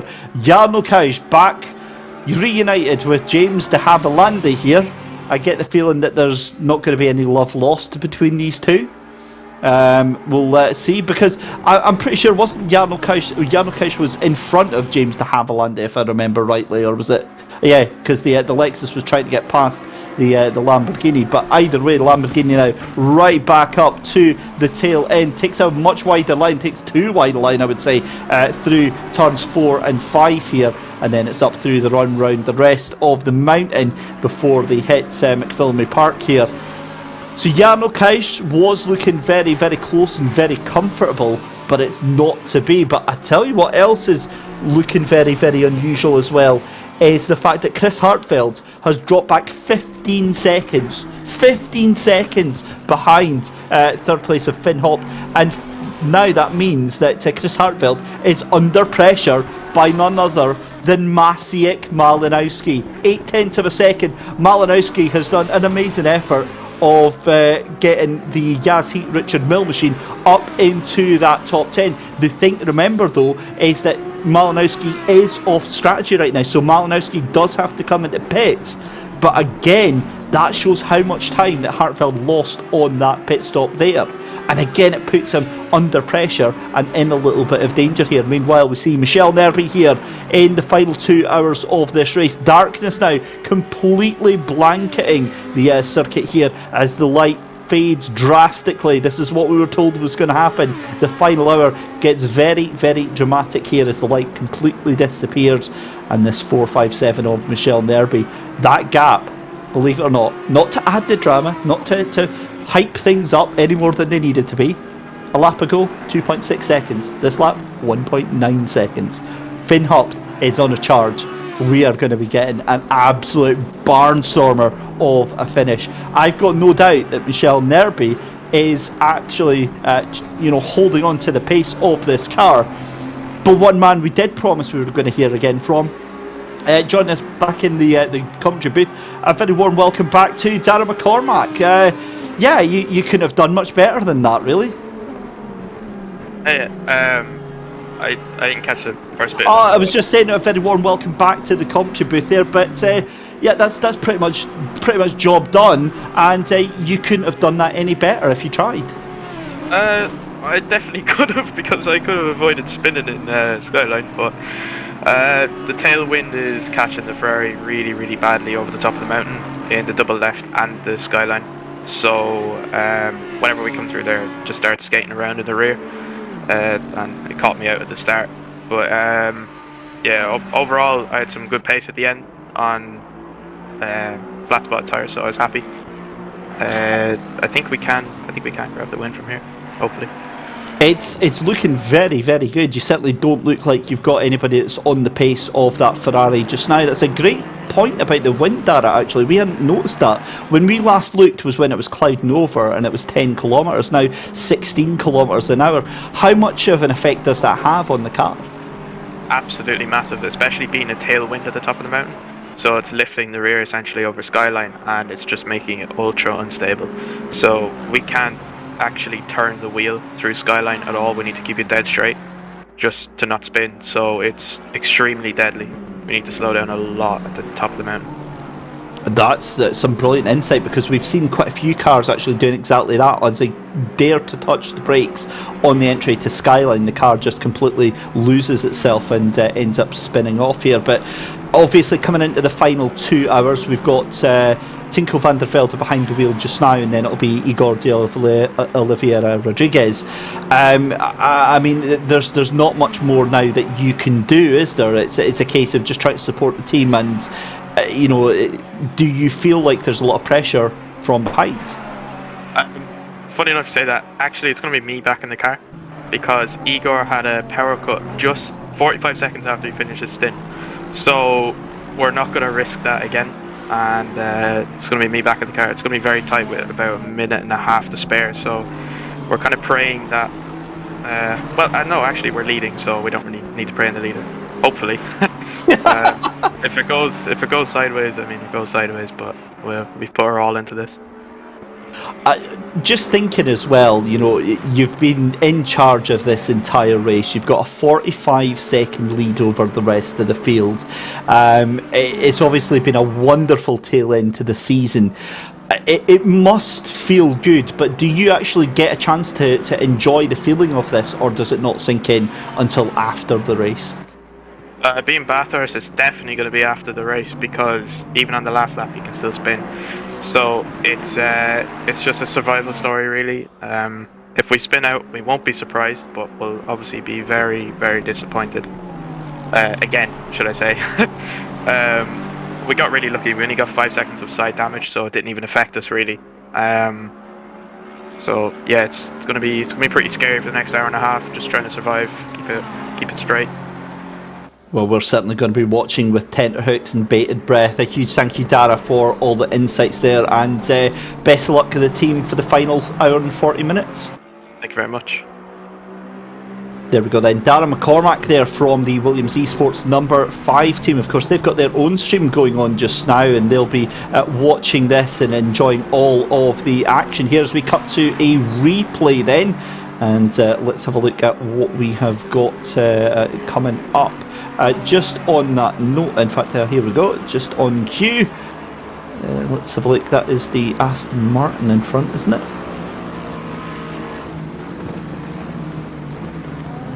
Oh, that is some awkward trying to read the car in front, and that is the 34 TF Racing Souvlaki squad Bentley, and I am devastated to say that they have retired from the race. So that was Konstantinos Kontogiannis. Luke Whitehead saying that miss with the Ferrari was scary. He was the Audi that you see in the replay. So yeah, that was... I believe that was the bit where we saw the cars coming up through Reed Park and through Solomon Park, and it was just a car facing sideways. And, well, yeah, there you go. Michel Nerby, though, is again still ahead of Florian Haupt, but for how much longer? Because that gap is just so precarious right now. Absolutely nothing between the two of them. That last lap round, Finn Haupt was actually half a second. I keep calling him Florian Haupt for some reason. Poor Finn Haupt, half a second faster than that Audi out in front of him. That gap now 1.8 seconds, and an hour and a half left to go. This is just on real knife edge how this one is going to go. I honestly would not be surprised to see. Well, here's another thing. Finn Haupt keeps dropping back to about 2.5 seconds on that back straight there. Yes, he had a car in front of him. I wonder if there's a little bit of fuel saving going on here from that number 77 Aston Martin, trying to extend the stint as long as they possibly can. We'll see as they come across the line. Again, that Aston roars into life and gets the gap down into 2.79, 2:01.9 for Michel Nerby there. So that confirms that it was a second lost to the Aston Martin by getting past that lapped car there. But also having a look at your race leader, they're making their way up towards the skyline just now, down through S's and through the Dipper. And again, I cannot believe we've only got about another hour and a half left to go in this race. It's been just amazing stuff. But darkness now really starting to come to the forefront here at Bathurst. And again, you know, we've said it quite a few times, almost ad nauseum, about how beautiful that ACC replicates this experience of GT3 racing through the early morning hours in the morning and the late hours of the night. And yeah, this is exactly where we are. It's a very iconic scene that these drivers are going through just now as dusk settles over the track here, and the light begins to fade and the eyes begin to adjust to the differing light levels here at the track. But with an hour and 30 minutes left to go in this race, we're going to take a short commercial break, and when we come back we'll go on board with one of the cars.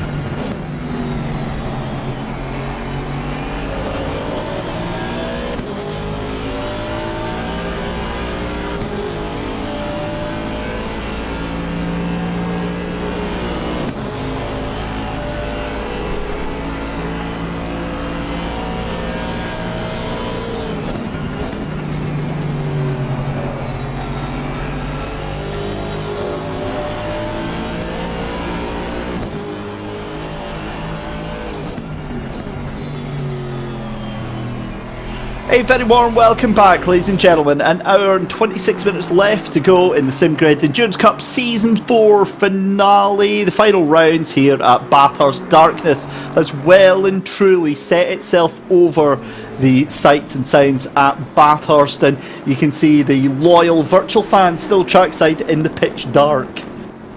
Dave Christie here with you for the entirety of the 6 hours. It looks like we're not getting our boy back. Andy McEwan has been lost to the North Welsh countryside. He's got no signal out there. Apparently it's a very bad storm, so yeah, gutted that he isn't getting to enjoy this race.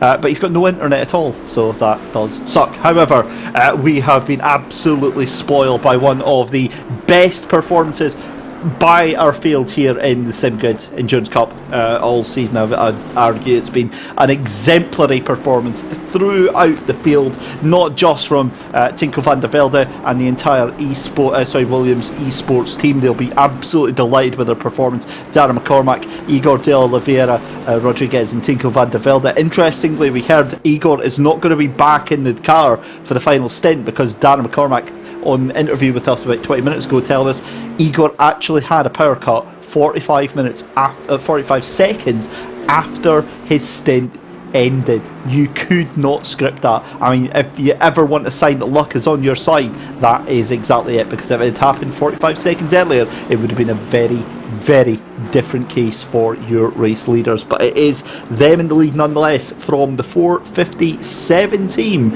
of GTWR RHG Academy Black of Giorgio Simonini, Luke Whitehead and Michelle Nerby. Third place is Finn Hopt in the 77 Prime E Racing machine. Sven Hetich, Tobias Schur and Finn Hopt. They got distracted because Artistes Kukos saying that said at the beginning of the stream there, I said I'm old, I look 30. Well, A, it's not Andy, it's David, and B, I am 30. I'm 38. We are old, so this is what happens, you see. So you hit 30 and it's all downhill from there, I'm afraid, guys. That's a public service announcement as our broadcast director Steve Proudly is pleading absolute silence on that one. It's yeah, I can absolutely confirm it for you. But as we said, so third place for the number 77 of Prime E Racing, Sven Hetich, Tobias Schur and Finn Hopt, doing a great job. But again, I think there's some big fuel saving going on that one. They were lapping at a considerable pace and catching that Audi, and now they're dropping back very, very considerably. They're doing 202 6s, 7s and 8s every single lap round, as we see Maxime Chassé is being put down a lap by our race leader, who has just went through shot there, Tinko van der Velde, up the road there. And impressively, that means that now everyone up until P10 has been put a lap down by a race leader, the 166 of Bastian Offerman, who is about 15 seconds up the road just now, as we see Jaroslav Honzig, aka Jardier, having a little look up the inside there, getting a little bit fighty with Maxime Chassé there, and obviously back to action for Jardier. Great to see him back here on at the sim grids, and yeah, this is starting to look a little bit fighty from Jaroslav. It's certainly not the gentle giant approach that we're used to seeing here. He wants that position from that Lexus, and it looks like he's going to be trying to make a move. But look at the straight line speed. The Lexus is pulling away from that Porsche, from that 150 Yazheat Richard Mille Porsche, and the Lexus is going to have that position safe. There's nothing to worry about on that straight line there, because the Porsche has absolutely nothing. Darren McCormack saying that they've had to fuel save for 75% of the stint, and yet they're still doing 201.7s. Really? Come on now, Dara. Come on. I'm not believing that at all. That's just not on. There's no way you're pulling that pace. And although, to be fair, given the fastest lap was a 201.0, maybe he's got a point there. They do have a lot in the bag anyway.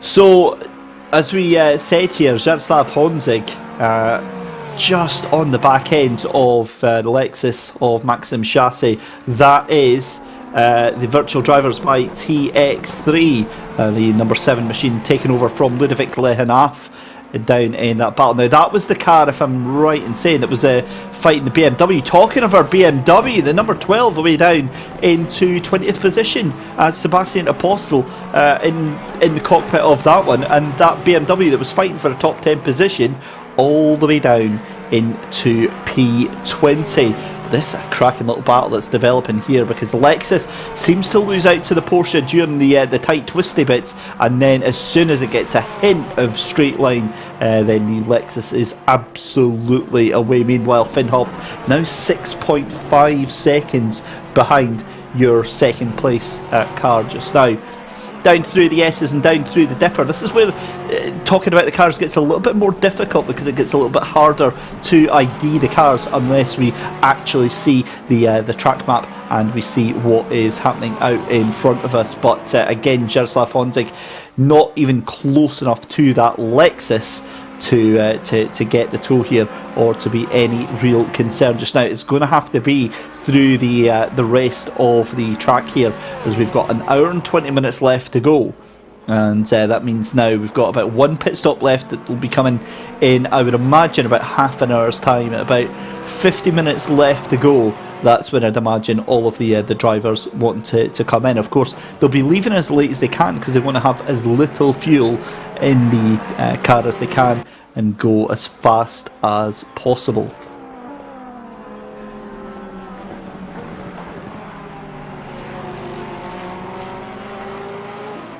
And again, there's so many questions to be answered over this final stage of the race, as Jaroslav Honzig pulls in behind again Maxim Chassis. Also curious to see what's going to happen between Ivan Shermatinsky and Thibaut Prost. They're fighting out for 8th and 9th position as well. That gap down to 0.6 of a second between them, as we see Jaroslav running a little bit wide there. And you know, it's exactly what we said here. It got dark very, very quickly. In the space of 20 minutes it got so dark, and again, a very different prospect for these drivers, because it wasn't this dark when we started the race. It was coming into twilight. It was coming into to dawn, and it was a much lighter than it is here just now. But 10 to 9. Yeah, this is awesome, and this is going to be such a big challenge for a lot of these drivers. Although the drivers that are in now likely be okay, because they've acclimatised to that gradual darkness, that gradual change, and they've got themselves into that rhythm. Whereas a driver that's in day is going to find it really difficult getting into the track and getting into the car when it is at night time. Great to see a lot of love and appreciation for Dara McCormack there. The Tristan Stork Dara McCormack Appreciation Society is well and truly in effect, and I've got to say they thoroughly deserve it, because the 5 team just haven't had the run of luck at the early start, the early point of the season, and now it looks like, you know, everything's coming up Millhouse for them towards the end of the season. It's just gone so well. It's unfortunate they didn't have this to begin with, but I guess they'd rather have it in general and maybe go on the run with it towards the start of the next season. But we see here Ivan Shermatinsky. This is the answer to the question that I asked early on, and this is what is going to happen between him and Thibaut Prost, the 56 SMP Racing esports machine, trying to fend off. That is the number 32 GTWR R8G Academy white machine. And the answer is, again, as Thibaut Prost has a little clip of the wall there, again it's a case of we can get close, but you're not going to pass. We've seen this so many times. It's a case of trying to put as much pressure on the car in front. That wind is now up to 17 kilometres an hour there, and as Dara McCormack was saying there, it's a tailwind pushing the car essentially over the edge at Skyline there, which massively unsettles the car, and the track illuminating with the puff of flames coming out the exhaust of these cars here. You also see the LED lights, and you also see the rotor brakes, the discs glowing as the cars bring the car to a stop at the end of this Conrod straight here. But it's Tinko van der Velde for Williams Esports, still out by 137 laps then, and still ahead of the rest of the fields. 43.9 seconds is the lead over the 457 car in second place there of GTWR RHG Academy's Black, and that's Michelle Nerby out in that Audi just now in second place. Third place is Finn Haupt, 7.3 seconds, falling off a cliff is the pace of that car there. And again, I get the feeling there's a lot of fuel saving going on in that third place car.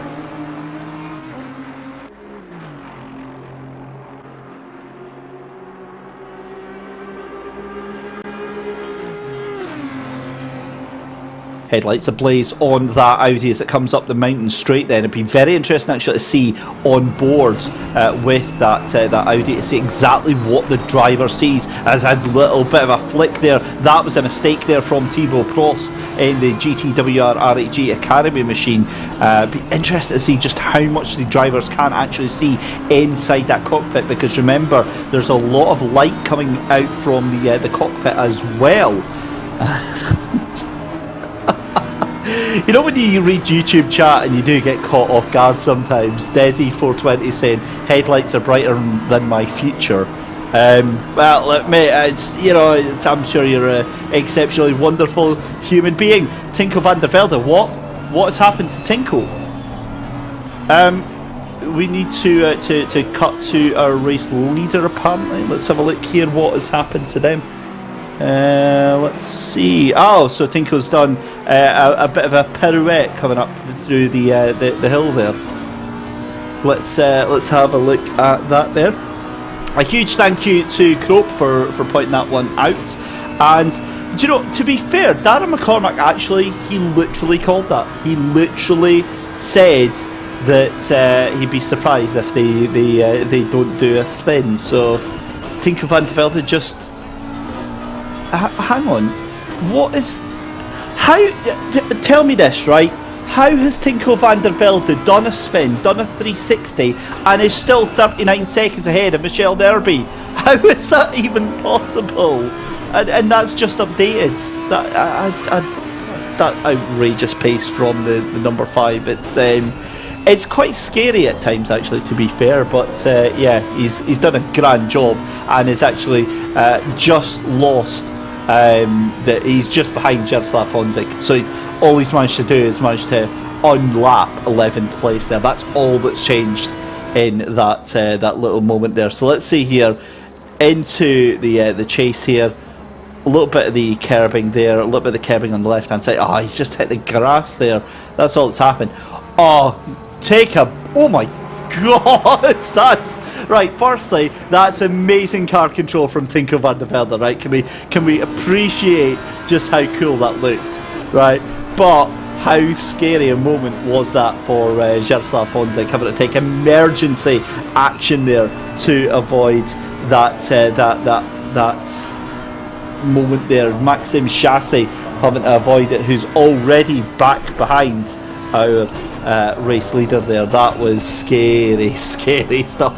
And Darren McCormack saying that that's why he's called Tinko van der Goat. Well, yeah, I can see why after that one. Anyway, we're back on board with Thibaut Prost, but we're going to go on board with Tinko. Oh, this is on board with Lexus. So this is, there we go, the number 5 up in front. Oh my God, that is frightening. That is. Change of underwear, please, in that Lexus, number 7 of Maxim Chassis. That is a scary moment there. Wow. Right, an hour and 11 minutes left to go, and if Williams Esports don't manage to do any more of that, then they are in a very good position for the race win here. It's looking very, very good here. That last lap round though was a 2:02.7. I think Tinko has maybe just taken his foot off a little bit, maybe just trying to regain the composure, maybe just trying to keep that car to within where it is sensible and is not having to actually push too much in that thing.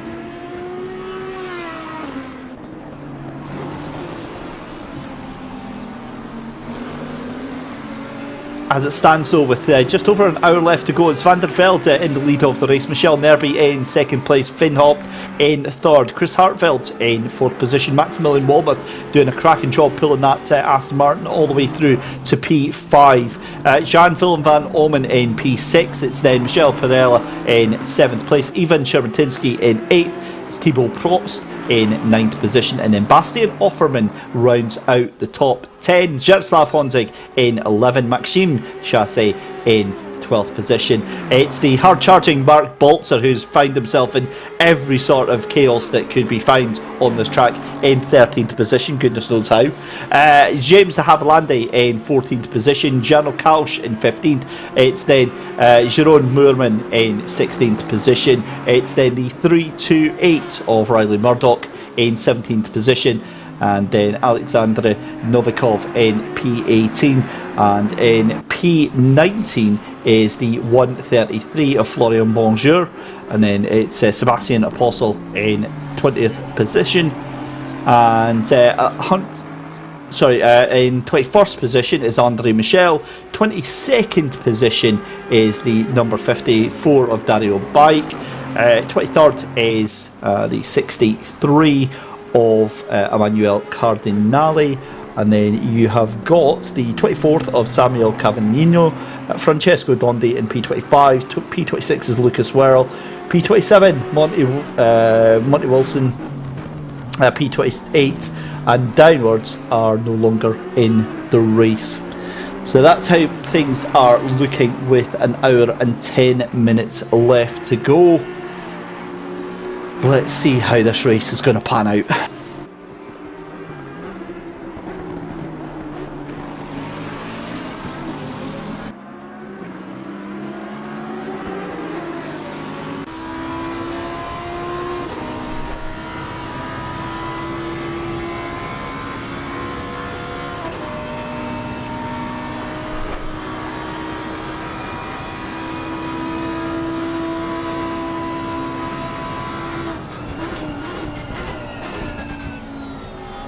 Tell me you love sim racing without telling me you love sim racing. That is the glorious sound of Jarno Kalsch and the GTRC Endurance Team 111 Lamborghini roaring, and that's the only word I can use, roaring its way down the Conrod Straight, currently chasing down James de Havilland in the Lexus, and this is no mean feat because that Lexus is just ridiculous in a straight line. We've spoken about this so many times. It seems to suffer through the rest of the track, but as soon as it gets on the mountain straight here and the Conrod Straight, it is just a way like nothing you have ever seen before.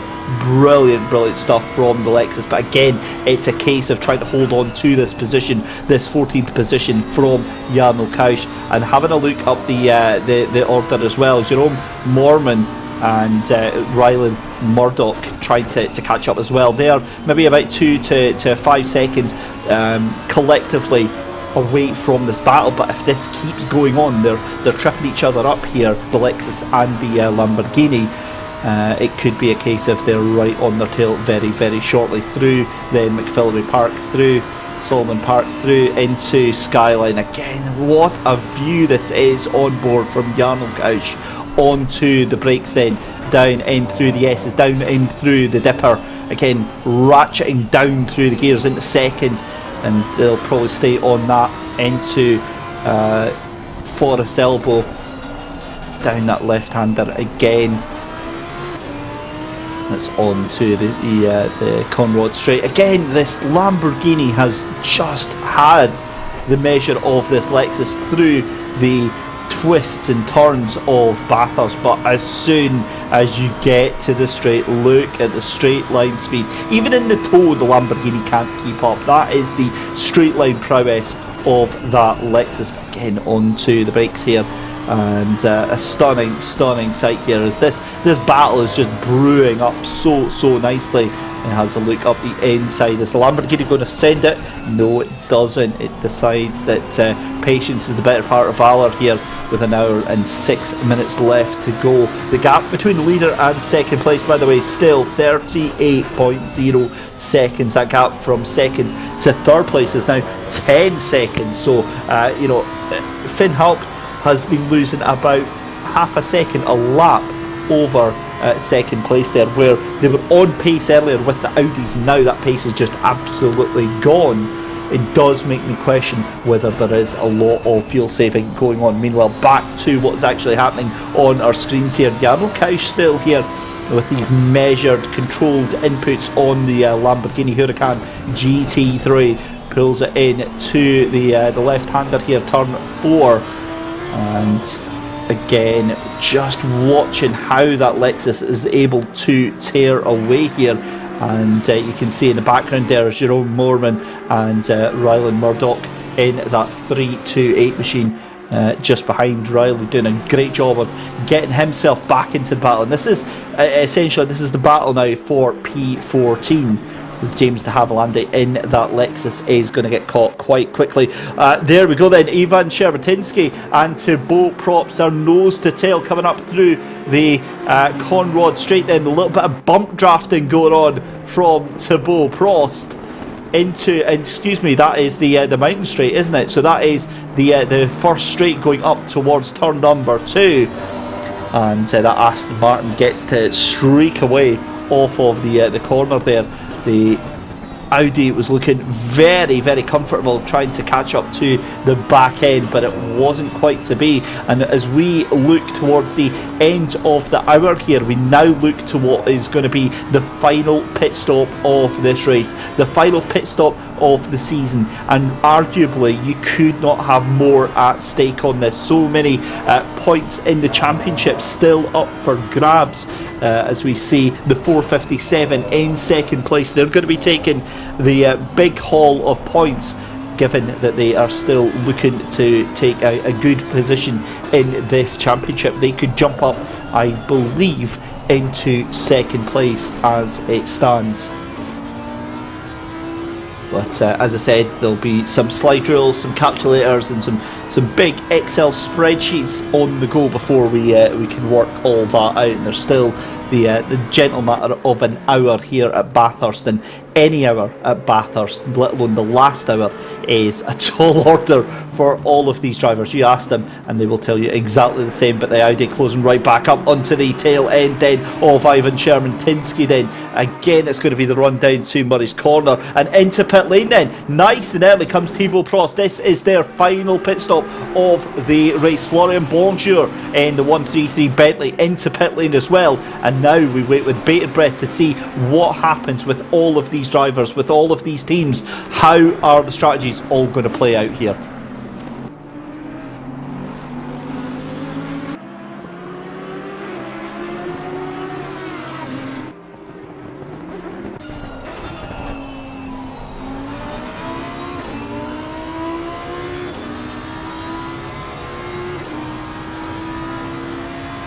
On board with the Jarno Kausch in the 111 GTRC Endurance team again. That car behind is actually a car a lap up. That is one of the Audis. I think that's actually the second place Audi of Michel Nerby here, who gets caught up a little bit behind Jarno Kausch here.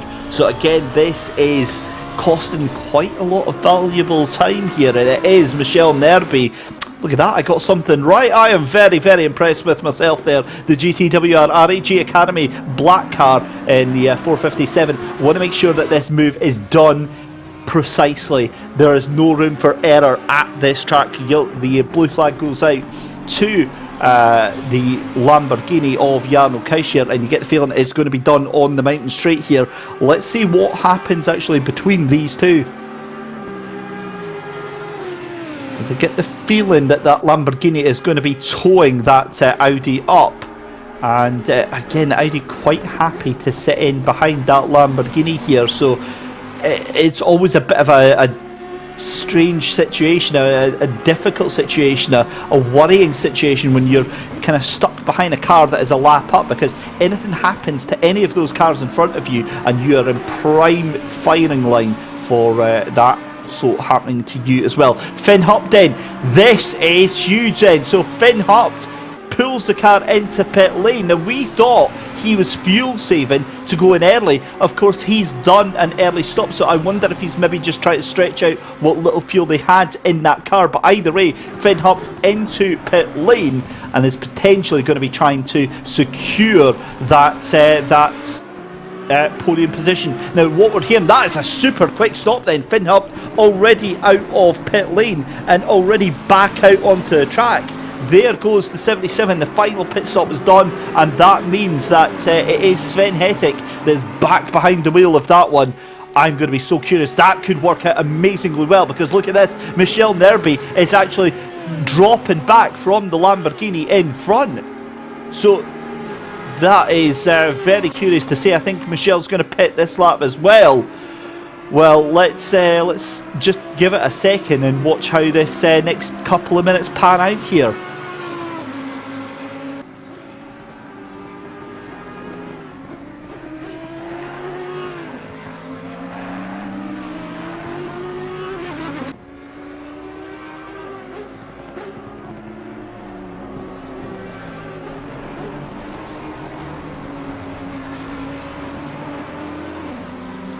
So Michel Nerby staying out then, despite the thoughts that he was going to pit that last lap round. But here we go then. Final hour of the race, the final hour of a 6-hour race here at Bathurst. A 1-hour sprint race is a tough, demanding job for any driver, but a 6-hour race, that is something altogether different for any team, and every single one of them that gets across the finishing line after today's race can hold their heads very, very high. It's been an epic race, and I say it again, this has been one of the exemplary races here at the SimGrid. Everything, almost everything has been settled out on track, fair and square. We've had a couple of nudges and bumps and bruises, but for the most part this has been one of the most drama-free races I think I've had the privilege of calling here on the SimGrid. And let's see that all go down the drain in the final hour, but I don't think it will, because it just seems that it's a lot more of a relaxed affair. It feels like the drivers are much more open to letting things just pan out the way that they are. So absolutely loving watching what I'm seeing here, and it's just a brilliant sight to behold as we're watching Nathan Smith here for MSL Racing. 8 points here, up into 18th position. And here is Alexandre Herbignot back behind the wheel in number 32 GTWR R8G Academy car, trying to catch onto the Aston Martin of Daniel Sherpenin, but again the 56 just gets the better of that car out in front.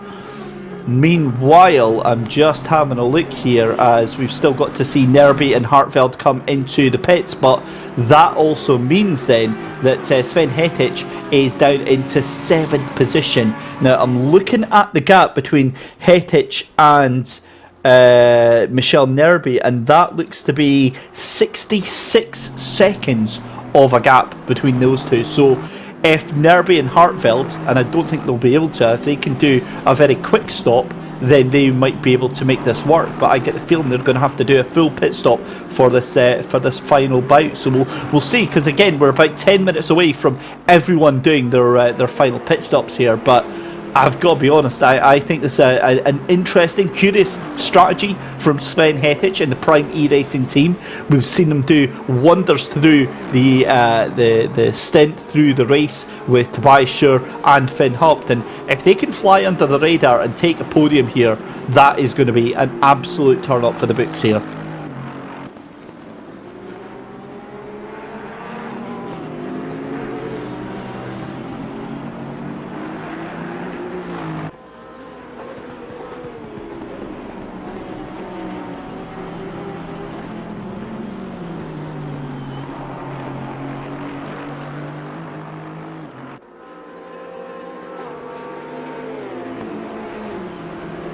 So a very warm welcome if you've just joined us. This is live coverage of the final round of the Endurance Cup Season 4 here on the SimGrid. We are just 56 minutes away from finding out the results of this 6-hour race here at Bathurst. It's been a tumultuous affair. There's been thrills, there's been not so many spills, other than drivers losing it over the top of Skyline or having some very near misses coming up the mountain. As it were, though, Tinko van der Velde in the lead of this race in the number 5 Williams eSports machine, where it has been for all of the race. It's been an exemplary run out. They are out in 41 seconds in the lead of this race. Over at Michelle Nerby, who still has to pit. The 457 in second place for GTWR R8G Academy Black. Chris Hartveld in third position then in that Audi for R8G eSports there. You can see a big fire of sparks coming off the underside of the car for Riley Murdoch there as it runs the curb there. Alex Rodizzi is going to be the next man on his hit list then. The 166 and the 328 side by side on the run down to turn 2. Rodizzi isn't having any of it, backs out of it, lets Murdoch take that position. And again, this is the sort of intelligent driving that we've seen all throughout the field. All of these drivers are racing their own race, and that is what you love to see. However, one man that I'm very curious about here is Maximilian Walmuth in the 71. Now the top 10, or sorry, the top 6 I believe have still all got to pit yet. So Maximilian Walmuth here is fighting for position with Chris Hartveld. The two of them still have to pit, but Walmuth is on an absolute charge in this Aston Martin. That gap was 2.6 seconds, is now down to under a second, 0.9 seconds up between the two of them just now. And I'm watching with curiosity to see Sven Hettich, who's now doing 2:02.0s, and again that gap now just 59 seconds. Sorry, is 66 seconds between him and second place here.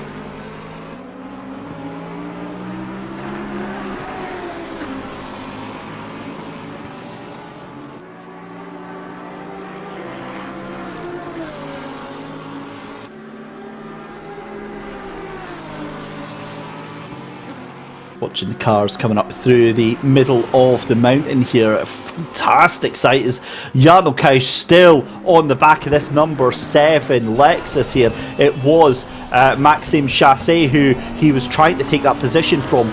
Now it's Ludovic Lehenaf that is behind the wheel of that Lexus. And there we go, Michelle Nerby into pit lane. Let's see how long this pit stop is. And there we go, that is exactly it. Steve Proudley on it like a car bonnet, and Sven Hettich and second place of Michelle Nerby. This is what we want to see now. I think that Nerby is going to come out in front, and we will wait with bated breath here. But a great run down the Conrod Straight here for the Aston Martin. It's certainly got the run here. It gets the boost, and again we'll have a bit of a run here down towards the tail end of the circuit, then through the chase down into Murray's Corner then for the 147th time here. That car still stationary on pit lane, is going again. That's much further ahead than where it was before, and I think that's going to be a comfortable lead for second place of the 457 of Nerby. It's now Giorgio Simonini that's behind the wheel, and again that gap now up to about 4.5 seconds over the car of Sven Hettich. So I think that's safe to say that position is going to be staying there. But where is the number 77 going to come out in regards to the number 9? That is another question that we have to ask, because Chris Hartveld was about 9 seconds behind Sven Hettich during the pit stops there. And just watching the cars come around, 7 seconds then, that's the gap between Sven Hettich and Giorgio Simonini. And I get the feeling that is all because of the fuel saving that had to be done at that early point from the number 77 driver of Finn Harp there. We'll keep an eye on that and see if that does come down though, but it all rests now on Hartveld and Chris Hartfeld and Maximilian Walmuth, where they come out. I've got no doubt that I think they'll be behind. As we see, Jarno Keisch fighting on the inside. Oh, side-by-side action then. And that is Ludovic Lehenaf having to fight and hold on to that position in the Lexus. Have a look behind there, because there's Felipe Moriera just behind there as well. This is all for position. We've got a yellow flag. That's the 42 off again. The SimGrid Pro by Vides. And that is a big accident for them. They get going again. That is just off of the cutting. The car is still moving, but I guess there's going to be quite a bit of damage to that number 42. And in fact, there's a secondary accident as well, as the 777 behind it of Verl. That is a monster of an accident there. But let's have a look then. Jarno Keisch still on the tail ends of this Lexus, the number 7 Lexus. Is going to be a dive into turn 1. Thinks better of it. Jarno Keisch isn't wanting to have that and isn't wanting to make that happen. The 7-1 runs wide. And just looking at the 777 there, that is a horrendous accident for Alien Lab Racing Star Tools. That car is absolutely, we've got a term up here, that car is absolutely banjaxed. It is not going to be taken too much further part in this race. And Jarno Keisch round the outside of the number 7 of... That was an amazing move by Virtual Drivers by TX3. Right, let's have a look at what happens with the 42. So the 42 is going to cause an accident first. Yep, there we go, into the wall. And the 777, I get the feeling, is going to have its own separate accident very shortly. It gets going, tries to get going round, and yeah, nothing there. So that's the 42's accident. So what on earth happened with the 777? There it is there. It just tries to catch up. We didn't quite see that. Possibly for the best. It's like when a race director just cuts away from a really bad accident. You get the feeling that's exactly what happened there with the 777. Although we've been assured by Steve Proudley he is going to be on his damnedest to try and find what happened there. I think you can call that morbid curiosity there for the 777. They're not going to have their blushes spared for sure. But 49 minutes left to go in this race. Jarno Keisch then clears ahead of Ludovic Lehenaf there. Virtual Drivers by TX3 dumped down to 13th position. And Sven Hettich is down into 7th position there as well. So Giorgio Simonini in the 457, I believe, after coming out of pit lane, has done the jump on Sven Hettich. So what was looking like an amazing podium position has just slipped out of the grasp of that number 77 team there.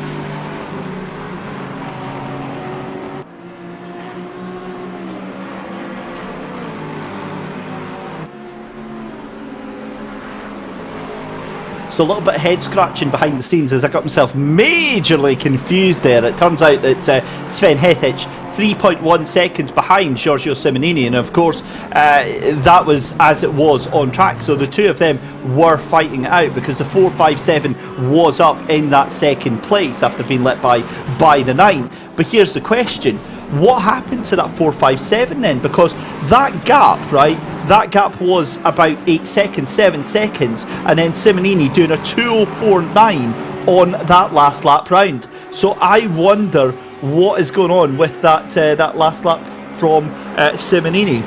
So there we go then. Into the pits goes the number 9, Chris Hartfeld. I've got no doubt that they will fall back behind our number 77. So again, I'll clarify, I don't think, oh my goodness me, as Moriera loses it into the chase, keeps the foot in, somehow keeps that position, and that is going to allow the Ferrari up on the inside. That's Riley Murdoch then in the 3-2-8. So all hell kicking off here with 46 minutes left to go. Do you remember all that long time ago, ladies and gentlemen, when I said this was a nice, gentle, prim and proper race? Yeah, you can throw that in the bin now, because it's all starting to go sideways from here on in. Riley Murdoch ahead of Felipe Moriera, and then it is Ludovic Lehanaf who is in 15th place there. If they're not careful, in fact, there he is, George Boothby, who was 5 seconds behind him, has now caught up to this battle here. This is nuts. 45 minutes left to go. This is just going to be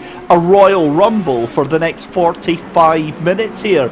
Every single man and driver and team for themselves right now. Amazing, amazing stuff.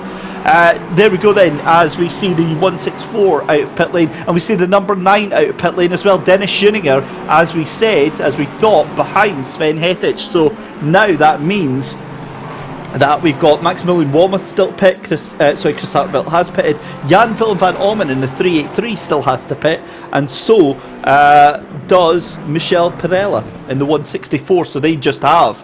There comes Maximilian Walmuth now.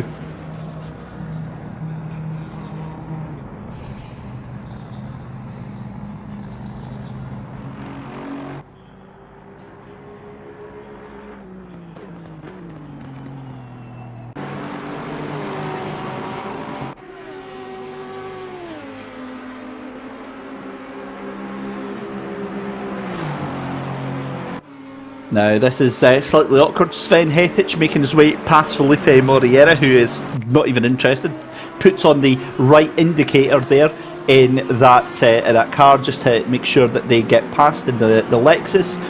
So the Aston Martin then is making its way through, as we see Maximilian Walmuth still in pit lane. They'll drop back, and that should mean that Sven Hettich will take that podium position. Once Jan Willem van Ommen gets into pit lane there, Simonini has lit the touch paper again, 2:02.259. That last lap there, 2:02.8, and that is obviously because Hettich did have heavy traffic to get past there. And there is Giorgio Simonini behind the wheel of the 457, 143.6 seconds off of Maximilian Walmuth. And you can only imagine, in fact, get this, ladies and gentlemen, 105.4 seconds between Tinko van der Velde and Giorgio Simonini. However, remember, race leader still has to pit, and it's still going to be Darragh McCormack going back behind the wheel for the final 43 minutes. Although, given the way that that number 5 has been playing at Skyline, I think they'll be wanting to leave that as late as physically possible. Here is Maximilian Walmuth, and that is your race leader up in front of Maximilian Walmuth right now.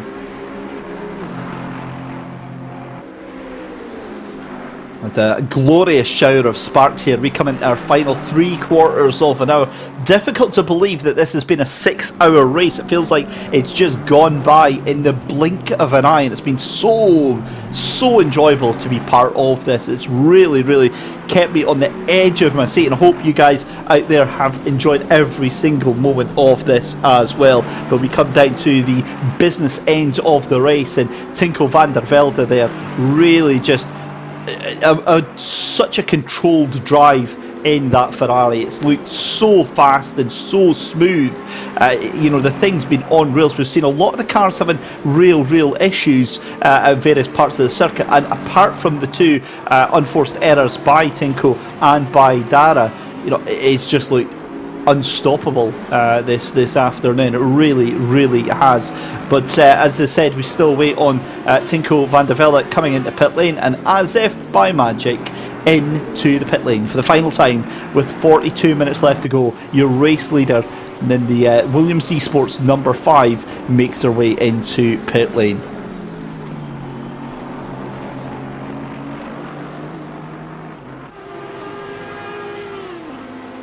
the gap down to second place. As I said, 105 seconds. That'll come down to around about 40 seconds once that number 5 gets out of pit lane. Then it'll be Giorgio Simonini taking the rightful second place, and then Sven Hettich into third place as well. Jan Willem van Ommen still has to do their final pit stop, and I would imagine that'll be handing things back over to Mike Noble, unless Mike did a double stint earlier on. But so it'll be a double stint from what I'm being told then. So Jan Willem van Ommen will stay in the car during this final stint here. But Tinko van der Velde still into pit lane, just leaving pit lane just now.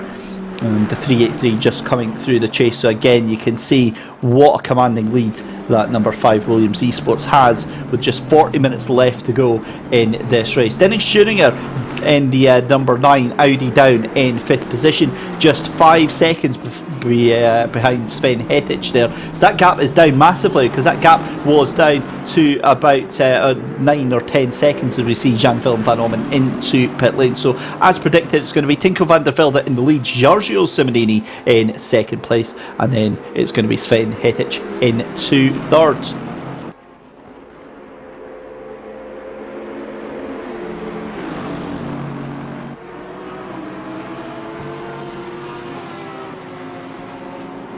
Now, interestingly, lap time wise, I'm seeing also that Dennis Schoeninger is taking about 0.3 of a second out of Sven Hettich per lap. That gap is about 5 seconds between the two of them just now. So if that carries on, that could actually build up quite nicely towards the end of the race. And remember, this is for the final podium position here. We're going to see Jan Willem van Ommen drop back down very, very shortly. And I'm just seeing where the 383 is just now. In fact, he's already been passed by the second and third car, and I'd imagine Dennis Schoeninger as well. Yeah, so he's going to drop down all the way to, I would imagine, about 7th or 8th position once he comes out of the pits. But 154 laps done and dusted of this race. Darren McCormack back behind the wheel of your race leading Williams Esports number 5 Ferrari, and it is a commanding lead that he has got.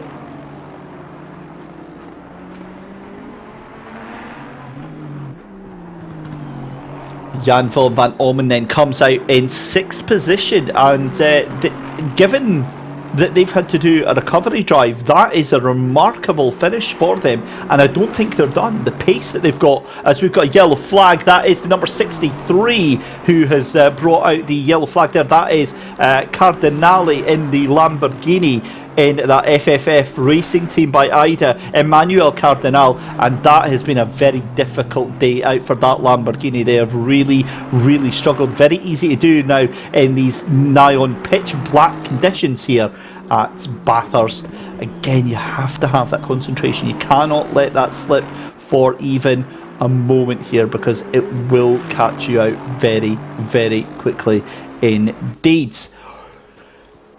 So just having a look here now, just seeing that, yeah, there we go, as Giorgio Simonini goes through to cross off another lap there. 51.29 is the gap between first and second place. That is a ridiculous amount of time for the Williams Esports team to have there. This is a replay of the Lamborghini 63, the FFF racing team. And it looks like a little wiggle on the entry to Skyline, and again that tailwind just catches that car out. Huge snap oversteer, and that is a horrible moment to be caught in. You can imagine being in pitch black and suddenly that car just gets sent sideways down the hill. That is not what you want to see happen at all. Meanwhile, down through the Conrod Straight in towards the chase is Darren McCormack with just 38 minutes left to go in this race. That Ferrari, it's just a case of counting off the laps and counting down the time and making sure that all of the T's are crossed and the I's are dotted down in towards the final corner over this final stint of the race. Accidents happen, mistakes happen, and I'm pretty sure that Darren McCormack is going to make sure he doesn't want to do any more of them. Meanwhile, in the background you can see that is the BMW, the number 12 that we've, well, okay, I say we, as I have been personally cheering on. That is the Logitech Team RLR of Mihai Sutinu in the BMW, and quite honestly, that is likely the last time we're going to see that BMW M6 out on the track here. As we see George Boothby in the 150 Porsche on the tail end of that Lexus of the number 7 of Ludovic Lehenaf there for the Virtual Drivers by TX3 number 7 machine. Again, the Porsche has the run, it has the pace over the Lexus through the majority of the circuit as soon as you show that Lexus a sight of daylight, a sight of straight line speed, and that thing is off just to speed that you cannot believe. It is ridiculous, but as we see, it gets hampered whenever it comes to any other part of the track that isn't a straight line, which is quite a lot here at Bathurst. It's about getting that Porsche in a position to take advantage of it, but as we said, with just over half an hour left to go here, it's been an amazing turn of events here. It's still the Williams Esports number 5 Ferrari in the lead of this race here. Giorgio Simonini in second place, and that gap now 50 seconds to your race leader there. Now let's have a double check there, because I was sure it was a little bit more than that. I'm sure it was nearly a minute there. No, I'm absolutely mistaken there. But meanwhile, the gap to third and fourth place now, that is down to just 4.6 seconds, so that's under the 5 seconds. Dennis Schoeninger is on a charge here, ladies and gentlemen. Oh, and Boothby's gone! What happened to George Boothby in the Porsche? That is a horrible place to be stuck there. That is on the left-hand side there. That car is jinking to the left-hand side. There's going to be major damage there as we see Sven Hettich. So the 150 from 16th position, that is huge drama. And Joel Frame actually said half an hour ago, jokingly, the number 150 with such a cursed race. Yeah, that's more than you'd ever know.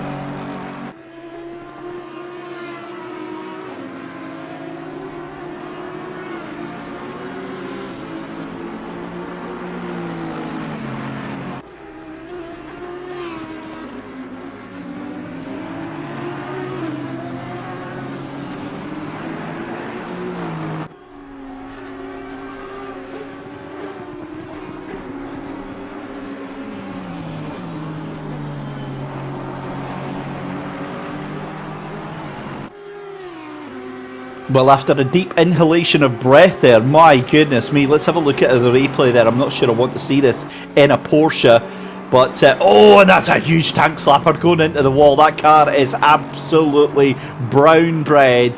That is not going anywhere anytime soon. 35 minutes left to go, and that is how your race can go from doing so well to absolutely in the bin in the space of 2 corners. Watching Sven Hettich then, and the gap now 3.2 to the Audi in front. So what is going on here? This is quite curious. As we see, oh no, I'm really not sure I want to see this. This is on board and onto the curb, oh, oversteer, into the wall, ouch, bounce off, and yeah. Not the best, but F for Boothby all round, ladies and gentlemen.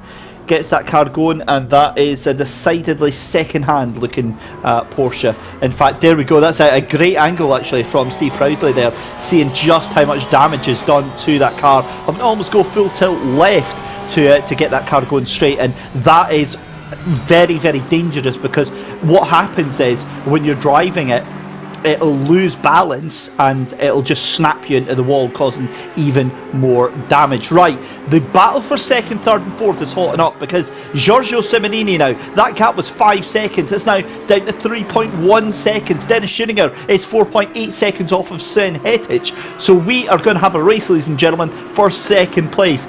This is what makes me very happy indeed to see this all boiling down so very close to the end of the race. That it pretty much looks like the only action that we're going to get towards the later stage of this half.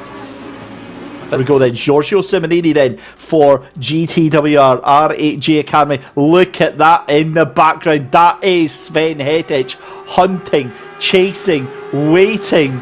This is awesome for the final. Honestly, we could not have scripted this any better to see how this is going to go out, because obviously you've got the number 9, your championship winners, down in 4th position, not looking like they're able to play any part in this. They're trying to stay on to the back of Sven Hettich, but the pace that Hettich has got right now, yeah, that is mega stuff. H on YouTube chat has said that he's not an expert, but he thinks the tracking might be out a little bit on that Porsche. I think you might be right, mate. I think he might need to take it to his local servicing centre. Maybe the alignment needs a little bit sorting on that one. By the by, let's keep an eye on this little battle here, because it's now under 3 seconds. I tell you what, there's some beads of sweat starting to roll down Giorgio Simonini's face here in that 457, because the pressure is real right now. GTWR RHG Academy Black is starting to feel the pressure. It's starting to get ratcheted up from that number 77 of Prime E Racing, a very unlikely contender for this podium from the early part of this race, but they've really dug in deep. They've really, put in the work and got that effort going to get themselves back up. And now look at them with half an hour to go. This is all the motivation you need. This is all of the energy and the positivity you need, is just seeing that car up in front, and it's getting closer and closer and closer. 2.7 seconds now. Sven Hettich in that Aston Martin is absolutely charging on a warpath right now. That gap is going to be down to under a second, I would imagine, in about 3 laps time. Here we go. Buckle in, get your popcorn ready, get your pizza ready, get your juice ready, because this is going to be an absolute classic. Talking of classics though, Darren McCormack though hasn't put a foot wrong so far in that number 5. I'm tapping every part of the desk, every part of this wooden object that I possibly can for Dana, because we've seen them hopefully have their run of bad luck extinguished. But that number 5 doing a cracking job up there in the lead of this race by 52 seconds. So they are taking chunks of time. The issue they've got though is there is so much lap traffic in front of them. They've got the 77, the 100, the 92 and the 154 out in front of them just now.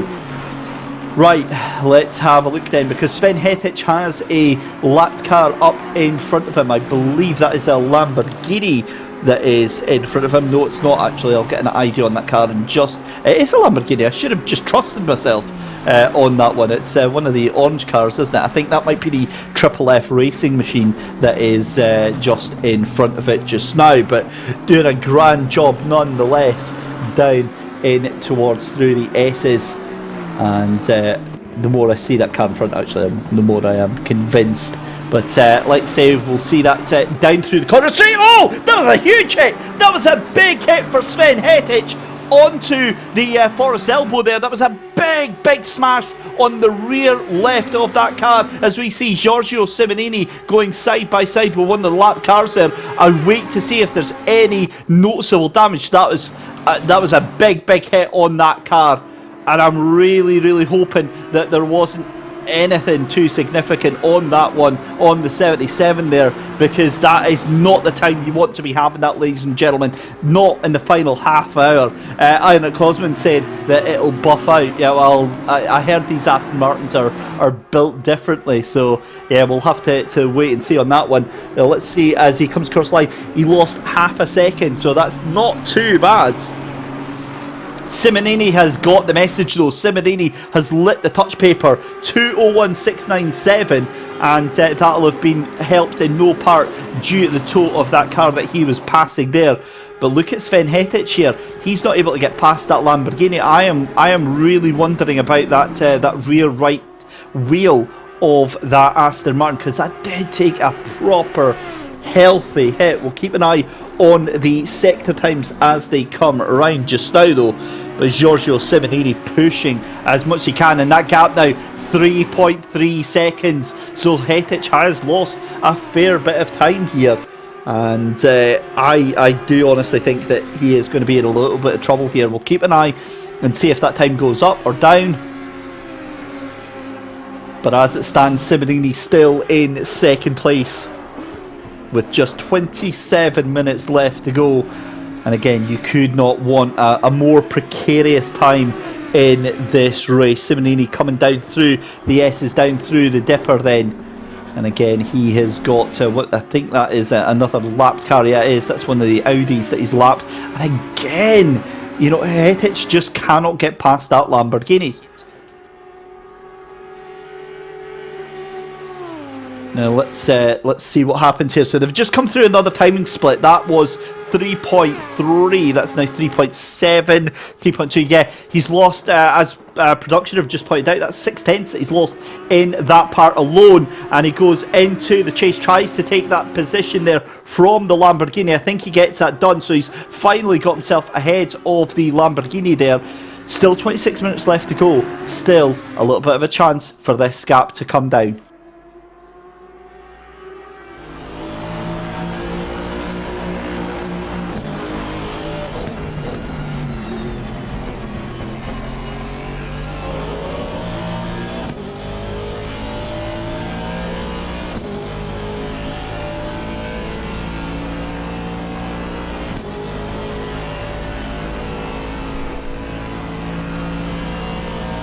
On board then with the Prime E Racing, Aston Martin number 77 of Sven Hetich currently in third position. He's gotten himself past that Lamborghini in front. Doesn't look to be too much damage actually, if anything, onto that Aston Martin, but the gap goes up again, 4.1 seconds, and now we've gone from one extreme to the other. Hetich now in real risk of losing this third position to Dennis Schoeninger in that number 9 Audi. And this is a major turn up for the books because Hetich had worked so hard. In fact, the whole of that number 77 team of Tobias Schur and Finn Hulp worked so hard. And there we go, wide at the exit of Skyline there. Again, I wonder if this car is really, really in trouble. A little clip of the wall on the right hand side there, and something is definitely not right with this car of the number 77. It's absolute heartbreak as well because it's solely into the stint here. That means now you can see in the rear view mirror, that is Dennis Schoeninger. That is the impending light of losing a podium position with just 25 minutes left to go. Here comes Dennis Schoeninger down the Conrad straight then. You can see just in front, in fact I tell a lie, sorry, that is the Lamborghini that was put another lap down by Sven Hetich. That gap now 2.6 seconds, 2.5 seconds. The gap now going up to Giorgio Simonini up in front. And wow, well there you go, that is gutting to see. 19 kilometers an hour wind, so that wind increasing even more, but it is a clear night here at Bathurst. Weather doesn't seem to be an issue to worry about as we see the Lamborghini getting a little bit wide as we see Dennis Schoeninger now just 2.2 seconds.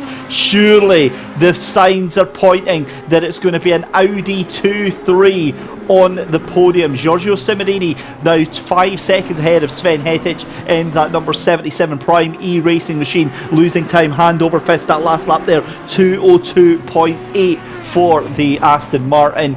Dennis Schoeninger in the Audi, 2.1 seconds. Now, let's not count our chickens before they've hatched on this one. What could be happening is Sven Hetich could be letting that car settle down, letting the tyres cool down a bit, letting the brakes cool down a bit before charging again. We've seen it in other situations, we've seen it in other championships where the car is maybe driving a little bit too hard and the driver has to kind of back off a little bit and regain their composure. That could be what's happening here. I'm not sure. As Dana McCormack, purple lap, 2:01.047. Well, take that talk of just gently guiding the car home and you can take that with a pinch of salt, because fastest lap of the race with 23 minutes left to go. Yeah, that sends the signals well and truly out across the board. And do you remember what I just said about not counting your chickens before they've hatched? Well, that's because now starting to take just the 1/10 out of that little sector there, but it's still 1/10.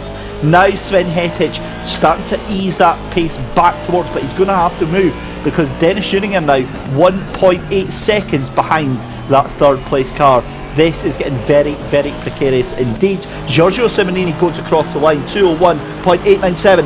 Sven Hetich 201.812. Dennis Schoeninger 201.317. Schoeninger wants this podium. He has got a sniff of this, and this could very, very well happen. 22 minutes left to go in the race, and this is setting itself up to be an absolutely spellbinding finish to this race. Ian at Cosman just pointing that out, that he's an absolute alien. 201.047, fastest lap in the night.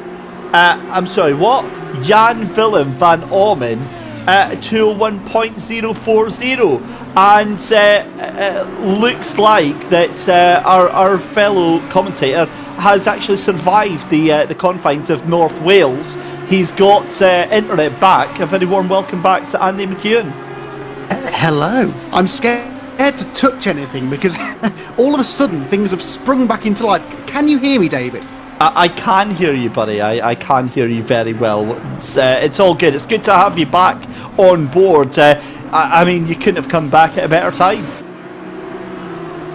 Well, first of all, congratulations for keeping going for the last however many hours it's been. I've been desperately trying to keep up with what's going on, but with limited internet it's been tricky. Nonetheless, I have it on good authority that you've been soldiering on well, so congratulations on that. Sum up, if you could, in the next 30 seconds or less, what I've missed. Well, I'm trying to figure this out, right? I'll explain something ridiculous in just a second, right? Here's what you've missed. Darren McCormack in the number 5 Williams eSports machine, him and his teammate spun at the top of Skyline. They kept it going, and the wind has been ridiculous. It's a tailwind going into Skyline, many cars spinning out under braking there. Simonini still in second place with a 4.57. Somehow the 77 of Prime E-Racing gets itself back up into third position, but it's under real pressure. It's starting to close that gap back down to Simonini. A clip off the wall at Forest Elbow a couple of laps ago, and that brought Dennis Schoeninger within a sniff of getting that final podium position. We've lost quite a few cars through collisions and drama. The 150 spun out at the top of the track there, and George Boothby was behind the wheel of that one. Jaroslav Honzig back behind the wheel of that. We've lost our BMW down into 18th position. They were trying to get into the top 10.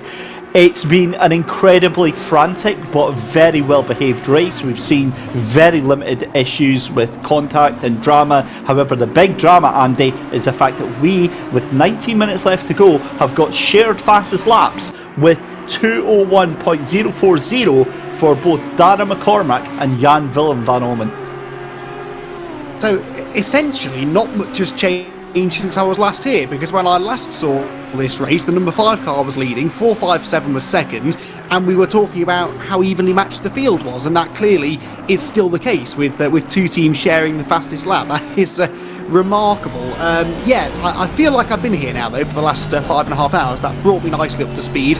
Clearly the mountain living up to its reputation, but the one thing that I do remember saying earlier on in the race is that I really hope that Williams Esports can keep this run going throughout the whole race, and I'm so happy joining you now with 19 minutes to go that is still the case. That number 5 car still leading the way, and this battle for the final podium spot looks like it's going to go right down to the wire.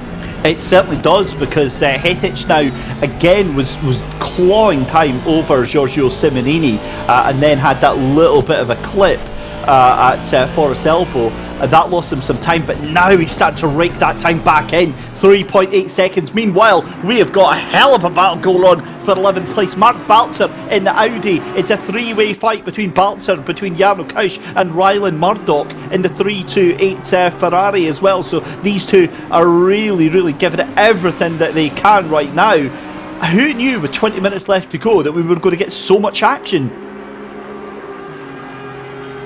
But this is what we're used to on the SimGrid Endurance Cup. There's always a battle somewhere. It may not be for the race victory, but there's always something going on. And Jarno Kausch, you can see, really closing in on the Audi, heading up towards Griffin's Bend at the end of Mountain Straight. These two, both mid-engine cars, both sharing a very similar engine package as well, aren't they? So nothing to choose between the two machines, and that continues to be the case. And you can see, actually, less than a second back is that 328 Ferrari. They fell towards the back of the top 20 inside the first hour, and they're up to 13th again. So that car has also rebounded pretty nicely. I'm sure you've been covering this story, David, whilst I've been trying to desperately sort my internet connection out, but it looks as though the 383 car is just going to do enough to hold on to second in the championship, but by my maths, only by 2 points. The number 457 GTWR RHE Academy car, they have done everything they can to claw themselves into contention for that, haven't they?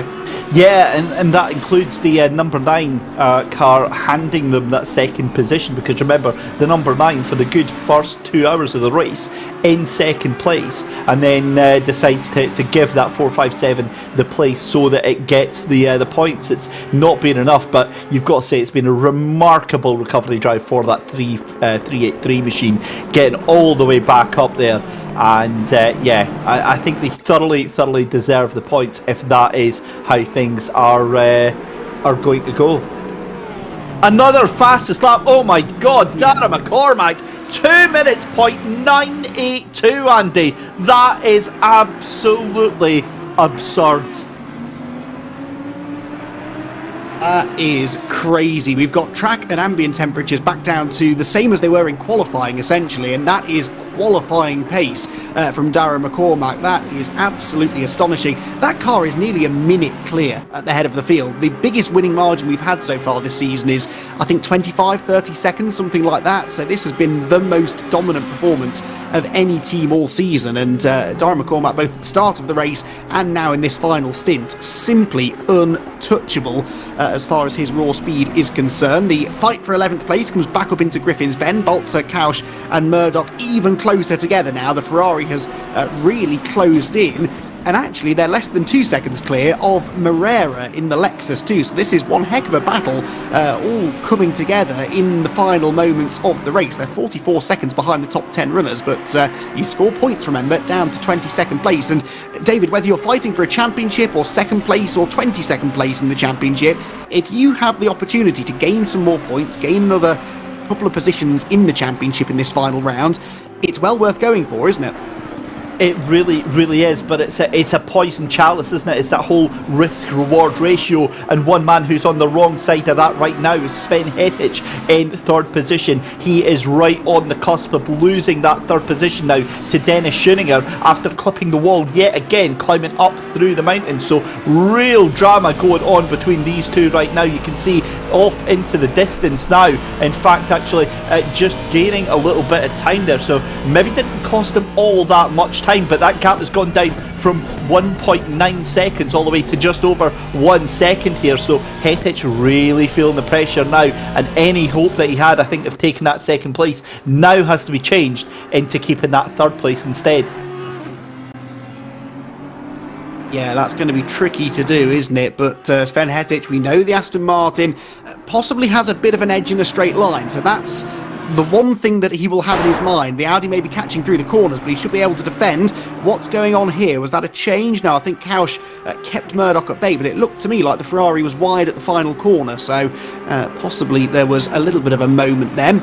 Up Mountain Straight, though, goes Sven Hettich, the Prime E-Racing car, whose best finish so far this season for the 77 is a 5th place finish. They scored that at Paul Ricard in the middle of the season, so they're already on for their first podium finish of the season, and they're not going to want to give that away. Likewise, though, Dennis Schoeninger has nothing to lose, does he? They've already wrapped up the championship, so it's almost a win it or bin it situation now, albeit for third place, not a rate win, but Schoeninger possibly feels free to go full attack here. Doesn't have to drive conservatively, possibly for the first time all season. Well, that's exactly it, and the thing is that Sven Hettich has got everything to lose here. It's on the verge of a podium position here, and that 9 is not a slow car, but I get the feeling that if it was 20 minutes ago, Schoeninger would have been happy for 4th place, but now he's seen that the 77 car start to fall back a little bit now, and he thinks, oh, hang on a minute, I could have a little bit of fun here. And that's exactly what it is. We spoke to the number 9 team earlier on. We spoke to Dennis Schoeninger, and he said, this is it, we're just out to have a laugh and enjoy ourselves. And it's something that they don't often get to do, because obviously usually through the championship they're too busy thinking about what they need to do, what sort of performance they need to bring in. It's a crazy situation, but look at that. I mean, 0.4 of a second, this is on. This is now going to happen. They are going to make the move on Sven Hettich. I can't see them being happy to stay in fourth when they could get a podium out of this. Question is, where do they make the move though? Because the areas where the Aston Martin is strong, that's where traditionally you would try to overtake it. So Schoeniger is going to have to get inventive here, maybe force a mistake out of Hettich ahead of him in the Aston Martin. Out of Hell Corner, they both have a bit of a twitch there over the exit curb, perhaps the Aston Martin more so than the Audi, which tucks into the slipstream. 3.5 tenths or so the difference between them, with 12 minutes to go at the end of 6 hours of racing around one of the most challenging racetracks in the world. Full commitment into Griffin's Bend. Absolutely nothing to choose between them there, actually. The Aston Martin, we talk about it being a grunt and go GT3 car, but it's got a good chassis as well. The Audi closes into the cutting. Oh, you can't overtake at the cutting, but Dennis Schoeniger tried to show his nose there, hoped maybe that Sven Hettich would leave the door open, but that's not going to happen, is it? No, never in a million years. And again, it's that risk-reward ratio with the 11.5 minutes left to go. They need to just think better of it here, and what a race we have absolutely been treated to. This is exactly what I mean. In other races, in other championships, we would have seen Dennis, not maybe Dennis Schoeniger, but car in that position just firing it in with absolutely no regard to what was going on. But this is symptomatic. This is what we've seen throughout the entirety of the race. These calculated, measured performances, and I absolutely love it, because for me, this is what sim racing can absolutely be. It can absolutely mirror and give you even more intense racing than you would likely see in real life. You think to real life and you think to GT3 championships, and there's normally never a field that is this strong and this close to each other. Usually you have maybe 15 top drivers, 15 drivers who are good, and 15 drivers who are there to make up the numbers.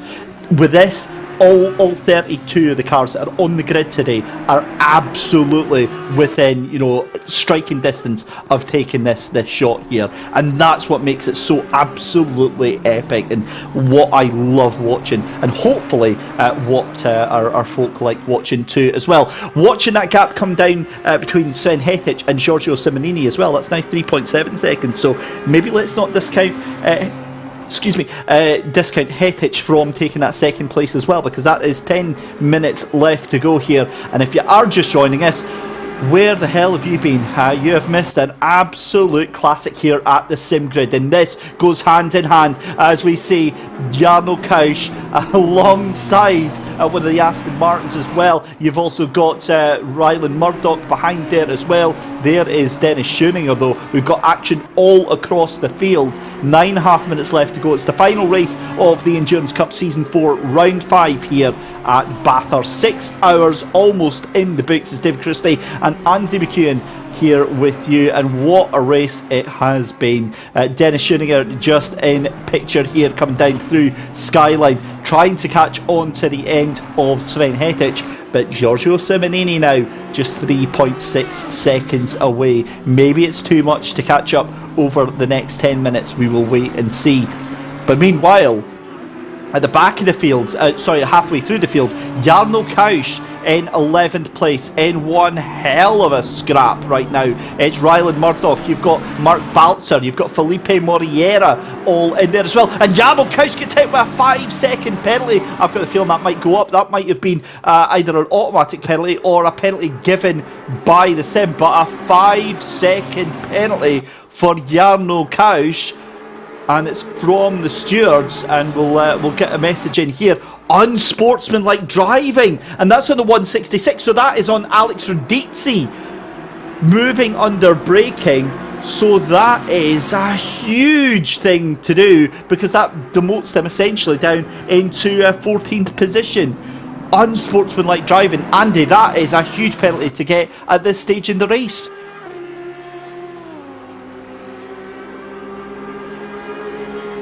Yeah, Yeah, that's a real shame, isn't it? But then if you do the crime, then you have to accept the... I suppose the frustration here really is for Murdoch, Balzer and Moreira, who are all still stuck behind that Lamborghini, even though in theory it's not there anymore in front of them. It drops behind them on corrected tyres, but they're still getting stacked up behind. So we still get to enjoy that battle, even if it's not necessarily a genuine one for 11th place, at least not involving Jarno Kausch at the moment. Now, Dennis Schoeniger, I noticed a lap ago, heading up through this next part of the racetrack, through Reed Park, had a big moment, dropped back, but he gained it all back. He's right back on the tail of Sven Hettich as they head towards the mountain for one of the final times of this fantastic race. There is Jarno Kausch, the GTRC Endurance Team Lamborghini, which ironically is now stretching away from the group of cars behind, even though he's got this penalty. Perhaps that spurred him on a little bit to try and build a bit of a gap. He's got a nice slipstream from, I think that's Maximilian Vollmuth, isn't it, in the 71 Aston Martin. So if they work together, he might yet be able to break away to the tune of 5 seconds. That'll be a tough ask, but we'll monitor the gap with interest over the final 7 minutes of the race. Dennis Schoeniger, though, has only one thing on his mind. So too does Sven Hettich. Look, weaving around, but in fairness to Sven there, that was just one move from one side of the track to the other. He's not weaving continuously down the Conrad straight, just that one move from the right to the left, trying to break that toe without moving excessively, because that will get him in trouble. And again there, David, the Audi, it's quicker across the top, it's better on the brakes through the chase, but it just can't get close enough into that braking zone because of the horsepower advantage that the Aston Martin seems to have.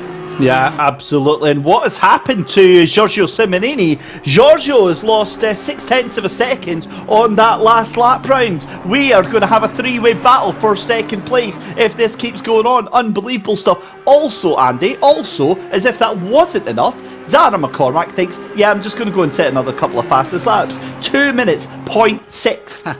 How? I mean, it's in the night time, right? And he just decides, yeah, I'm just going to go for it. Also, last lap round, 2 minutes and 8. What was the lap before that? 2 minutes, 0.8. He is an absolute robot. And another purple middle sector as well on that previous lap, the 2 minutes 0.8. So you'd think he could possibly hook together an even faster lap. Oh, wow, Schoeniger really likes to carry the speed into the cutting. That's definitely an Audi corner, isn't it? It's all about carrying the speed in. Oh, but he may have got the wall there through Reed Park. That's exactly where he made a mistake a couple of laps ago, and he might just have scraped the wall with the left-hand side of that Audi R8 LMS. That was pretty close to disaster. I don't think it will have damaged the car, but you could see the momentum that it lost him. That's the big damage that he did. Again though, where he's able to close in through the dipper down in towards Forest Elbow. The Aston Martin gets through there reasonably well, on board with Hettich, looking back at the champion elects, essentially the number 9 car, and Dennis Schoeniger. 5 minutes left to try and do this. I'm not convinced he's got enough here, David. I think he's a lot quicker across the top of the mountain, but I just don't think he's quite got enough to breach the defences of the Primary Racing Aston Martin.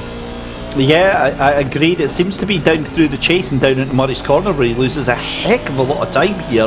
We'll certainly see, how it goes, but again, it just seems to be that 457 gets caught hand over fist down into those final 2 corners. That'd be absurd if it was, but those are 2 of the highest braking points on the lap here. But going to cross the line, again, that is, 1/10 of a second. So you're right, 4 minutes left to go. We've essentially got 2 laps left to go here, Andy.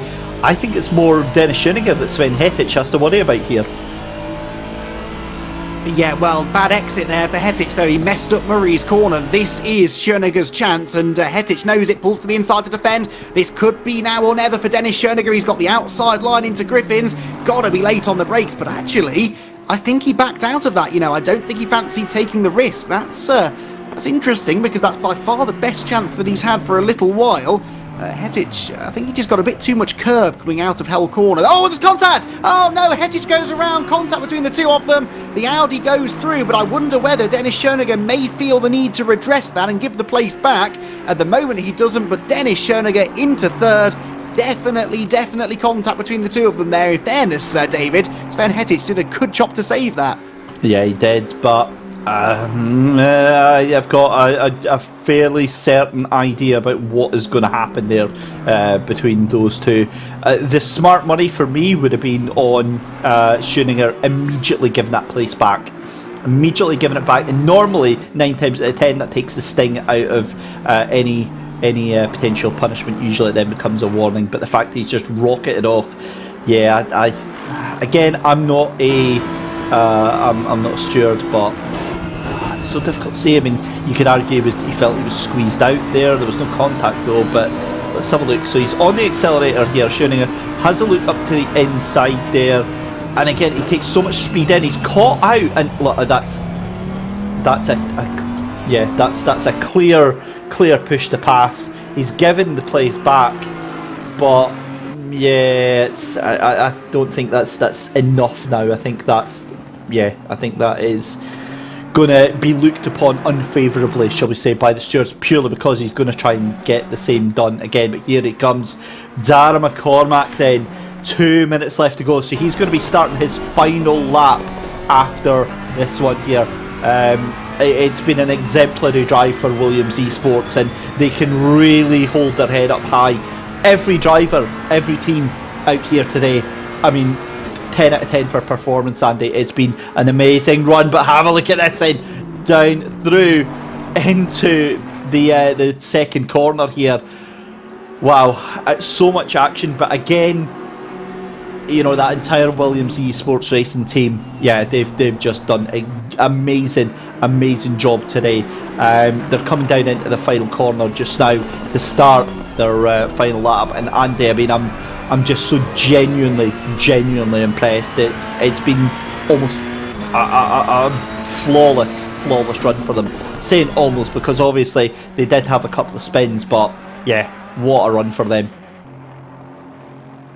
Well, and compared to the rest of their season, they didn't finish the season opener at Spa, didn't start the race at Monza, then they came back for Paul Ricard and didn't finish, and then they finally finished a race for the first time all season a few weeks ago in Kyalami, but that was only 8th place. That wasn't really a headline-grabbing performance, it has to be said. This will definitely grab some headlines. They qualified on pole position. Darren McCormack just disappeared up the road in his opening stint. They've then continued to build that gap as the race has gone on, and as you've made mention of, David, he is still by far the fastest driver on the circuit. They're going to win this race, I reckon, by over a minute. The gap stands at 59.5 seconds coming on to the final lap. This has been the most dominant performance all season long, and they've done it at arguably the most difficult circuit on the calendar against a field that is still absolutely stacked with talented drivers and driver combinations. And here they are, Williams Esports, finally about to come good at the end of what has been a torrid season. Big penalty there, David, 130 seconds for Balzer in the 33 Audi. I've been intrigued to know what that's all about, but none of this bothers the Williams Esports team, because out of Forest Elbow comes Darren McCormack. Just a few more corners to go, and they will get their first victory of the season. Yeah, I'd imagine it's the final lap, so they can't get given a drive-through, so it'll give them a horrendous time penalty instead. But what a performance from the team, from that number 5 team. Darren McCormack, Igor de Oliveira Rodriguez, who, remember, had a very lucky escape. He had a power cut 45 seconds after his stint ended, which means that Dara had to jump back into the car as well as Tinko van der Velde, but down to Murray's corner for the final time here in the final race of the SimGrid Endurance Cup, and it's a race win for Williams Esports. A brilliant performance from start to finish, and that, ladies and gentlemen, is exactly how it's done. The number 5 comes across the line. It's going to be surely a second place for Giorgio Simonini in the GTWR R8G Academy Black Machine, coming down through the final couple of corners through Forest Elbow. The accelerator bursts into life, and that Audi tears its way down as we see just coming down here. I'm just having a look at the gap there. You're absolutely spot on, Andy. 61 seconds, I think, is going to be about the gap between first and second place here. as we see coming down into the chase for the final time. Another brilliant performance by GTWR RHG Academy Black. We expect nothing but this sort of performance from that 4-5-7 outfit of Giorgio Simonini, Luke Whitehead and Michelle Nerby. Some nervy moments, but out the final corner it's going to be a great second place and a great championship performance overall. Sven Hettich, after that wild scare at the end there, takes third place. Dennis Schuringer across the line in fourth. Maximilian Walmuth is going to finish in fifth position for Renvelt and Esports Orange. 383, this is a huge talking point for me. The 383 Coach Dave Academy, Dal King, an Actual Vision community racing machine, crosses the line in P6. Talk about a recovery drive. Michelle Pirella for GTWR RHG Academy in the 164 red machine comes across the line in 7th position. Milo Mazzetti and Michael Romagnoli behind the wheel of that one as well.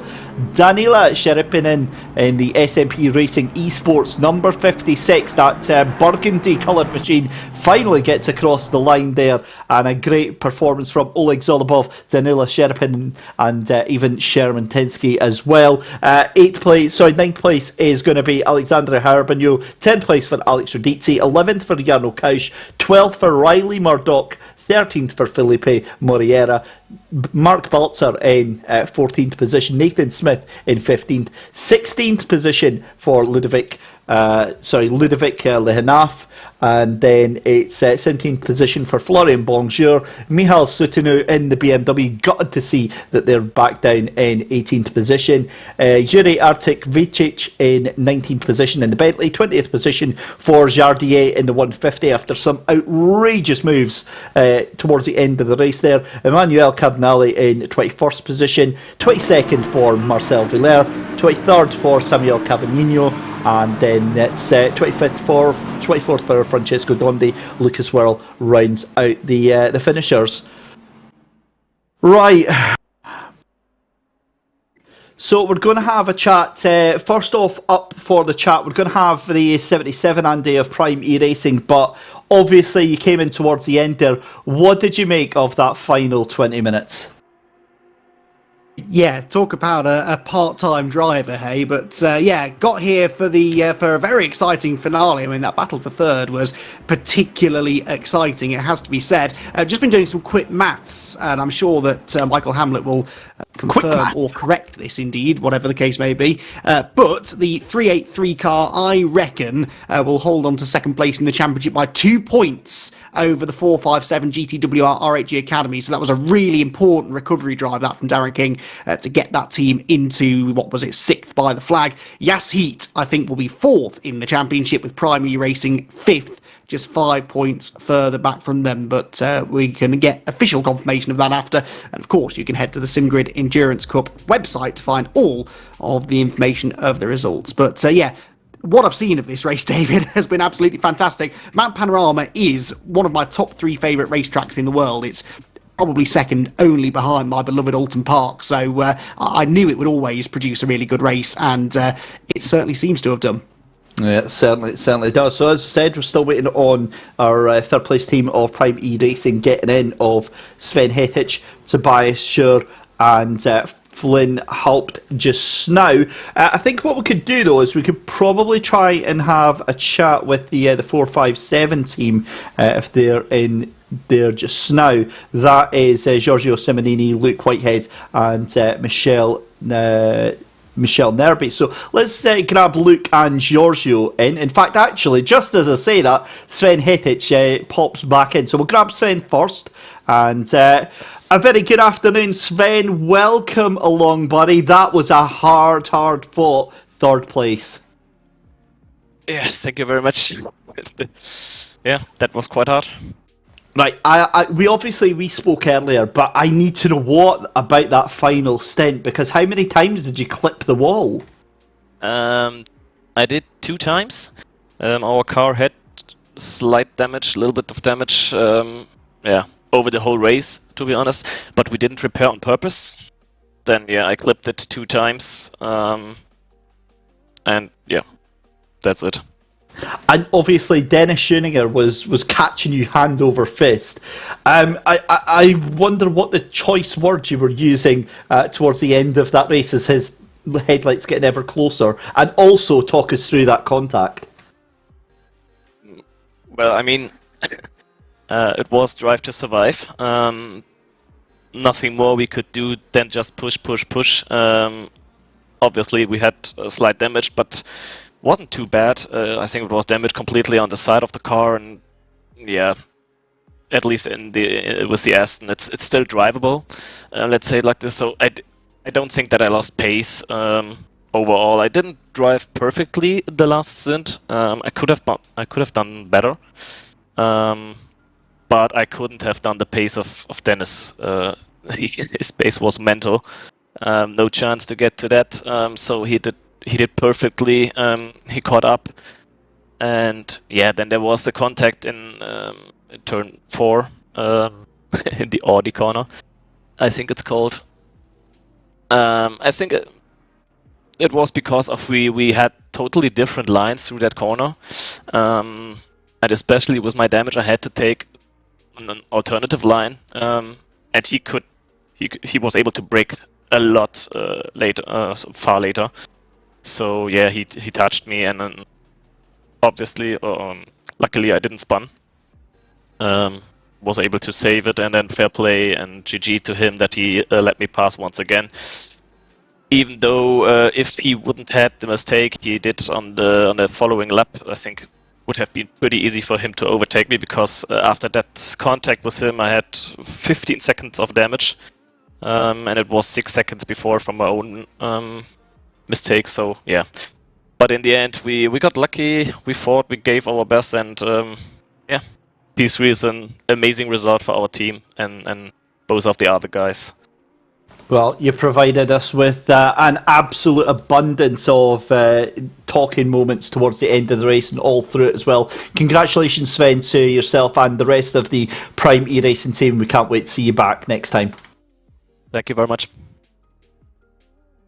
So there we go then, Sven Hetich there from the number 77 Prime E Racing team. So let's get in second place then. That's the 457 GTWR RHG Academy Black team. That's we've got Giorgio Simonini and Luke Whitehead. Also in the car was Michelle Nerby. So let's bring in Luke and Giorgio just now then. Luke, Giorgio from the number 457 team. Welcome along, guys. That was quite the race towards the end there. Indeed, it was quite close because we didn't have the fuel, so we had to save fuel and try to get, till the end with some, quite close, fuel management. But we made it, and we are so happy about the P2 between them all happened, and I'm so proud of Luke and Michele. They did a nice job. This was actually the first time we teamed. We did a team with these 3 names, so I bet we did a great job today. So I'm very proud. And obviously, as you said, a joint effort between Coach Dave Academy, between Dalking and between Actual Vision Community Racing.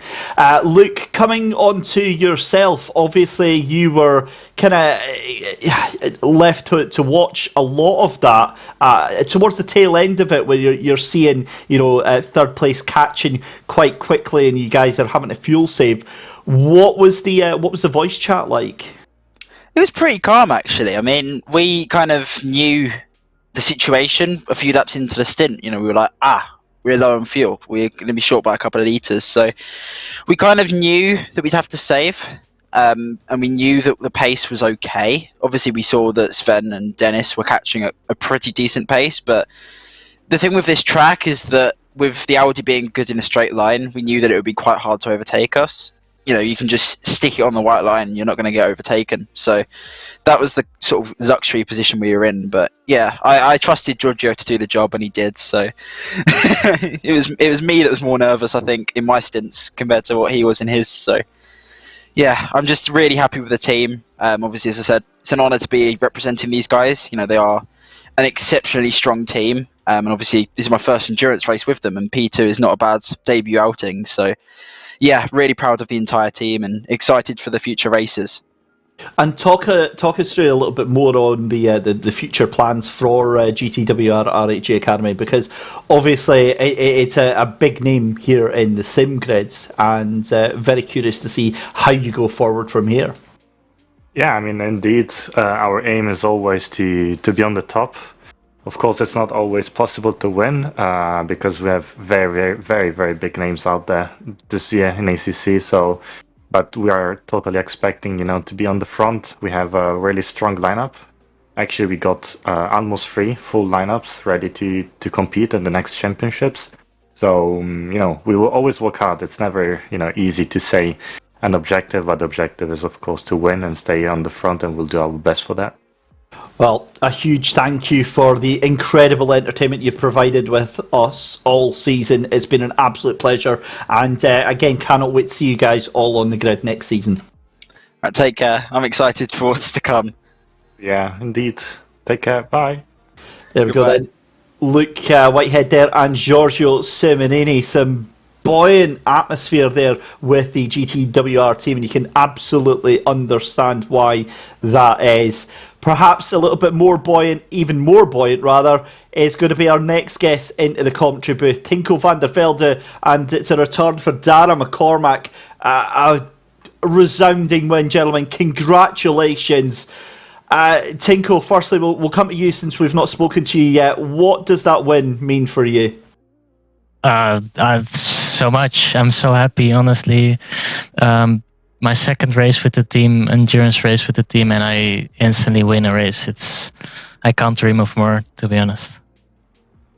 And obviously that last stint for yourself, obviously, you handed back things to Dara. How nervous were you watching Dara behind the wheel on that final hour, or were you quite comfortable given that there was a gap of about 50 seconds? Yeah, I was pretty comfortable. We had a big gap, and I trust Dara. He was really good the whole race.